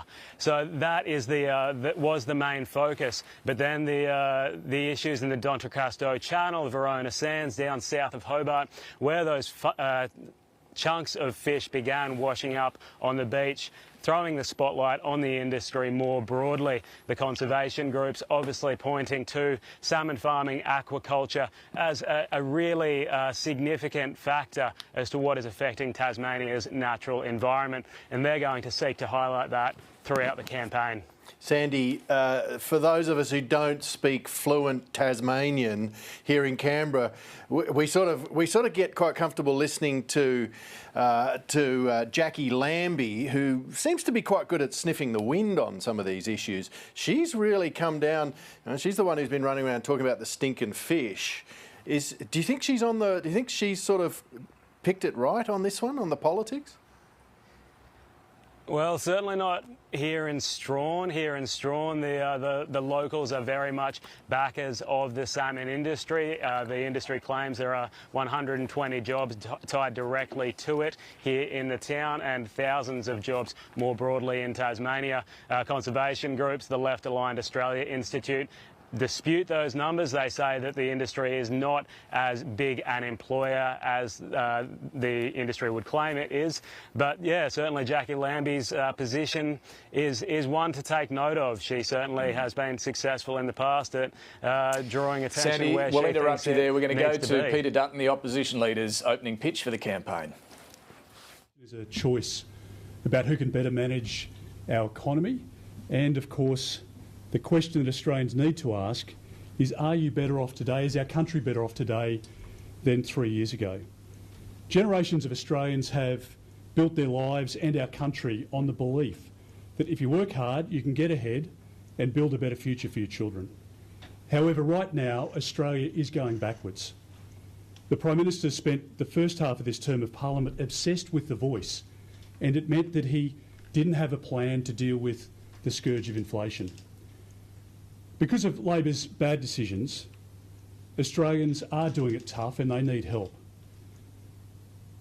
Worse still, for many, they're losing hope for their future. 29,000 small businesses have gone broke over the course of the Albanese government's first term. I don't believe that we can simply afford to continue down the current path, and that means that we can't afford 3 more years of Labor. Labor's economic policies and wasteful spending have increased the cost of living for everyday Australians. Australians are now paying, on average, 18% more for rent, 30% more for groceries, and over 30% more for power and gas. Under Labor, Australia's had the biggest fall in living standards in the developed world. And Australia has just recorded the highest annual number of small business bankruptcies, as I say, on record. Too many young Australians feel that the dream of home ownership is completely beyond them. And what sort of Prime Minister in the middle of a cost of living crisis promises a 70-cent a day tax cut starting in 15 months' time? Australian families need relief now, and we must do better, and there is a better way, and the Coalition has an achievable plan to get our country back on track. That's why a Coalition government will cut fuel excise by 25 cents a litre, so that every time you fill up your car or your ute at the Bowser, it's about $14 cheaper. Our plan will help get our country back on track. A government I lead will build a strong economy with low inflation. And we will deliver this by reining in the wasteful spending that fuels inflation. We will reduce tax, red tape, and we will take control again of building sites and take them away from the CFMEU and the organised crime groups. We want to make sure that we can make building sites safe again, that we can make construction affordable again in our country. We'll deliver cheaper energy to families and small businesses. I think this is a really important point, and one of the big points of difference between what Labor will offer at this election and what the Coalition will offer to the Australian people. This includes, as you know, by immediately delivering more Australian gas for Australians. It will lower energy costs and it will prepare us for the future, as we need cheaper energy, we need reliable energy, and we need cleaner energy. We will make housing more affordable by reducing Labor's record migration intake, by funding critical infrastructure, assisting first home buyers, and restricting foreign investors. By making housing more affordable, we'll restore the hope of home ownership for young Australians. We'll take the necessary decisions and show the necessary resolve to keep Australians safe. We're going to boost spending for the Australian Defence Force because we live in a very uncertain time. We're going to make our suburbs and our towns safer, and we're going to make sure that we have a focus on border security once again. And we'll improve healthcare, reversing Labor's decline in bulk billing and, importantly, reversing their cuts to mental health services. I bring experience and a track record to this job. I have a track record as a police officer, as a small business owner, and as a minister across a number of portfolios. Importantly, I have a very experienced team, and with people from diverse backgrounds who have experience running small businesses, creating jobs and delivering healthcare, serving our country and their communities. Our team is united, experienced, and ready for the responsibility of governing Australia. Our plan will deliver a stronger economy with low inflation and affordable homes in safer communities. A stronger, safer, better Australia. When it comes to the economy, inflation, energy, housing and security, Labor has simply failed to deliver. And unfortunately, Mr Albanese is too weak and Labor is too incompetent to fix the problems that they've created and that are facing our country today. We can't afford 3 more years like the last 3. There is a better way for our country, and my team and I have a practical plan which will deliver cost of living relief and lower power prices into the future. I ask Australians for your vote for your Liberal and National candidates at the next election so that we can get our country back on track and to make sure that we can deal with our times, which are very uncertain. And I'm very happy to take any questions. The Coalition has a $300 billion plan for nuclear energy, but it barely got a mention last night in your budget reply. Why is that? Are you walking back from nuclear because the electorate doesn't like it? Well, I spoke extensively about our energy plan last night, and I think it's important to point out that our plan has gas, and a lot of gas, in the system between now and when nuclear can come online in 2035 to 37. The Prime Minister's plan of renewables rolls out over about a 15-year period. It is much more expensive than our plan, in fact $263 billion more expensive than our plan for nuclear. It's not achievable because it requires 28,000 kilometres of poles and wires to be rolled out across the country, which is not going to happen. They're relying on green hydrogen, which is not a commercial reality, and all of it under the renewables only policy adds to extra increases in costs of energy. And families are seeing that at the moment. 30% more for groceries, 34% more for gas, 32% more for electricity. That's the reality of life so far under just one term of the Albanese government. So our plan, as it is for 19 of the top 20 economies around the world, look at what the Labor Party is doing in the United Kingdom, the Democrats and the Republicans in the United States. They're embracing the latest technology, zero emissions nuclear power, because it's cheaper. It's about 1/3 the cost of what we're paying for electricity in our country, and it's reliable, and it allows us to meet our net zero by 2050 undertakings. Importantly, what we announced last night for an East Coast gas reservation means that we can get the price of electricity down, because gas is used to create and generate electricity. And under our policy, we're putting gas back into the energy system, and we're doing it for Australians because it's important that we honour our overseas export contracts, but equally it's important to make sure that we can take care of Australians first, and that's what we'll do. We lower the prices of gas as a result of that, and not just for households, but for manufacturers and for supermarkets right across the economy. And that will help with the problem of inflation that Labor's created as well. On gas, the Australian energy producers have dismissed your gas reservation plan. They say it'll lead to an oversupply on the East Coast. Why wouldn't it? Well, that's good, and it'll bring down prices, and that's exactly what we want to do. So I'm not here to argue for the gas companies. I'm here to argue for Australian consumers, for mums and dads, for small businesses, 29,000 of whom have gone broke under Labor's watch. Now, behind every one of those stories is mum, a dad, somebody who's lost their home, somebody who's lost their life savings. And I'm going to stand up for Australians and make the decisions that we need to make to keep our country safe and to make sure that our economy is properly managed. I was the Assistant Treasurer in the Howard government, and I want to make sure that we can get the economy back on track, because families are hurting at the moment. And yes, we'll work with the gas companies, and we have in the formulation of this policy over a matter of months. But we have a plan which will roll out certainty around supply, and we do need more supply. See, part of the problem that Labor's created is that they've stopped the supply of gas. They've stopped new projects from taking place.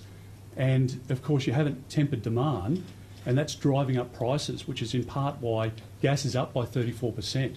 And manufacturing in our country is a joke. Like, the Prime Minister has said that it's all about made in Australia. It's not, because there's been a threefold increase in the number of manufacturing businesses that have closed over the last 2.5 years under this government. And that's a disaster, because I want to make things in Australia again, but we can only do that if we've got a secure energy system, and it's only the coalition that's offering a way forward for business and for families. Labor's just promising you higher electricity prices and now blackouts and brownouts. Mr Dutton, when will you reveal a genuine economic policy? You talk about income tax, deficits and debt out of control, but when is the government going to explain to voters how it will drive economic growth, productivity and fiscal accountability? Well, Michael, I pointed out last night, and I think this is a very important point to make, energy is the economy. Everything that we see before us, the plastics, the cars we drive in, the hospitals we rely on, the phones, the chargers, everything relies on energy in our system. And if energy is unaffordable and if it's unreliable, then it's a disaster for the economy. And you can't have economic growth without baseload power. Renewables in the system are great, but we can't pretend that the batteries last for any more than a few hours.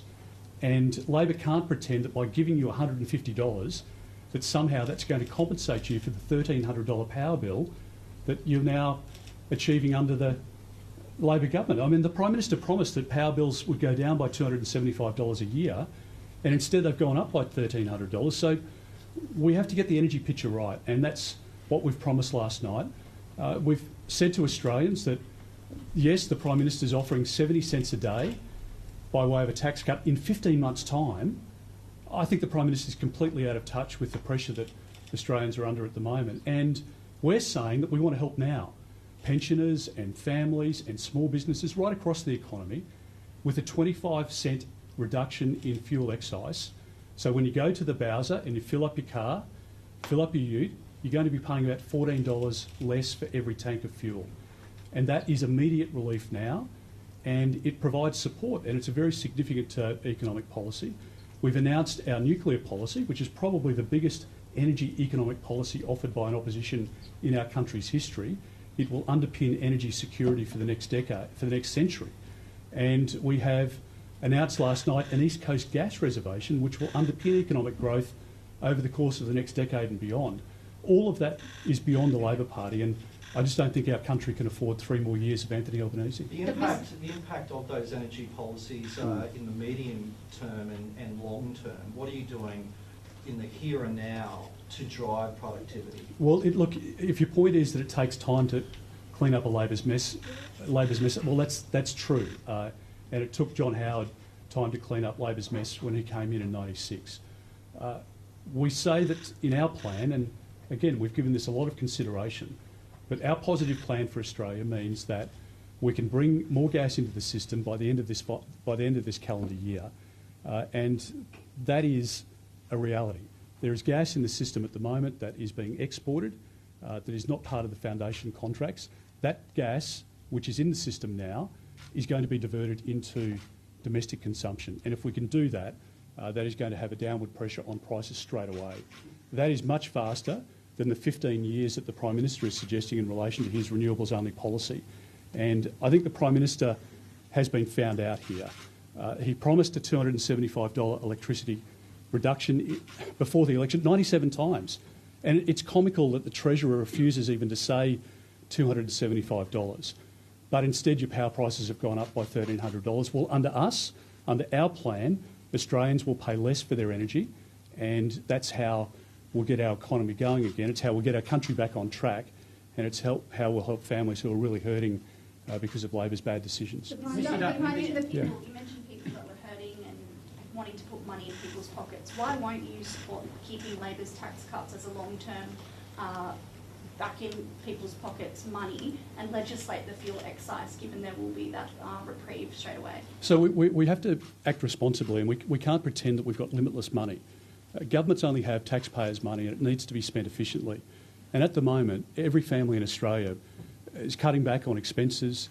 They're trying to make their budgets balance each month because interest rates have gone up 12 times under this government, and because of the reckless renewables-only policy, groceries are up by 30% under Mr Albanese as well. So we need to provide support, but to do it in a fiscally responsible way. Now, what we've done with the fuel excise is to say that we'll implement it for 12 months. We can review it at the end of that, but it costs $6 billion, and it's not built in as a structural cost in the budget. Now, for the 70 cents a day, starting in 15 months' time, that costs the budget $17 billion over 4 years, and then about $7.4 billion a year ongoing.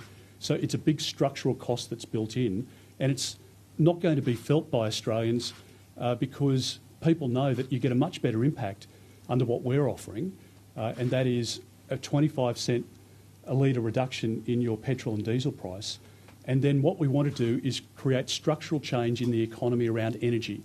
And this is why the gas reservation is so important, because the government's plan is just to see power prices keep going up. They'll keep giving you $150 until they run out of money. And that is just a system that's not sustainable, and Australians aren't silly, they realise that. Our system fixes the problem at its core, that is the energy mess that Labor's created. By bringing more gas into the system, we have downward pressure on prices, and it's across the economy. Don't forget, your power bill's gone up at home, but it's also gone up for the local IGA store, and it's gone up for every small business, every farmer, every element of food production. They're all paying more for gas and electricity under Labor. And that's why groceries are up by 30% under Mr Albanese and going to go higher. And so if we get the energy picture right, then we can provide support in the medium term and longer term. But starting from the end of this calendar year, we have the ability to bring a lot of gas into the system so that we can see that downward pressure, not just on gas, but on electricity prices as well. You're proposing yes, to, yes, ma'am. on the plan to reduce net overseas migration. Yes. Does that mean you plan to introduce caps across all areas of temporary migration, beyond students, such as backpackers and skilled workers? Well, I mean, firstly, just to explain the problem that we've got. So Labor's brought in 1 million people over 2 years through the migration program, which is a record for our country. Now, all of those people need homes to live in. And that's why Australians have found it really hard to find a house, to either buy a house or rent a house under Mr Albanese. When we're out there, whether it's in here in Brisbane or whether it's Sydney, Melbourne, Perth, wherever it is, when you talk to young Australians, many of them have lost the dream of home ownership. And that's because Mr Albanese has created this housing crisis where people can't afford rents. They can't afford to buy a home. And you've got all of these people who have been brought in through the record numbers in the Big Australia policy that Mr Albanese didn't explain before the last election. You're competing against those people. So we're saying we need a managed migration program. We're going to reduce the permanent migration program by 25%, so it's at 185,000 now. It'll come down to 140,000 in year 1 and 2. That creates about 40,000 homes. Over 5 years, it'll create 100,000 homes, and that can help Australians get into homes. So migration's great for our country, but it needs to be managed. And at the same time that the government's made predictions, the predictions have been blown out within a matter of months. And the government's saying that over a 5-year period there'll now be 1.8 million people coming in. Well, it'll be over 2 million. And under the Labor Party, you're going to see a housing crisis continue. And I sincerely really want to do everything I can, if I'm given the great honour of being Prime Minister, to be the Prime Minister for home affordability and accessibility. I want to get young Australians into homes, and our $5 billion plan, which is going to create 500,000 homes, will be part of the way that we do that as well. As well as slashing migration, you're proposing to sack 40,000 public servants, cut government programs on housing and on energy. What do you say to voters who equate your policy platform to that of Donald Trump? Well, again, if you have a look at what's happening in the economy at the moment, it's a tight labour market. And unfortunately, as I pointed out before, because of the government's bad economic decisions, 29,000 small businesses have gone broke over the last couple of years. That's a record number, more than any time in our history. So it's a different picture as you go across the economy. But my view is that families who are working really hard at the moment, some people taking up a second job, overtime, mums returning to work earlier than what they'd planned to after having kids because they just can't afford to pay the bills under this government. That's a tough situation. And when they're paying taxes, they want to make sure the taxes are being spent efficiently. Now, the rate at which the public servants in Canberra have increased is at about 3 times the rate that it was under Mr Rudd and Ms Gillard when they were in government as Prime Ministers. It's not an efficient way of spending $7 billion a year. And as a Liberal, and particularly with a heavy influence from John Howard and Peter Costello, I want to spend taxpayers' money efficiently. And I have the greatest of respect for our public servants in Canberra, but the public servants in Canberra have been put on at record numbers to please the union in Canberra. That's the Labor model. I want to make sure that we can protect frontline services, that we can put more money back into health, and we've announced more money going into GP training, announced more money into mental health, we've announced more money into helping people who are homeless. The numbers have spiked under this government. It's been a tough 3 years for a lot of Australians, and it'll only get worse if Mr Albanese is elected, particularly if it's with the Greens. And I want to make sure that we can have an efficiently run economy, and that's exactly what we'll do. We'll run our economy more efficiently, we'll help families get their lives back on track, we'll address the cost of living pressures, we'll help Australians realise the dream of home ownership again, we'll keep our country safer, and we'll make our communities and our towns and cities safer as well. And that's what we offer at this election. The Prime Minister's trying to compare you to Donald Trump. Is that a compliment or a sledge? I just think what you'll see from the Prime Minister is all of the negative stuff day after day. The ads are out there that the Prime Minister's written, and the sledge-a-thon is on by the Prime Minister because he doesn't have a good story to tell about his 3 years in government. If the Prime Minister had done really good things for our country, if people were better today than they were 3 years ago, he'd be talking about that plan, but of course he's not. The trouble is that the Prime Minister has done a lot of damage to our country. He's hurt a lot of people, and a lot of people are really under the pump financially at the moment. And it's going to get worse if he's re-elected. So you can expect the personal sledges. I'm not interested in that. I'm interested in our positive plan to help Australians deal with the cost of living crisis, that Labor's created to help deal with the housing crisis and to make sure that we're a safer community and a safer country, and of course to make sure that we've got a quality healthcare system, and that's the plan that we've got. Thank you very much. Thank you. The opposition leader, Peter Dutton, his opening pitch for the election campaign. Are you better off than you were 3 years ago? Unsurprisingly, this has been the focus for the coalition for some time, and it is the focus at the outset of this campaign. A reminder, he says, that Australians have gone backwards over the last few years, again accusing the Prime Minister of being distracted by the voice referendum in the first part of his term rather than inflation. Listed off various price increases over the course of the last few years. A lot of questions on the energy front and the gas plan that he announced last night. Reporters seeking some clarity on exactly how that would work and how nuclear is going to fit into the mix. And so Peter Dutton did have to spend a fair bit of time on that. But defence, security, also touchstones for the opposition leader there. Let's get some thoughts from Jane Norman and Jacob Grieber on how Peter Dutton went there. Jane, what did you think? Well, I think it was pretty good sort of start from him. It's not usually as kind of sharp and punchy as he has been. I don't know if that's also just because it's been a very, very long week in Canberra. But look, what's notable is his kind of contrast here. He's trying to say that we had a Labor government that was distracted by issues like the voice. He is presenting an alternative that is achievable, it's practical. It's kind of like meat and potato stuff, you know. Go back to the old days where you could trust the coalition with the economy. That really is kind of like central to his pitch, and he's putting his energy policy at the centre of that, saying without a power system, without energy, we do not have an economy. And so then from there, he's trying to basically explain the reasons for his gas reservation policy, to try and get more gas into the system, to help manufacturing, to help bring power prices down. What we didn't see there was much detail about precisely how he'll do that beyond a kind of big picture gas strategy and a gas reservation policy for the East Coast. Yeah, and look, he obviously is selling it. He used as many words that the energy policy is an economic policy. The energy is the economy. Our energy plan is a big economic reform. And there's no doubt, Jacob, nuclear is a big, bold idea to put forward an election, a risky idea to put forward an election. But nuclear is going to take some time. To get us there, gas is the answer.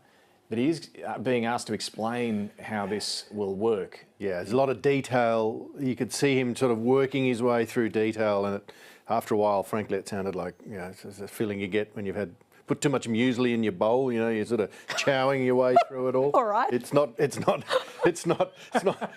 to sort of chomp into like something from a fast food shop. But there's the old political saying, isn't there? When you're explaining, you're losing. You're losing, yeah.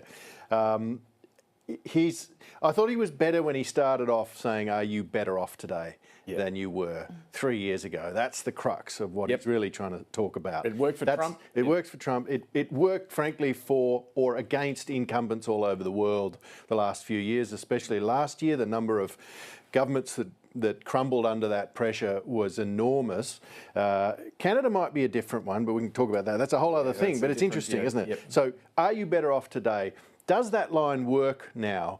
Because the government's sort of saying, well, we're doing all these things to make you better off in these difficult times. And we've got a rate cut. And we've got a rate cut. And Dutton's saying, well, those things they're all flibbity-gibbet things and they don't really change people's lives. I'm going to change your life. And people are still really struggling. And gas is part of my plan to do that. He got a question, I just want to touch on this, about the response from the gas industry. Very interesting. And he hit that one out of the park, didn't he? Well, it seemed like an own goal from the gas industry lobby group there, saying, well, shock and horror, if you do this, this will lead to oversupply in the market. It's actually not what the gas companies have been telling me overnight. But, Dutton just grabbed it. He went, good, well, that's what we want. That's the objective. Too much gas. I mean, I think that, like, at the heart of all of this, it is a really complex policy, but Australia is a massive, we have huge gas reserves, but 70% of what we extract, we export. And so what Dutton is saying here might actually be politically popular. How about more Australian gas for Australians? Why are we only getting 30% of what we actually suck out of the ground? And the kind of absurd situation that we're in, and this is not because of the past 3 years, it's like the past 20 years of our energy policy, is that in a couple of years' time, we are heading towards a gas shortage, particularly in these southeastern states where we kind of need heating during winter, like Victoria. We're going to start importing gas. Twiggy Forrest is... It's crazy. Twiggy Forrest is building a gas import terminal in Port Kembla. There's another Viva Energy proposal in Victoria. Now, some of that gas actually might be coming from Western Australia, but Andrew Forrest himself has said, well, we might get it from Qatar, America, wherever we can get cheap gas from. And so I think, like, you know, there's a lot to explain from the coalition's policy, but at the heart of it is the fact that as a massive gas exporter, Australia is on the brink of becoming an importer. And that is a totally crazy situation. I think you bang on, and people be scratching their heads going, hang on, what? We're going to import gas to Australia, bring ships into, you know, a terminal to import gas. Doesn't seem to make sense, and that's what he's tapping into, pardon the pun. Look, we've been taking you around some absolutely beautiful parts of Australia. Peter Dutton was there in Brisbane. Let's go there now. Ariana Levy is in Brisbane this morning, in the seat of Brisbane, and Chris Tester is in Cairns this morning, up in the seat of Leichhardt. Let's start with Ariana. Queensland, home to some, well, pretty high-profile politicians. We saw one of them just then, but also Jim Chalmers, David Littleproud. What can we expect to be the focus where you are in the southeast corner? Yeah, well, good morning, David. And obviously, as we just heard moments ago from the opposition leader, Peter Dutton, the campaign here in Queensland has really kicked off. And really what he touched on was what a lot of Queenslanders have front and centre in their minds. Of course, cost of living being a really key issue. That pitch that he again made, criticising the Albanese government's federal budget, where he revealed basically those tax cuts, as well as sort of again spruiking a lot of his fuel excise cuts. And again, he criticised Anthony Albanese for having those tax cuts really start to be implemented 15 months on from now. So it's something that he says that Australians really need relief from cost of living right now. But of course, apart from cost of living, up front and centre for a lot of Queenslanders in their minds is going to be the spate of recent natural disasters that have been experienced here, including the flooding event that was experienced in the far north, as well as the crossing of ex-tropical cyclone Alfred that was here in the southeast. And really the position of where the two major political leaders were during this time has been critical. We saw the Prime Minister Anthony Albanese visit here in Brisbane during Alfred, and then he went on to visit a number of flood-prone and affected areas. And that was something that the opposition leader, Peter Dutton, really followed in. But he was again criticised for his visit down south to Sydney during this time. It's something that he was said that he has defended over the last few weeks. But effectively for Peter Dutton, the opposition leader, this is his home here in Queensland. He holds the seat of Dixon on a margin of about 4.6%. And despite the fact that that margin has narrowed over the years, he has retained that seat since early 2001, since he was first elected. And really going out and about this morning, speaking to a number of constituents, many have told me that there are three key issues that are really forming front and centre of their minds, and that is healthcare, the environment, including natural disasters, as well as you can imagine, cost of living. I mean, I work in the environmental sector, so my concern is the environment and probably cost of living. Cost of living, and that's probably the main one for us at the moment. I think the main concern is the cost of living with everyone else. Things seem to be increasing, except wages at this point in time. So I think a lot of people are hurting because of that. Ariana, the Greens contests there in Brisbane are going to be really interesting too, aren't they? And in 3 seats in particular. Yeah, that's exactly right. And really, we saw back in 2022 at the federal election, the Greens here had a historic result. They picked up 3 inner city seats. Among them was the seat right here of Brisbane. It's currently held by Stephen Bates. But really, this electorate in particular is one of the youngest electorates in the country. And so a lot of the younger generation are looking towards online social media platforms like TikTok for a lot of their federal election information. And really, we are expecting a lot of that to really form the basis of how exactly they will be voting, and that's why we're seeing a lot of content from all political spectrum parties really starting to ramp up, in particular in the weeks that were leading up to it. And as we heard from the leader of the Greens, Adam Bant, a little bit earlier this morning, his focus is really going to be on 2 major issues, and those are housing and healthcare. It's something that really resonates among the younger generation. But if we were to look at the state election last year here in Queensland back in October, and while state and federal are very different, the Greens have done a lot of soul searching, and we believe that's really going to be adopted in the federal election. They are really ramping up this latest campaign, and they are looking forward to really attracting a lot of the younger generation in particular. But as you can imagine, day one of the campaign really kicking off here in Queensland, and we are starting to see a fairly tight contest among all the political parties. Let's go further north to Chris Tester, who's up in Cairns. Chris, we know Labor has its eyes on that seat of Leichhardt. Why is far north Queensland shaping up as an important election battleground? Yeah, good morning. I think one of the main reason why Labor really has its sights set on the seat of Leichhardt this time around is the retirement of incumbent LNP member Warren Entsch. Warren Entsch has run at every election for the Coalition in the past 3 decades except one, and that was in 2007, and that was the one term when Labor was able to prize this seat from Coalition hands. So the Coalition has pre-selected Jeremy Neal. He's a paramedic and served very briefly on the Cairns Regional Council as Warren Entsch's successor as its candidate. Interestingly enough, Jeremy Neal wasn't Warren Entsch's first choice to be the candidate for this seat, but in recent weeks he has actively come onto the campaign and has been seen with Jeremy Neal at some of the remote communities in this electorate. Labor, meanwhile, has chosen Matt Smith. He's a very recognisable man, more than 2 metres tall. He's a former National League basketballer for the Cairns Taipans, so very recognisable. And in the past decade, he's mostly worked for the local council, but also as a union organiser. He's actually holding his first press conference of the campaign just a couple of 100 metres away from where I'm standing now. So it's very much underway here in Leichhardt. Yeah, what about the issues there, Chris? What can we expect to dominate in that contest? Look, it's really going to depend on where you go because this is such a massive seat. It's almost 150,000 square kilometres and it includes most of urban Cairns and the northern beaches, but then all of Cape York and the Torres Strait. So that's a series of remote Indigenous communities, farming communities, and probably some of the more affluent suburbs of Cairns. Just speaking to people here on the Cairns Esplanade this morning, poverty and the environment have come up as topics that people care about.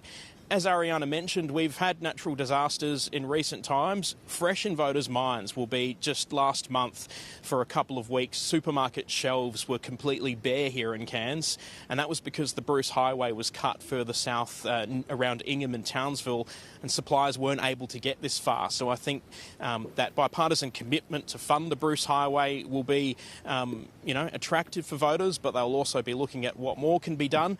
Communities further north, in places like Cape York and the Torres Strait, they're paying far more for groceries and things like power than we are even here in Cairns. So the cost of living only becomes more acute the more remote you get. And then, of course, there's insurance. Tropical cyclone Jasper struck northern Cairns and some communities in the Daintree the previous wet season.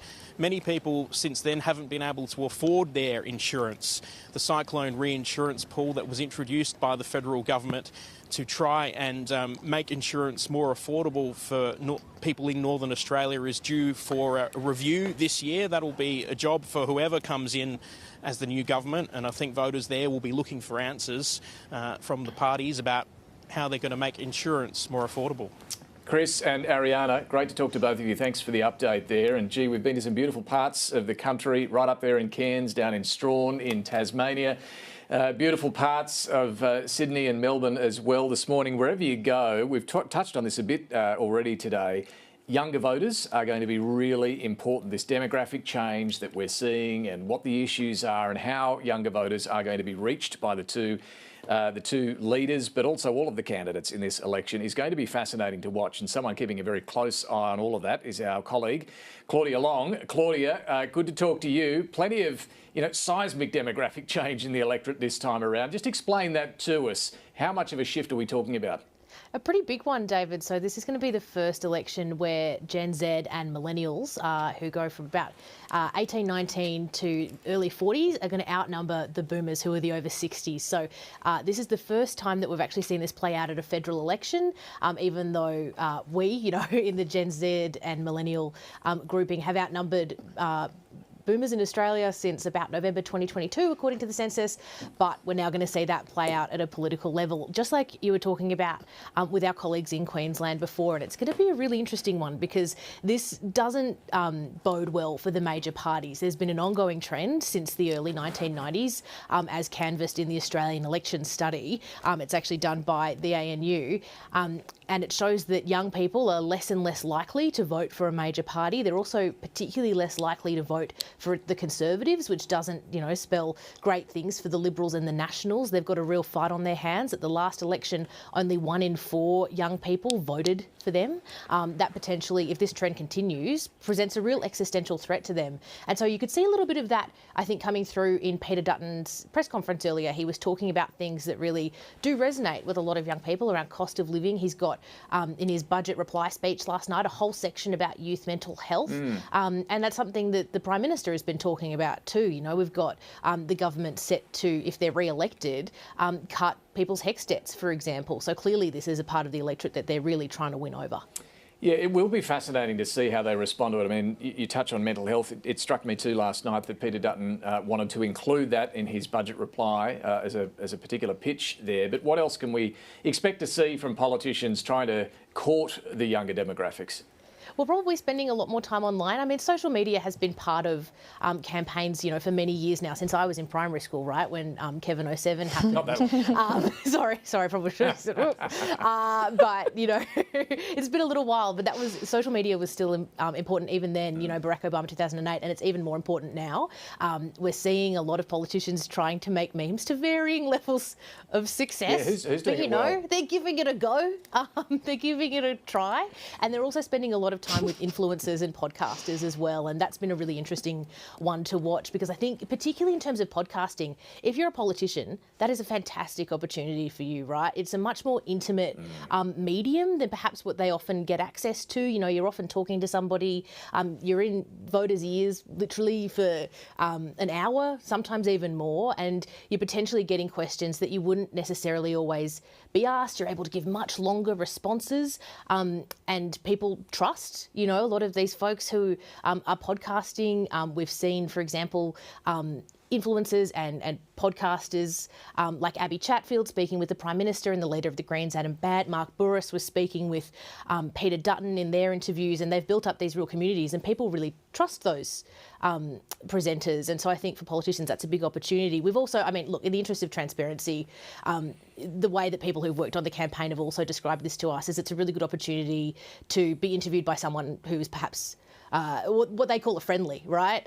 They're not as aggressive as those not as aggressive as what they might be used to, and it's a very different forum. And they come with pluses and minuses, but expect a lot more of that, and expect to keep seeing them on social media. Yeah, absolutely. And I'm glad you're going to be keeping an eye on that for us as well. Claudia Long, thank you very much for that. Well, much of the election campaign spotlight will be falling, obviously, on the two major party leaders we've been talking about, Anthony Albanese and Peter Dutton. Anthony Albanese, look, he's a well-known figure, the boy from social housing who finished up in the lodge. Peter Dutton, perhaps less well-known. You heard him in his opening press conference this morning having to explain, I'm a former police officer, small business owner, telling his backstory. His political reputation is, of course, as a hard man, and now he's trying to convince voters that there's more to him than just that he is up to the top job. Political reporter Tom Lowry has more. Two political warriors. Anthony Albanese and Peter Dutton are veterans of the Parliament and leading lights of the left and right. This is a government that has a history of lying. People in Canberra want to obsess on these sorts of matters, then go ahead. Both men lean on their origin stories. Anthony Albanese, the boy who grew up in social housing, learned politics at uni and landed in federal parliament. I grew up in public housing in the inner city of Sydney as the son of a pensioner. Peter Dutton, the former police officer who took his law and order cause to Canberra. I've seen the sickening behaviour displayed by people frankly, who barely justify their existence in our sometimes over-tolerant society. Now they're taking their differing visions of Australia's future into a contest for the highest office in the land. My government has always been focused on making Australians' lives better. Our country has really suffered because of bad decisions of the Albanese government. I want to get our country back on track. And there's some pretty tough people around this hall today. Before taking office, Anthony Albanese had spent 20 years in Parliament, with a reputation as a political brawler. I like fighting Tories. That's what I do. That's what I do. And parliamentary wrangler. Are we doing the group hug? He kept the fight up. The bells toll for the Morrison government. All the way to the Prime Minister's office. Together, we begin the work of building a better future. His first term has seen remarkable highs. We're pro-panda and pro-lobster. And crushing lows. While tonight's result is not one that I had hoped for, I absolutely respect the decision of the Australian people. The PM is still trying to write the story of this term of government. What is the headline achievement that the true believers will be looking back on with pride in 20 years? Keeping us out of recession, 1.1 million jobs, getting inflation from a 6 to a 2. Anthony Albanese took office planning for at least 2 terms. He's talked about the patient work of ensuring lasting change, arguing Labor needs more time to get more done. A Labor loss would be historic. The first time in more than a century a party has lost government after just 1 term. Peter Dutton knows that whatever the polls say, history is against him. But the opposition leader would love to chart a new political path.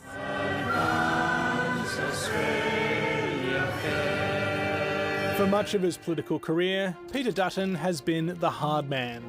He rose to national prominence as Minister for Immigration and Home Affairs.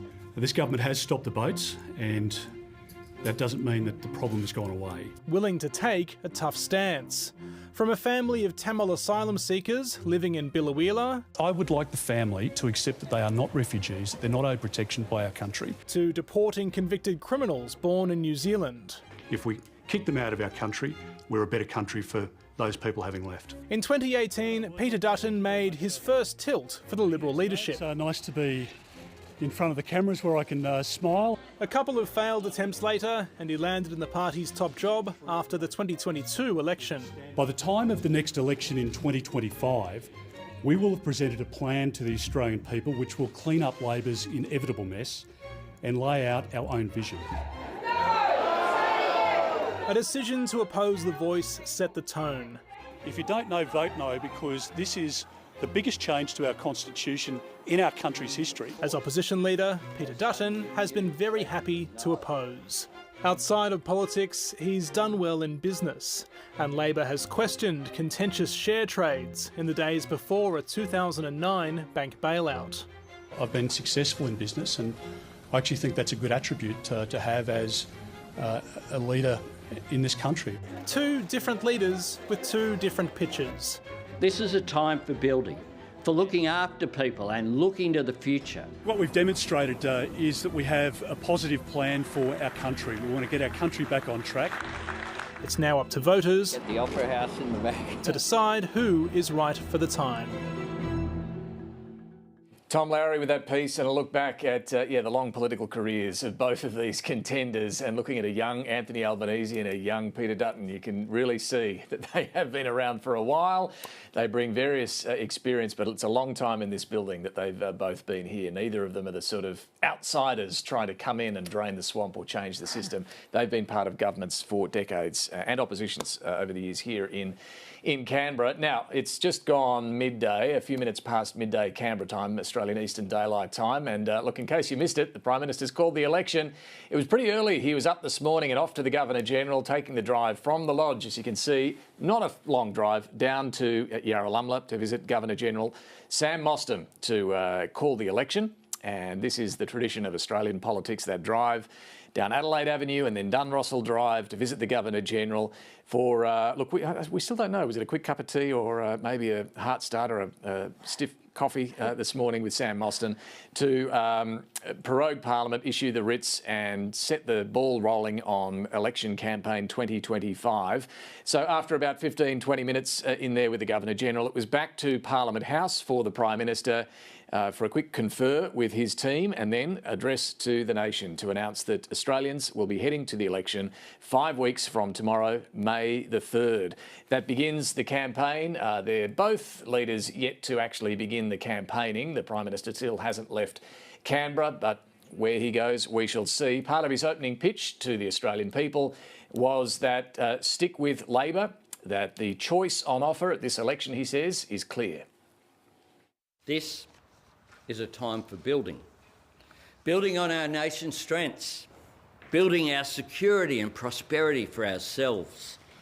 Building an Australia where no one is held back and no one is left behind.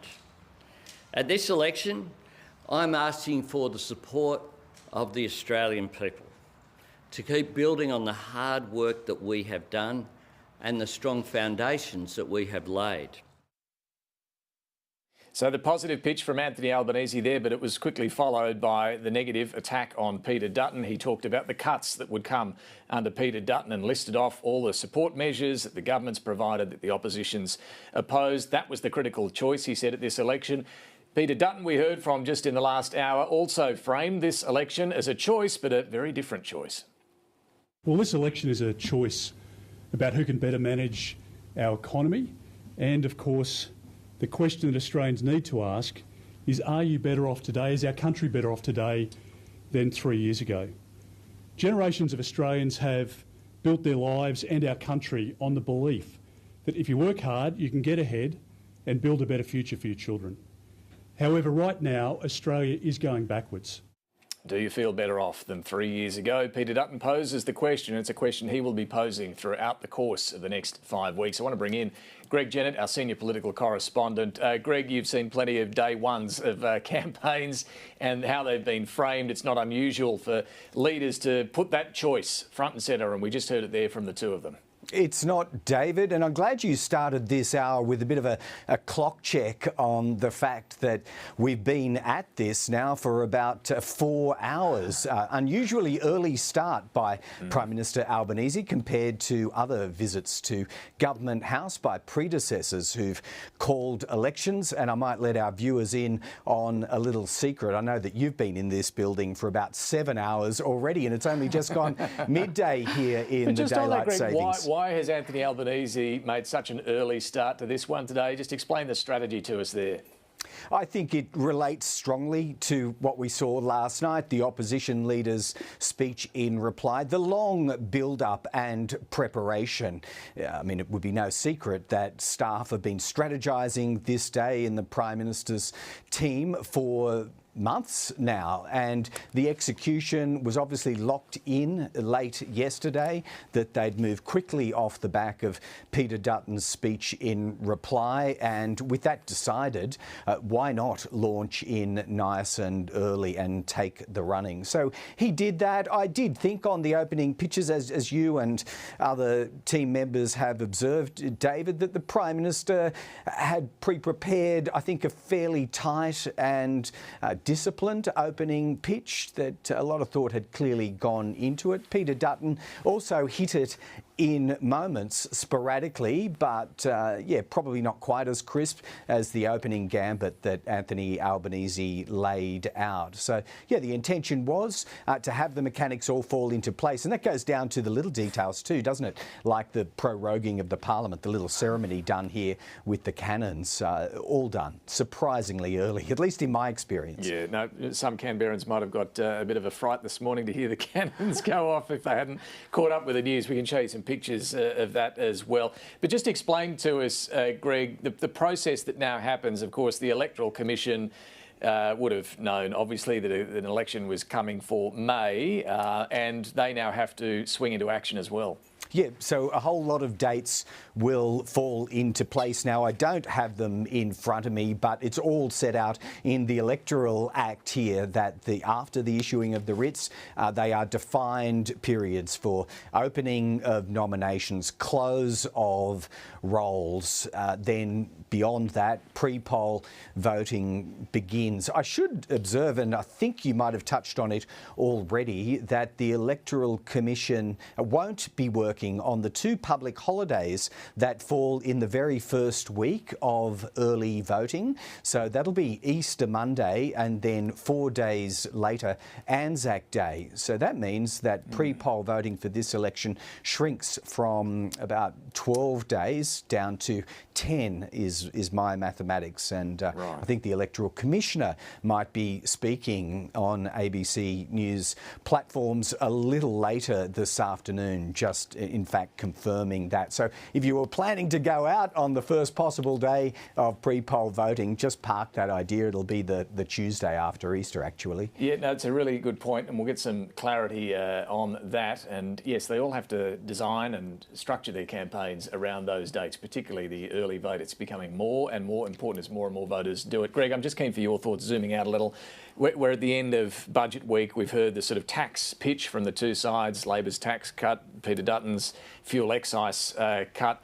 I mean, none of these are particularly original ideas. None of them are necessarily what you would call reform either, that are going to fix the economy or the budget, bottom line. Nonetheless, how much appeal do you think there'll be in these sorts of hip pocket offerings? Oh, surely voters will lap it up. The question is, how much appreciation will that be converted into when they enter the ballot booths? I mean, that's ultimately the test of it. They are superficially attractive. I imagine there'd be a few economists about. We don't even have to imagine. We know for a fact that they'll bemoan the reality of a revenue problem that we have in our federal finances, and none of these initiatives will assist in trying to resolve that. That'll be parked into a future parliament and a future government to address down the track.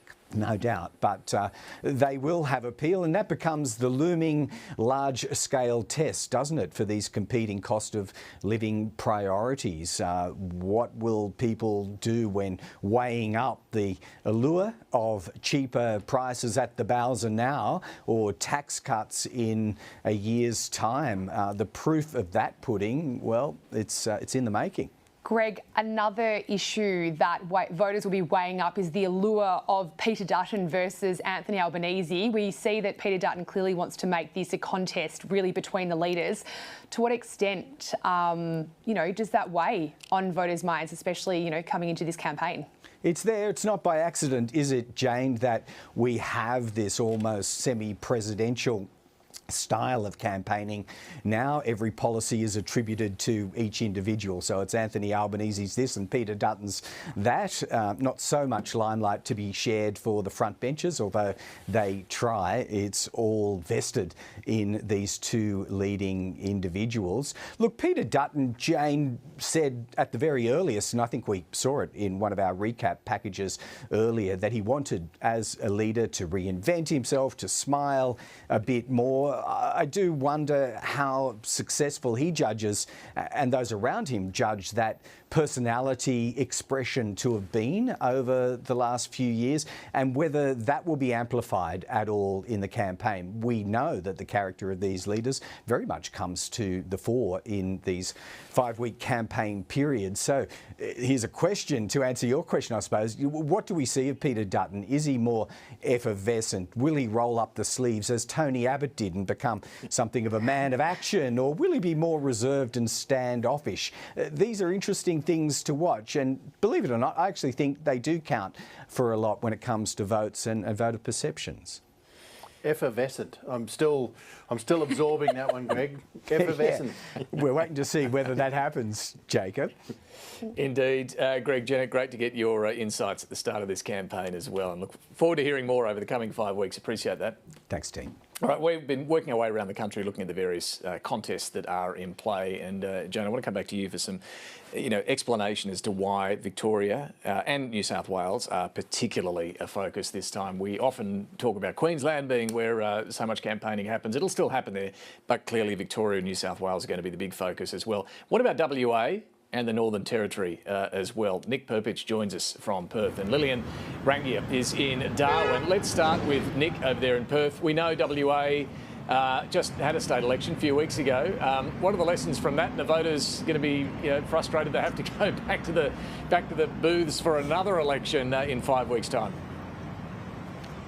Well, yeah, it is a quick turnaround here in the West, and really that thumping state election win has given Labor quite a bit of a hope and a boost here in WA. They're hoping to hold on to those 4 seats that they won off the Liberals at the last federal election, and that helped Labor form government. the Liberals will be looking to claw some of those back, as well as win back the seat of Curtin. They lost the Teal independent Kate Chaney. But we're here in the seat of Bullwinkle, the new seat that was created after the redistribution. It's on Perth's eastern fringe, extends all the way out to the wheat belt. Now, the Liberals are quite hopeful out here.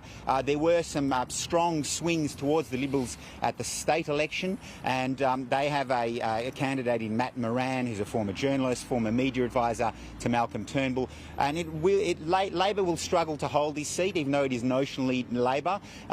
The Nationals, have got Mia Davies as their candidate. She's the former Nationals state leader. So it could come down to a competition between her and Matt Moran. So that will be really interesting to watch. Another marginal seat, or the Labor's most marginal seat here in Western Australia, is Tangney, which they won off the Liberals at the last election for the first time in decades. They have a margin there of only, or just below 3%. But at the state election, they did quite well in the seats that cover Tangney. So they might be a little bit more confident, but that will be a very, very tight contest. And as we mentioned, there's Curtin, which is on Perth's west coast, the western ocean suburbs, the wealthiest suburbs in Perth, and really Liberal heartland.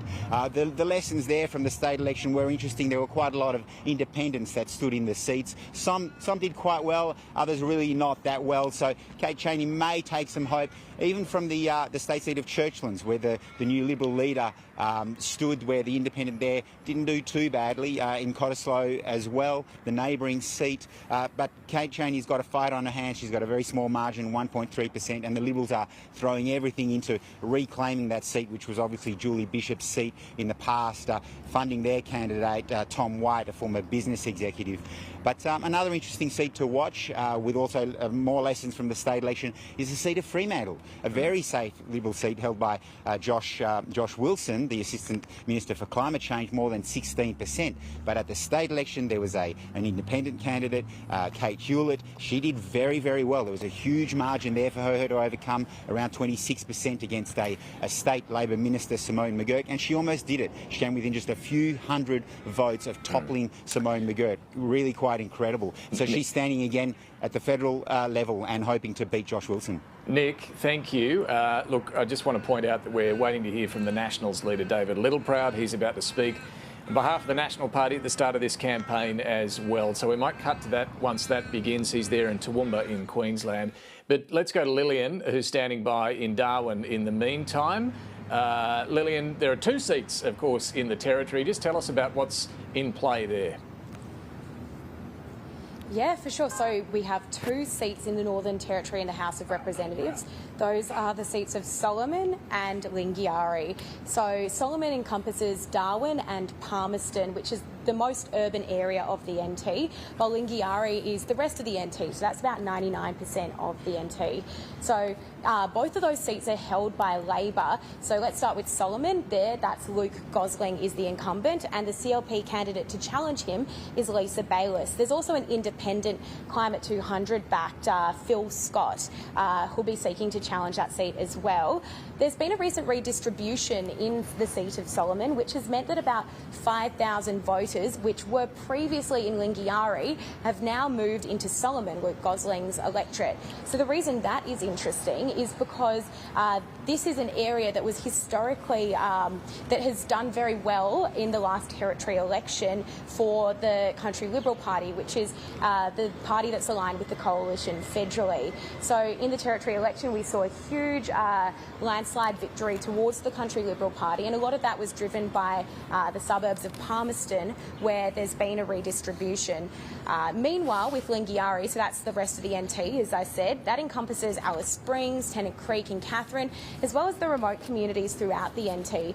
That's currently held by Labor's Marion Scrimger, and it's been held by Labor since it was formed in 2001, but it's only on a 1.7% margin now. So Lisa Siebert will be the CLP candidate looking to challenge in that seat. And the interesting part about it is that it's had really low voter turnout and voter engagement historically.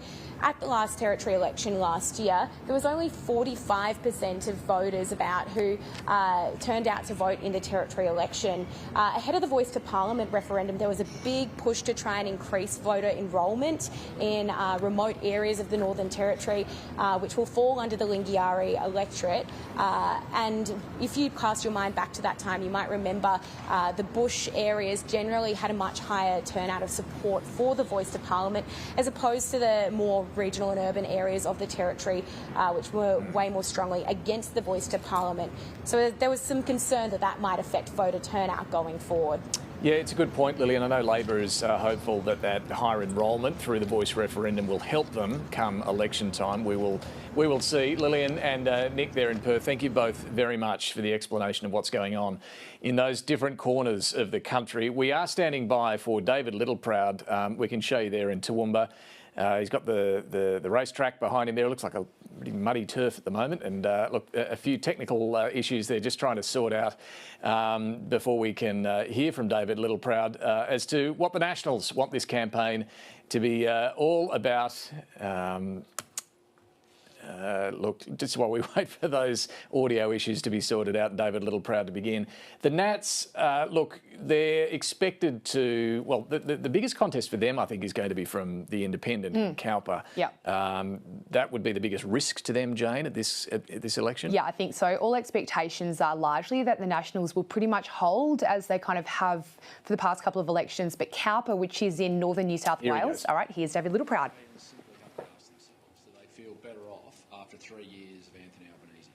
When their cost of living has gone up and their standard of living has gone down, it's the consequence of a weak government that hasn't been prepared to make the courageous decisions, to lean in and fix the fundamentals of what's driving inflation, what's keeping energy prices high, what's keeping your food bills high, getting back to basics in making sure you understand, you draw on the resources that this country has been blessed with to solve our nation's problems, not just kick the problems down the road and keep spending Australian taxpayers' money in subsidies and rebates, ignoring the symptoms and actually leaning into fixing the problem. And that's what a coalition government will do. But regional Australia can actually play a significant role in that.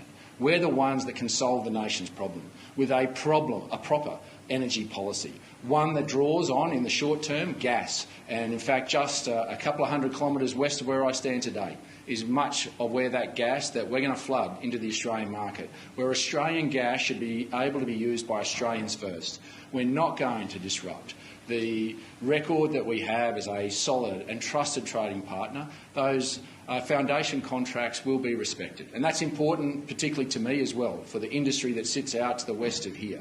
But we do have an abundance of gas and we need to get that into the grid quickly, because in the short term, that's the only way that we can get your energy bill under control. And in the medium term, it's about a sensible transition of those coal-fired power assets as they get old and sweat out, to transition them into nuclear energy that is emissions-free. 7 locations across the country. That is $263 billion cheaper than an all-renewables approach. And let me tell you that the all-renewables approach, this ideology that the government has imposed on regional Australia, is asking us to bear the burden of an energy grid, but also in terms of reducing emissions, but misunderstanding what the consequences are. The consequences are real. What it means is that regional Australia will be littered with transmission lines, solar panels and wind turbines right across our landscape. That means that your prime agricultural land is getting ripped up, your food security is getting ripped up and your food prices will go up. It also is destroying the very thing we're trying to protect, the actual natural environment.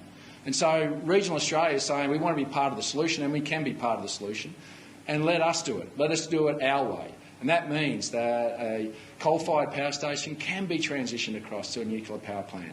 And understand that nearly 80% of those people that are working just up the road here at Toorong will be able to transition into a nuclear power plant.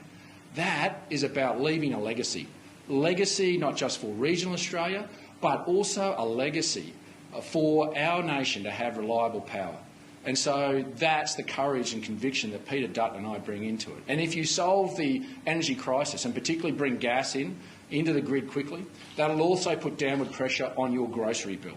And when you look at what we're doing with excise on fuel, that's going to flow through to the supply chain in putting downward pressure onto your grocery bill at the checkout. We've got a government that hasn't even got the courage to stand up to the big supermarkets. Anthony Albanese in January last year said that the ACCC could have every power they wanted in making sure the supermarkets were treating farmers and consumers fairly. Within a month, the big CEOs of Coles and Woolworths had got to him, and he was calling divestiture powers Stalinistic policy. Well, the Prime Minister voted for divestiture powers in the energy sector in 2019. He was prepared to take on the big energy CEOs when we had a crisis about our energy grid. But when there are Australians tonight that will not be able to put dinner on the table because they cannot afford it, why wouldn't a Prime Minister of this country show the strength and courage and leadership, walk into that parliament and make it very clear to the supermarkets when there is clear evidence of what they have been doing to farmers but also to consumers that you do something about it? He's not prepared to put any significant penalties. $198,000 infringement notice, they'll pull that out of the till here in Toowoomba to pay for it. That's a cost of doing business to them. We're saying $2 million, scaling up to divestiture. We want to change culture. There has to be a consequence and a deterrent. This Prime Minister was too weak to take them on. He's too weak to face into the problems that this country is facing, and he has disadvantaged regional Australia by ripping $30 billion of key infrastructure out. And I just say to people in the cities, understand when you rip that infrastructure out, it's not just us that hurt, you hurt. Because it means for us to produce your food, it takes longer and costs more to get food from a paddock to your plate. And that's also adding to your grocery bill. So the answer at this next election that Australians need to find is who has the solution, who has the courage to stand up and to lean into the nation's problems and to face them full on, to use all the resources that we have in this country to fix our nation and to make it stronger. And for the National Party, let me make that clear. Our biggest threat and our nation's biggest threat in our regional seats are independents. A vote at the next federal election for an independent is a vote for Anthony Albanese and 3 more years of an Albanese, Green, Teal, independent, chaotic government. We need strong leadership. We need certainty. And that's what Peter Dutton and myself will deliver as a coalition government. The CSIRO, Australia's top scientists, have said that nuclear is not financially viable. Are they wrong? Yes. And if you want to look at frontier economics, unfortunately CSIRO were given data from Chris Bowen that led them to an outcome that wasn't credible, because CSIRO didn't understand what our energy mix was at that point. They made those statements prior to us releasing the Frontier Economics report that showed that our grid would be about 38% nuclear energy, about 54% renewable. The balance would be gas and renewables. They didn't have that information. They were also making an assessment that we would have to amortise these assets over a 30-year period. These nuclear power plants last for 80-plus years, and they were also misunderstanding the capacity of which those nuclear power plants would be running. In fact, they had it down well below what nuclear plants run at, which is 90% plus. So the data that Chris Bowen fed to the CSIRO was always going to give that outcome. But that's Chris Bowen's MO. The reality is Frontier Economics has clearly said that if we transition, this will be $263 billion cheaper than going all renewables. And for us in regional Australia, we don't have to bear the scar of transmission lines, turbines and solar panels across our landscape. So why wouldn't Australians say that the capital cost of a mixed grid, of our $331 billion grid, is not just nuclear, it's also that gas and it's renewables? Why wouldn't you go down that and spread your energy risk, not put all your energy eggs in one basket? That to me is common sense. We do have to bear this. Littleproud there, the Nationals leader from a wet Toowoomba there in Queensland. Back with Jacob and Jane. I'll just focus on the Nats for a moment. Interesting, again, heavy focus on energy. Energy is the plan that the coalition, both leaders, want to be focusing on, that they have the plan to get more gas and then nuclear, and this will bring down energy prices. The Nationals have had a pretty stable term compared to some of their recent years and leadership travails under David Littleproud. They have been stable. The relationship between he and the Liberal leader and Peter Dutton, look, Jane, that's not always a smooth relationship, but it probably has been pretty smooth. Both Queenslanders, they seem to have worked pretty well together. The Nats have got a lot of what they wanted under Peter Dutton. Yeah, Peter Dutton has been credited with holding his team together really well through a very, very difficult, sort of dark first days of opposition. But part of that is because, A, he has David Littleproud as his kind of partner in the Nationals. He's no Barnaby Joyce. He's not sort of like, lobbing bombs daily, sort of shots across the bow. Also because, if we look at the last election, a lot of the moderates in the Liberal Party were turfed from their seats. So he has a more conservative party room than others. So that's kind of allowed that level of unity. And certainly with David Littleproud, I mean, you only have to think back to the days of Malcolm Turnbull and Barnaby Joyce, where there was just constant friction. I mean, they were also governing, so that's a different sort of scenario. But there were just huge contests, and climate and energy, like it is now, was kind of the defining feature of the fights between those two parties. But you look at the Nationals led the way on the no case for the voice referendum, and Peter Dutton then backed it in. They've also led the way on the nuclear policy, which Peter Dutton jumped on. And these are things that the Nationals for years have talked about. They're both technically part of the LNP in Queensland, so come from, I guess, the same party structure there, Jacob. But it is notable, isn't it, how closely aligned the two parties have been? It is, and it's going to be interesting to see how that plays out, because there is a view inside part of the National Party that they do need a brand contrast or differentiation to the Liberal Party, especially in a place like Queensland. Now, Dutton is on the Liberal part of the LNP and is, very successful in Queensland. Yeah, it's their base. He's strong there. Kind of means that he's the big oak, and Littleproud then isn't the main guy for Queensland in a way. And that creates tensions within the National Party. Littleproud knows that, but as you say, he can point to these policy measures that he's front run on. He's made nuclear the coalition's, main energy scaffolding. If the election goes to the Labor Party and Albanese, there'll be recriminations on that front. Yeah, no, I think that's right. Yeah, that's right. And that's why there's a lot at stake, obviously, for everyone. But, we've been talking, the brand thing is important. We've been talking about the beginning of the election campaign, and we'll come back with more on that. But there is, a few other things going on, and in particular, this incident that's happened in Canberra with two boys rushed to hospital after being hit by a car. I want to check in on some news headlines right now with Melissa McKay once again. Melissa. Thanks, David. The former New South Wales police officer convicted of manslaughter after tasering a 95-year-old great-grandmother has avoided a jail term. Christian White was found guilty of the manslaughter of Claire Nowland after a jury trial last November. Ms Nowland was tasered at a Cooma-aged care home in 2023, causing her to fall and hit her head. She died a week later. White has been handed a 2-year community correction order involving 425 hours of community service work. King Charles is back at Clarence House after experiencing temporary side effects as part of his ongoing medical treatment for cancer. The palace says the 76-year-old was taken to hospital for observation. The monarch has cancelled his planned trip to Birmingham to allow him to recover. European countries say they're looking at a range of options to secure Ukraine's future after meeting in Paris. The newly formed Coalition of the Willing has discussed practical ways to ensure Ukraine's long-term security if a ceasefire with Russia is reached. That includes a reassurance force, which will be part of the long-term peace solution, but it won't be deployed to the front line. The death toll in South Korea's wildfire crisis has risen to 28. The blazes began almost a week ago and doubled in size in a day, burning through more than 38,000 hectares. Thousands of structures have been destroyed, including historic temples.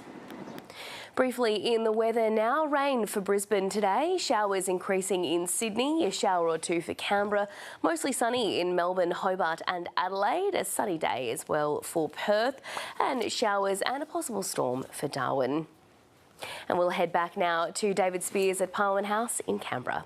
Melissa, thank you. Well, Australians will be heading to the polls on May the 3rd to decide if Anthony Albanese or Peter Dutton will be the Prime Minister. Cost of living pressures, a failed voice referendum and, of course, the war in the Middle East have all made gaining a second term more complicated for the Prime Minister.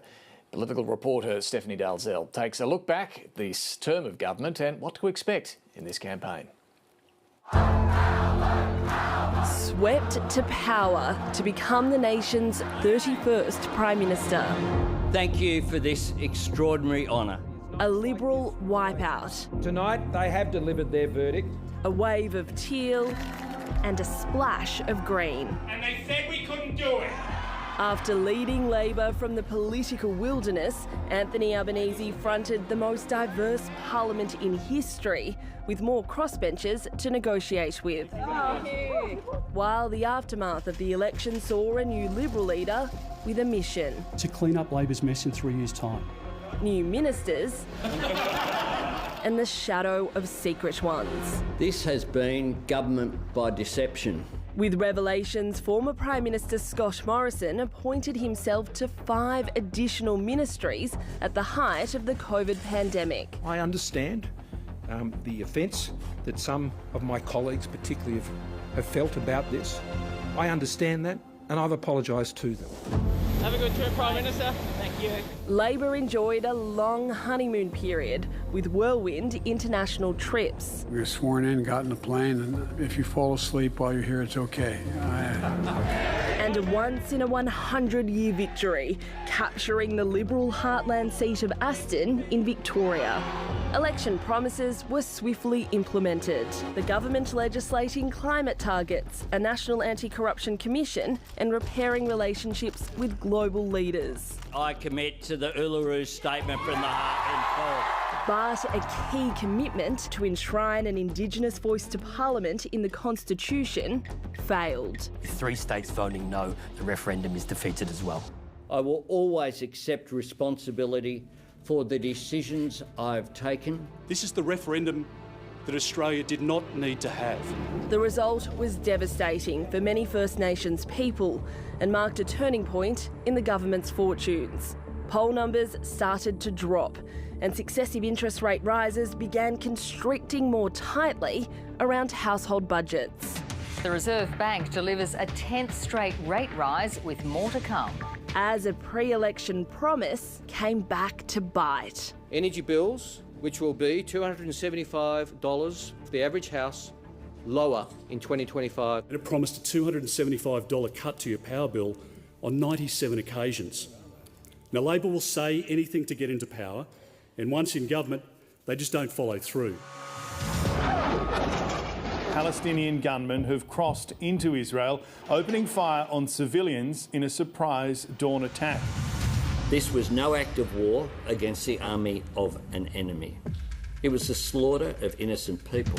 Tragically, in coming days, thousands of Gazans are likely to be paying the price. The war in Gaza became a political pressure point for the government in Australia as it tried to hold the middle ground on the Middle East. Shame, shame. Tell him to go home. What are you doing here? Yes. With a heavy heart, but a clear conscience, I announce my resignation from the Australian Labor Party. Senator Fatima Payman unable to accept its position on recognition of a Palestinian state. While the coalition stood more firmly in support of the Israeli government. To call for a ceasefire at this time, when Israel is defending herself, I think speaks very poorly of this government. Calling for an outright ban on visas for people fleeing Gaza and accusing Anthony Albanese of failing to address rising anti-Semitism in Australia. As dawn approaches, a temple burns. Sydney's Jewish community is reeling from yet another anti-Semitic attack. He sees political advantage in some Green seats by abrogating his responsibility as Prime Minister that he has to people of Jewish faith. It's been grotesque to see the rise in anti-Semitism since October the 7th, but it has been equally grotesque to see attempts being made to politicise either commemoration of the Holocaust or combating anti-Semitism. A High Court ruling upended Australia's bipartisan immigration detention regime, resulting in the release of more than 150 detainees. What steps is the government taking to protect the Australian community? After months of criticism, the Immigration Minister Andrew Giles is out in the Prime Minister's first reshuffle. As cost of living issues continued to bite, the Prime Minister abandoned key elements of legislated Stage 3 tax cuts he'd repeatedly vowed to leave intact. When economic circumstances change, the right thing to do is to change economic policy. And in the middle of a housing crisis, the Greens gained traction. We will not stop fighting. We know your pain. As the Prime Minister defended the purchase of his own multi-million-dollar home on the Central Coast. When your relationship changes, your life changes and you make decisions. They're obviously planning for the next stage of life post-politics. The coalition created a clear point of difference on climate, proposing nuclear reactors across the country and setting up a battle over Australia's energy future. It's time for an adult conversation about keeping the lights on and pushing power prices down. If I wanted to tune into a fantasy, I'd watch Lord of the Rings. It's a nonsense and a fantasy. Look what happened. Is this crazy? If energy and the economy weren't complex enough, Donald Trump upending decades of US policy on the Middle East. The US will take over the Gaza Strip. You're gambling with World War III. 2025 has plunged governments everywhere into disarray on foreign relations. And with the stroke of a pen, Donald Trump has turned economic ties with America's biggest trading partners on their head. Tariffs don't cause inflation, they cause success. Donald Trump's sweeping tariffs reaching Australian shores. Such a decision by the Trump administration is entirely unjustified. This is a dog act after over a century of friendship. On tariffs, security in Europe, the Middle East and America's reliability as an ally in the Pacific, Donald Trump's proving to be a global disruptor, confounding leaders with his daily pronouncements. I don't intend to have a running commentary on the President of the United States' statements. The President has a very different approach than his predecessors in my memory, and he has a business approach. He has been a negotiator, he's been a deal maker. Timing counts for a lot in the fortunes of governments, and when Labor assumed office, inflation was running hot on the back of the pandemic, with the multiple interest rate hikes since, designed to cool it, inflicting extreme pain on households. While Labor's pointing to wage growth, lower inflation and the first interest rate cut since 2020, the consequences of sustained hip pocket pressures aren't often kind to incumbent governments. Seizing on that, Peter Dutton's reworking versions of Donald Trump's breakthrough question to voters: are you better off now than 3 years ago? The results on election night could well depend on the answer. Steph Dalzell there with a terrific look back at this parliamentary term, and boy, I'm exhausted just considering all that's happened over the last 3 years. That was really, really wonderful to just, revisit so many big moments in the term of this parliament, right? Well done, Steph.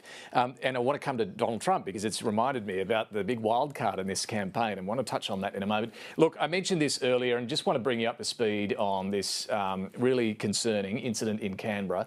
A driver is under police guard in hospital after allegedly hitting two St Edmunds College students with a stolen vehicle in Canberra. Emergency services were confronted by two crash sites this morning, just as the school day was beginning. Police say two students were hit by a car outside the school in Griffith at about 9:10 and it left them with severe injuries. They allege the driver didn't stop but continued travelling more than a kilometre down Canberra Avenue before crashing in front of St Christopher's Cathedral in Manuka, which Canberrans would know. The police say the car was stolen in Queensland in New South Wales earlier this morning. So we'll keep you up to date with any further developments on that story. Look, to touch on what we just saw there in Steph's piece, the victory of Donald Trump in Washington and the concern that's raised for both sides of politics here, really. He is the wild card. Next week we're going to get the Liberation Day tariff announcement, which is due, I think, Wednesday night, Thursday morning, our time here. And who knows? Australia may not cop too many tariffs directly, but whatever he does to China and to the global economy, we will feel. and there's the prospect again of seeing a stock market plunge after this. That will rattle the nerves of Australians who all have, superannuation balances at stake. How is that likely to play in the midst of a campaign? We'll be in week 1 of the campaign. Yeah, look, I think for the Prime Minister, the timing is not terrible, simply because there's kind of safety in numbers globally right now. There is no country that is escaping Donald Trump's wrath when it comes to tariffs. Of course, the government reacted very, very strongly when Trump slapped 25% tariffs on aluminium and Australian steel. Now, of course, the bigger concern is, as you say, a global slowdown. What that means if China stops buying as much, LNG and iron ore from us, and what the economic impact is. But certainly there is a contest at the moment between Peter Dutton, who says that he is better placed to remove those existing tariffs and to also, handle Donald Trump, versus Anthony Albanese, who's relying effectively on the fact that, there are diplomatic efforts underway to try and stop these tariffs from coming. But what about the inability to talk to Trump? Yeah. I mean, Anthony Albanese, I think, was asked that at the press conference. You were there this morning, Jacob. He was. It's going to be a sore point, especially, and this is the dangerous part in this. There are these sort of factors you can't control, and one of them is a scenario where some countries get exemptions on this Independence Day or Freedom Day or Liberation Day. Come on, Independence Day. I'm thinking of the missiles hitting the White House. Going very Hollywood. That Hollywood thing. The danger here, to be serious, is some countries get exemptions and Australia doesn't, or there's some kind. At the moment, it's fine because everyone's treated the same. No one's getting anything. You're all being hit with tariffs. But if it looks like we've missed out, or some countries are being treated more softly than that, then that's peak danger zone for the government, and they know it. It's one of those things they're sort of crossing their fingers hoping doesn't happen, because then all these questions about why didn't you go and see him, why can't you get him on the phone, will actually be real. At the moment, they're kind of theoretical. But I also reckon what's fascinating, we talked about Canada earlier, just looking at how Keir Starmer in the UK, Mark Carney in Canada have actually managed to really get a lot of voter support for taking on Trump. Trump's becoming this kind of, big, bad, looming figure.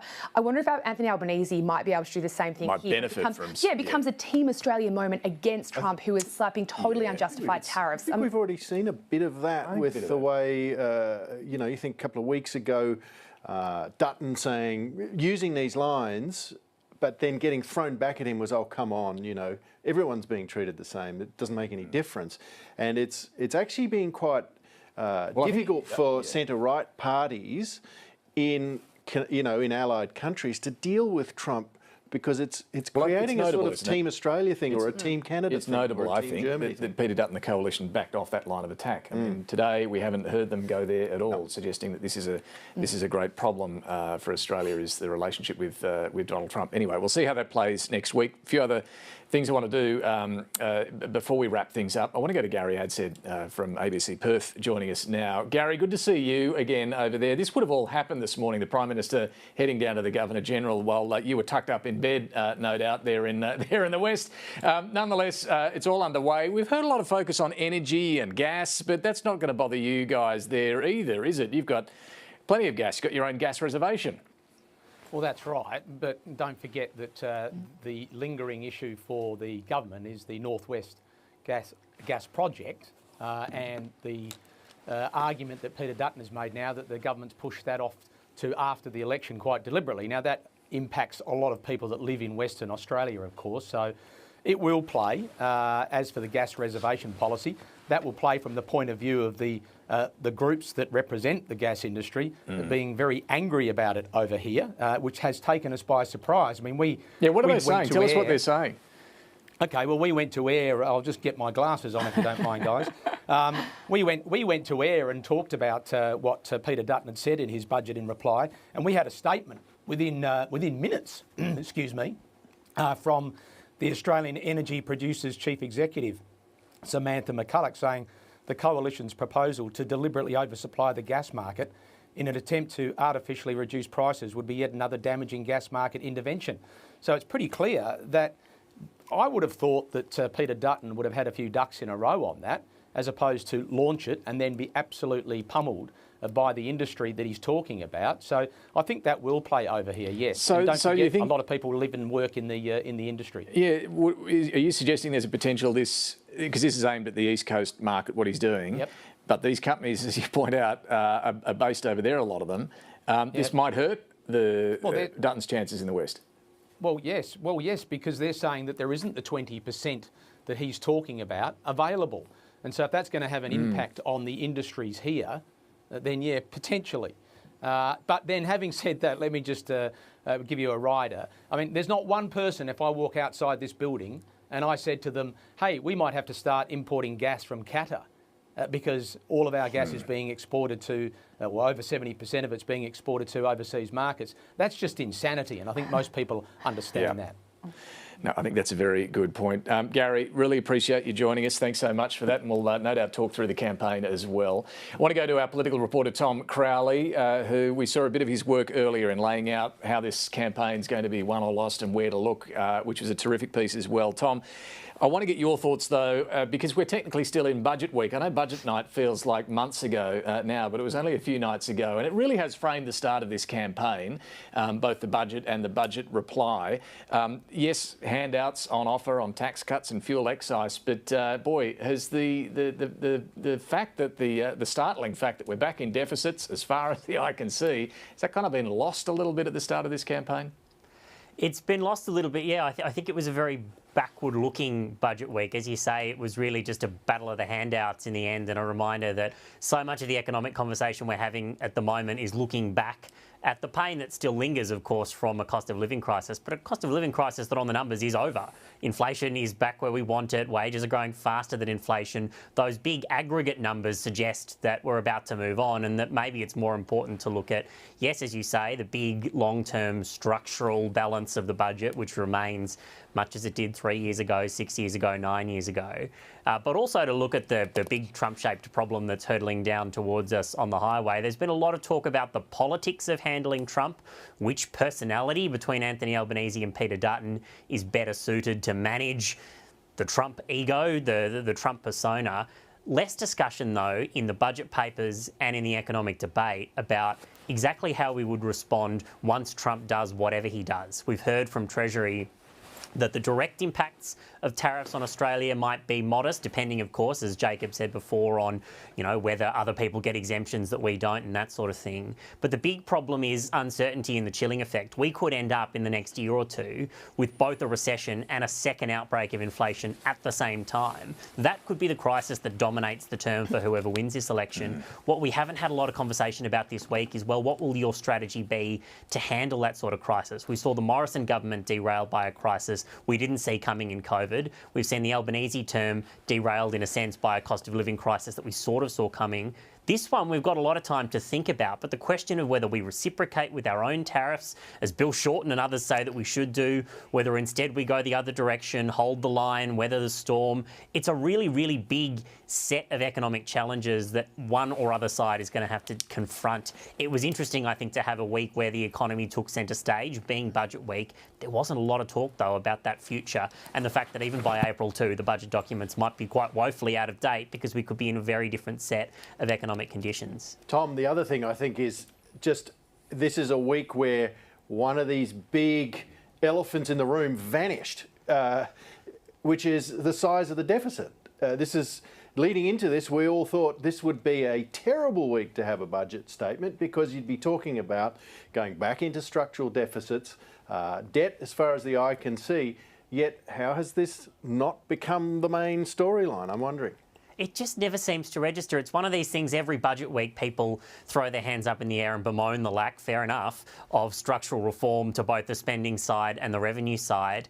But I suppose with so much going on in the short term, as I say, it's been a whole term that's really been fixated. Everything the government has done in its budget over the last 2 or 3 years has been about this short-term cost of living pinch. There hasn't been much fresh air. You go back to Jim Chalmers' first budget and he was talking big about big conversations about the structural issues of the budget, maybe hinting probably more than any treasurer in recent history that he wanted to talk about exactly those issues that you describe. Inflation gobbled them up. Now it feels like Trump's gobbling them up. So yeah, you know, for those of us who do look at those aggregates and say, well, once again, for a decade, even when you strip out the economic variability, the structural position of the budget remains much unchanged. A little bit of change in the spending growth of the NDIS, the spending growth of debt costs and aged care, but the broader picture, that structural deficit, it's still there. There's not really any sign that either party is taking anything to the election that's going to fundamentally improve that structural balance. So, look, not to be too much of a cynic on day one of the election campaign, but it doesn't really seem like those big picture issues are going to feature very much in this campaign. They're going to have to wait because the present just keeps happening. You can be cynical, Tom. You're allowed to be cynical. We're all allowed to be cynical. He's too young. Yeah, too young. He's too young. Be sceptical, not cynical. It's been a long budget week. Yeah, but look, it's a point well made, Tom. Thank you very much. We'll let you get back to it. It's a point well made because it does matter, right, Jacob, what is going on with the budget. Yes, we did have a couple of surpluses, great, but the outlook now is a structural deficit. And the onus should be on both sides to tell us how they're going to fix that. You got a sense of that in the budget. You know, the sort of top Treasury officials that wander past give you that vibe that in the lead up, for instance, to the global financial crisis in 2008, we were in good shape. The budget was in good shape. They were able to deploy a lot of money back then. Same with the pandemic. You know, the firepower was there to build that bridge, if you recall, across towards that future where a vaccine would become available and you'd keep the economy afloat.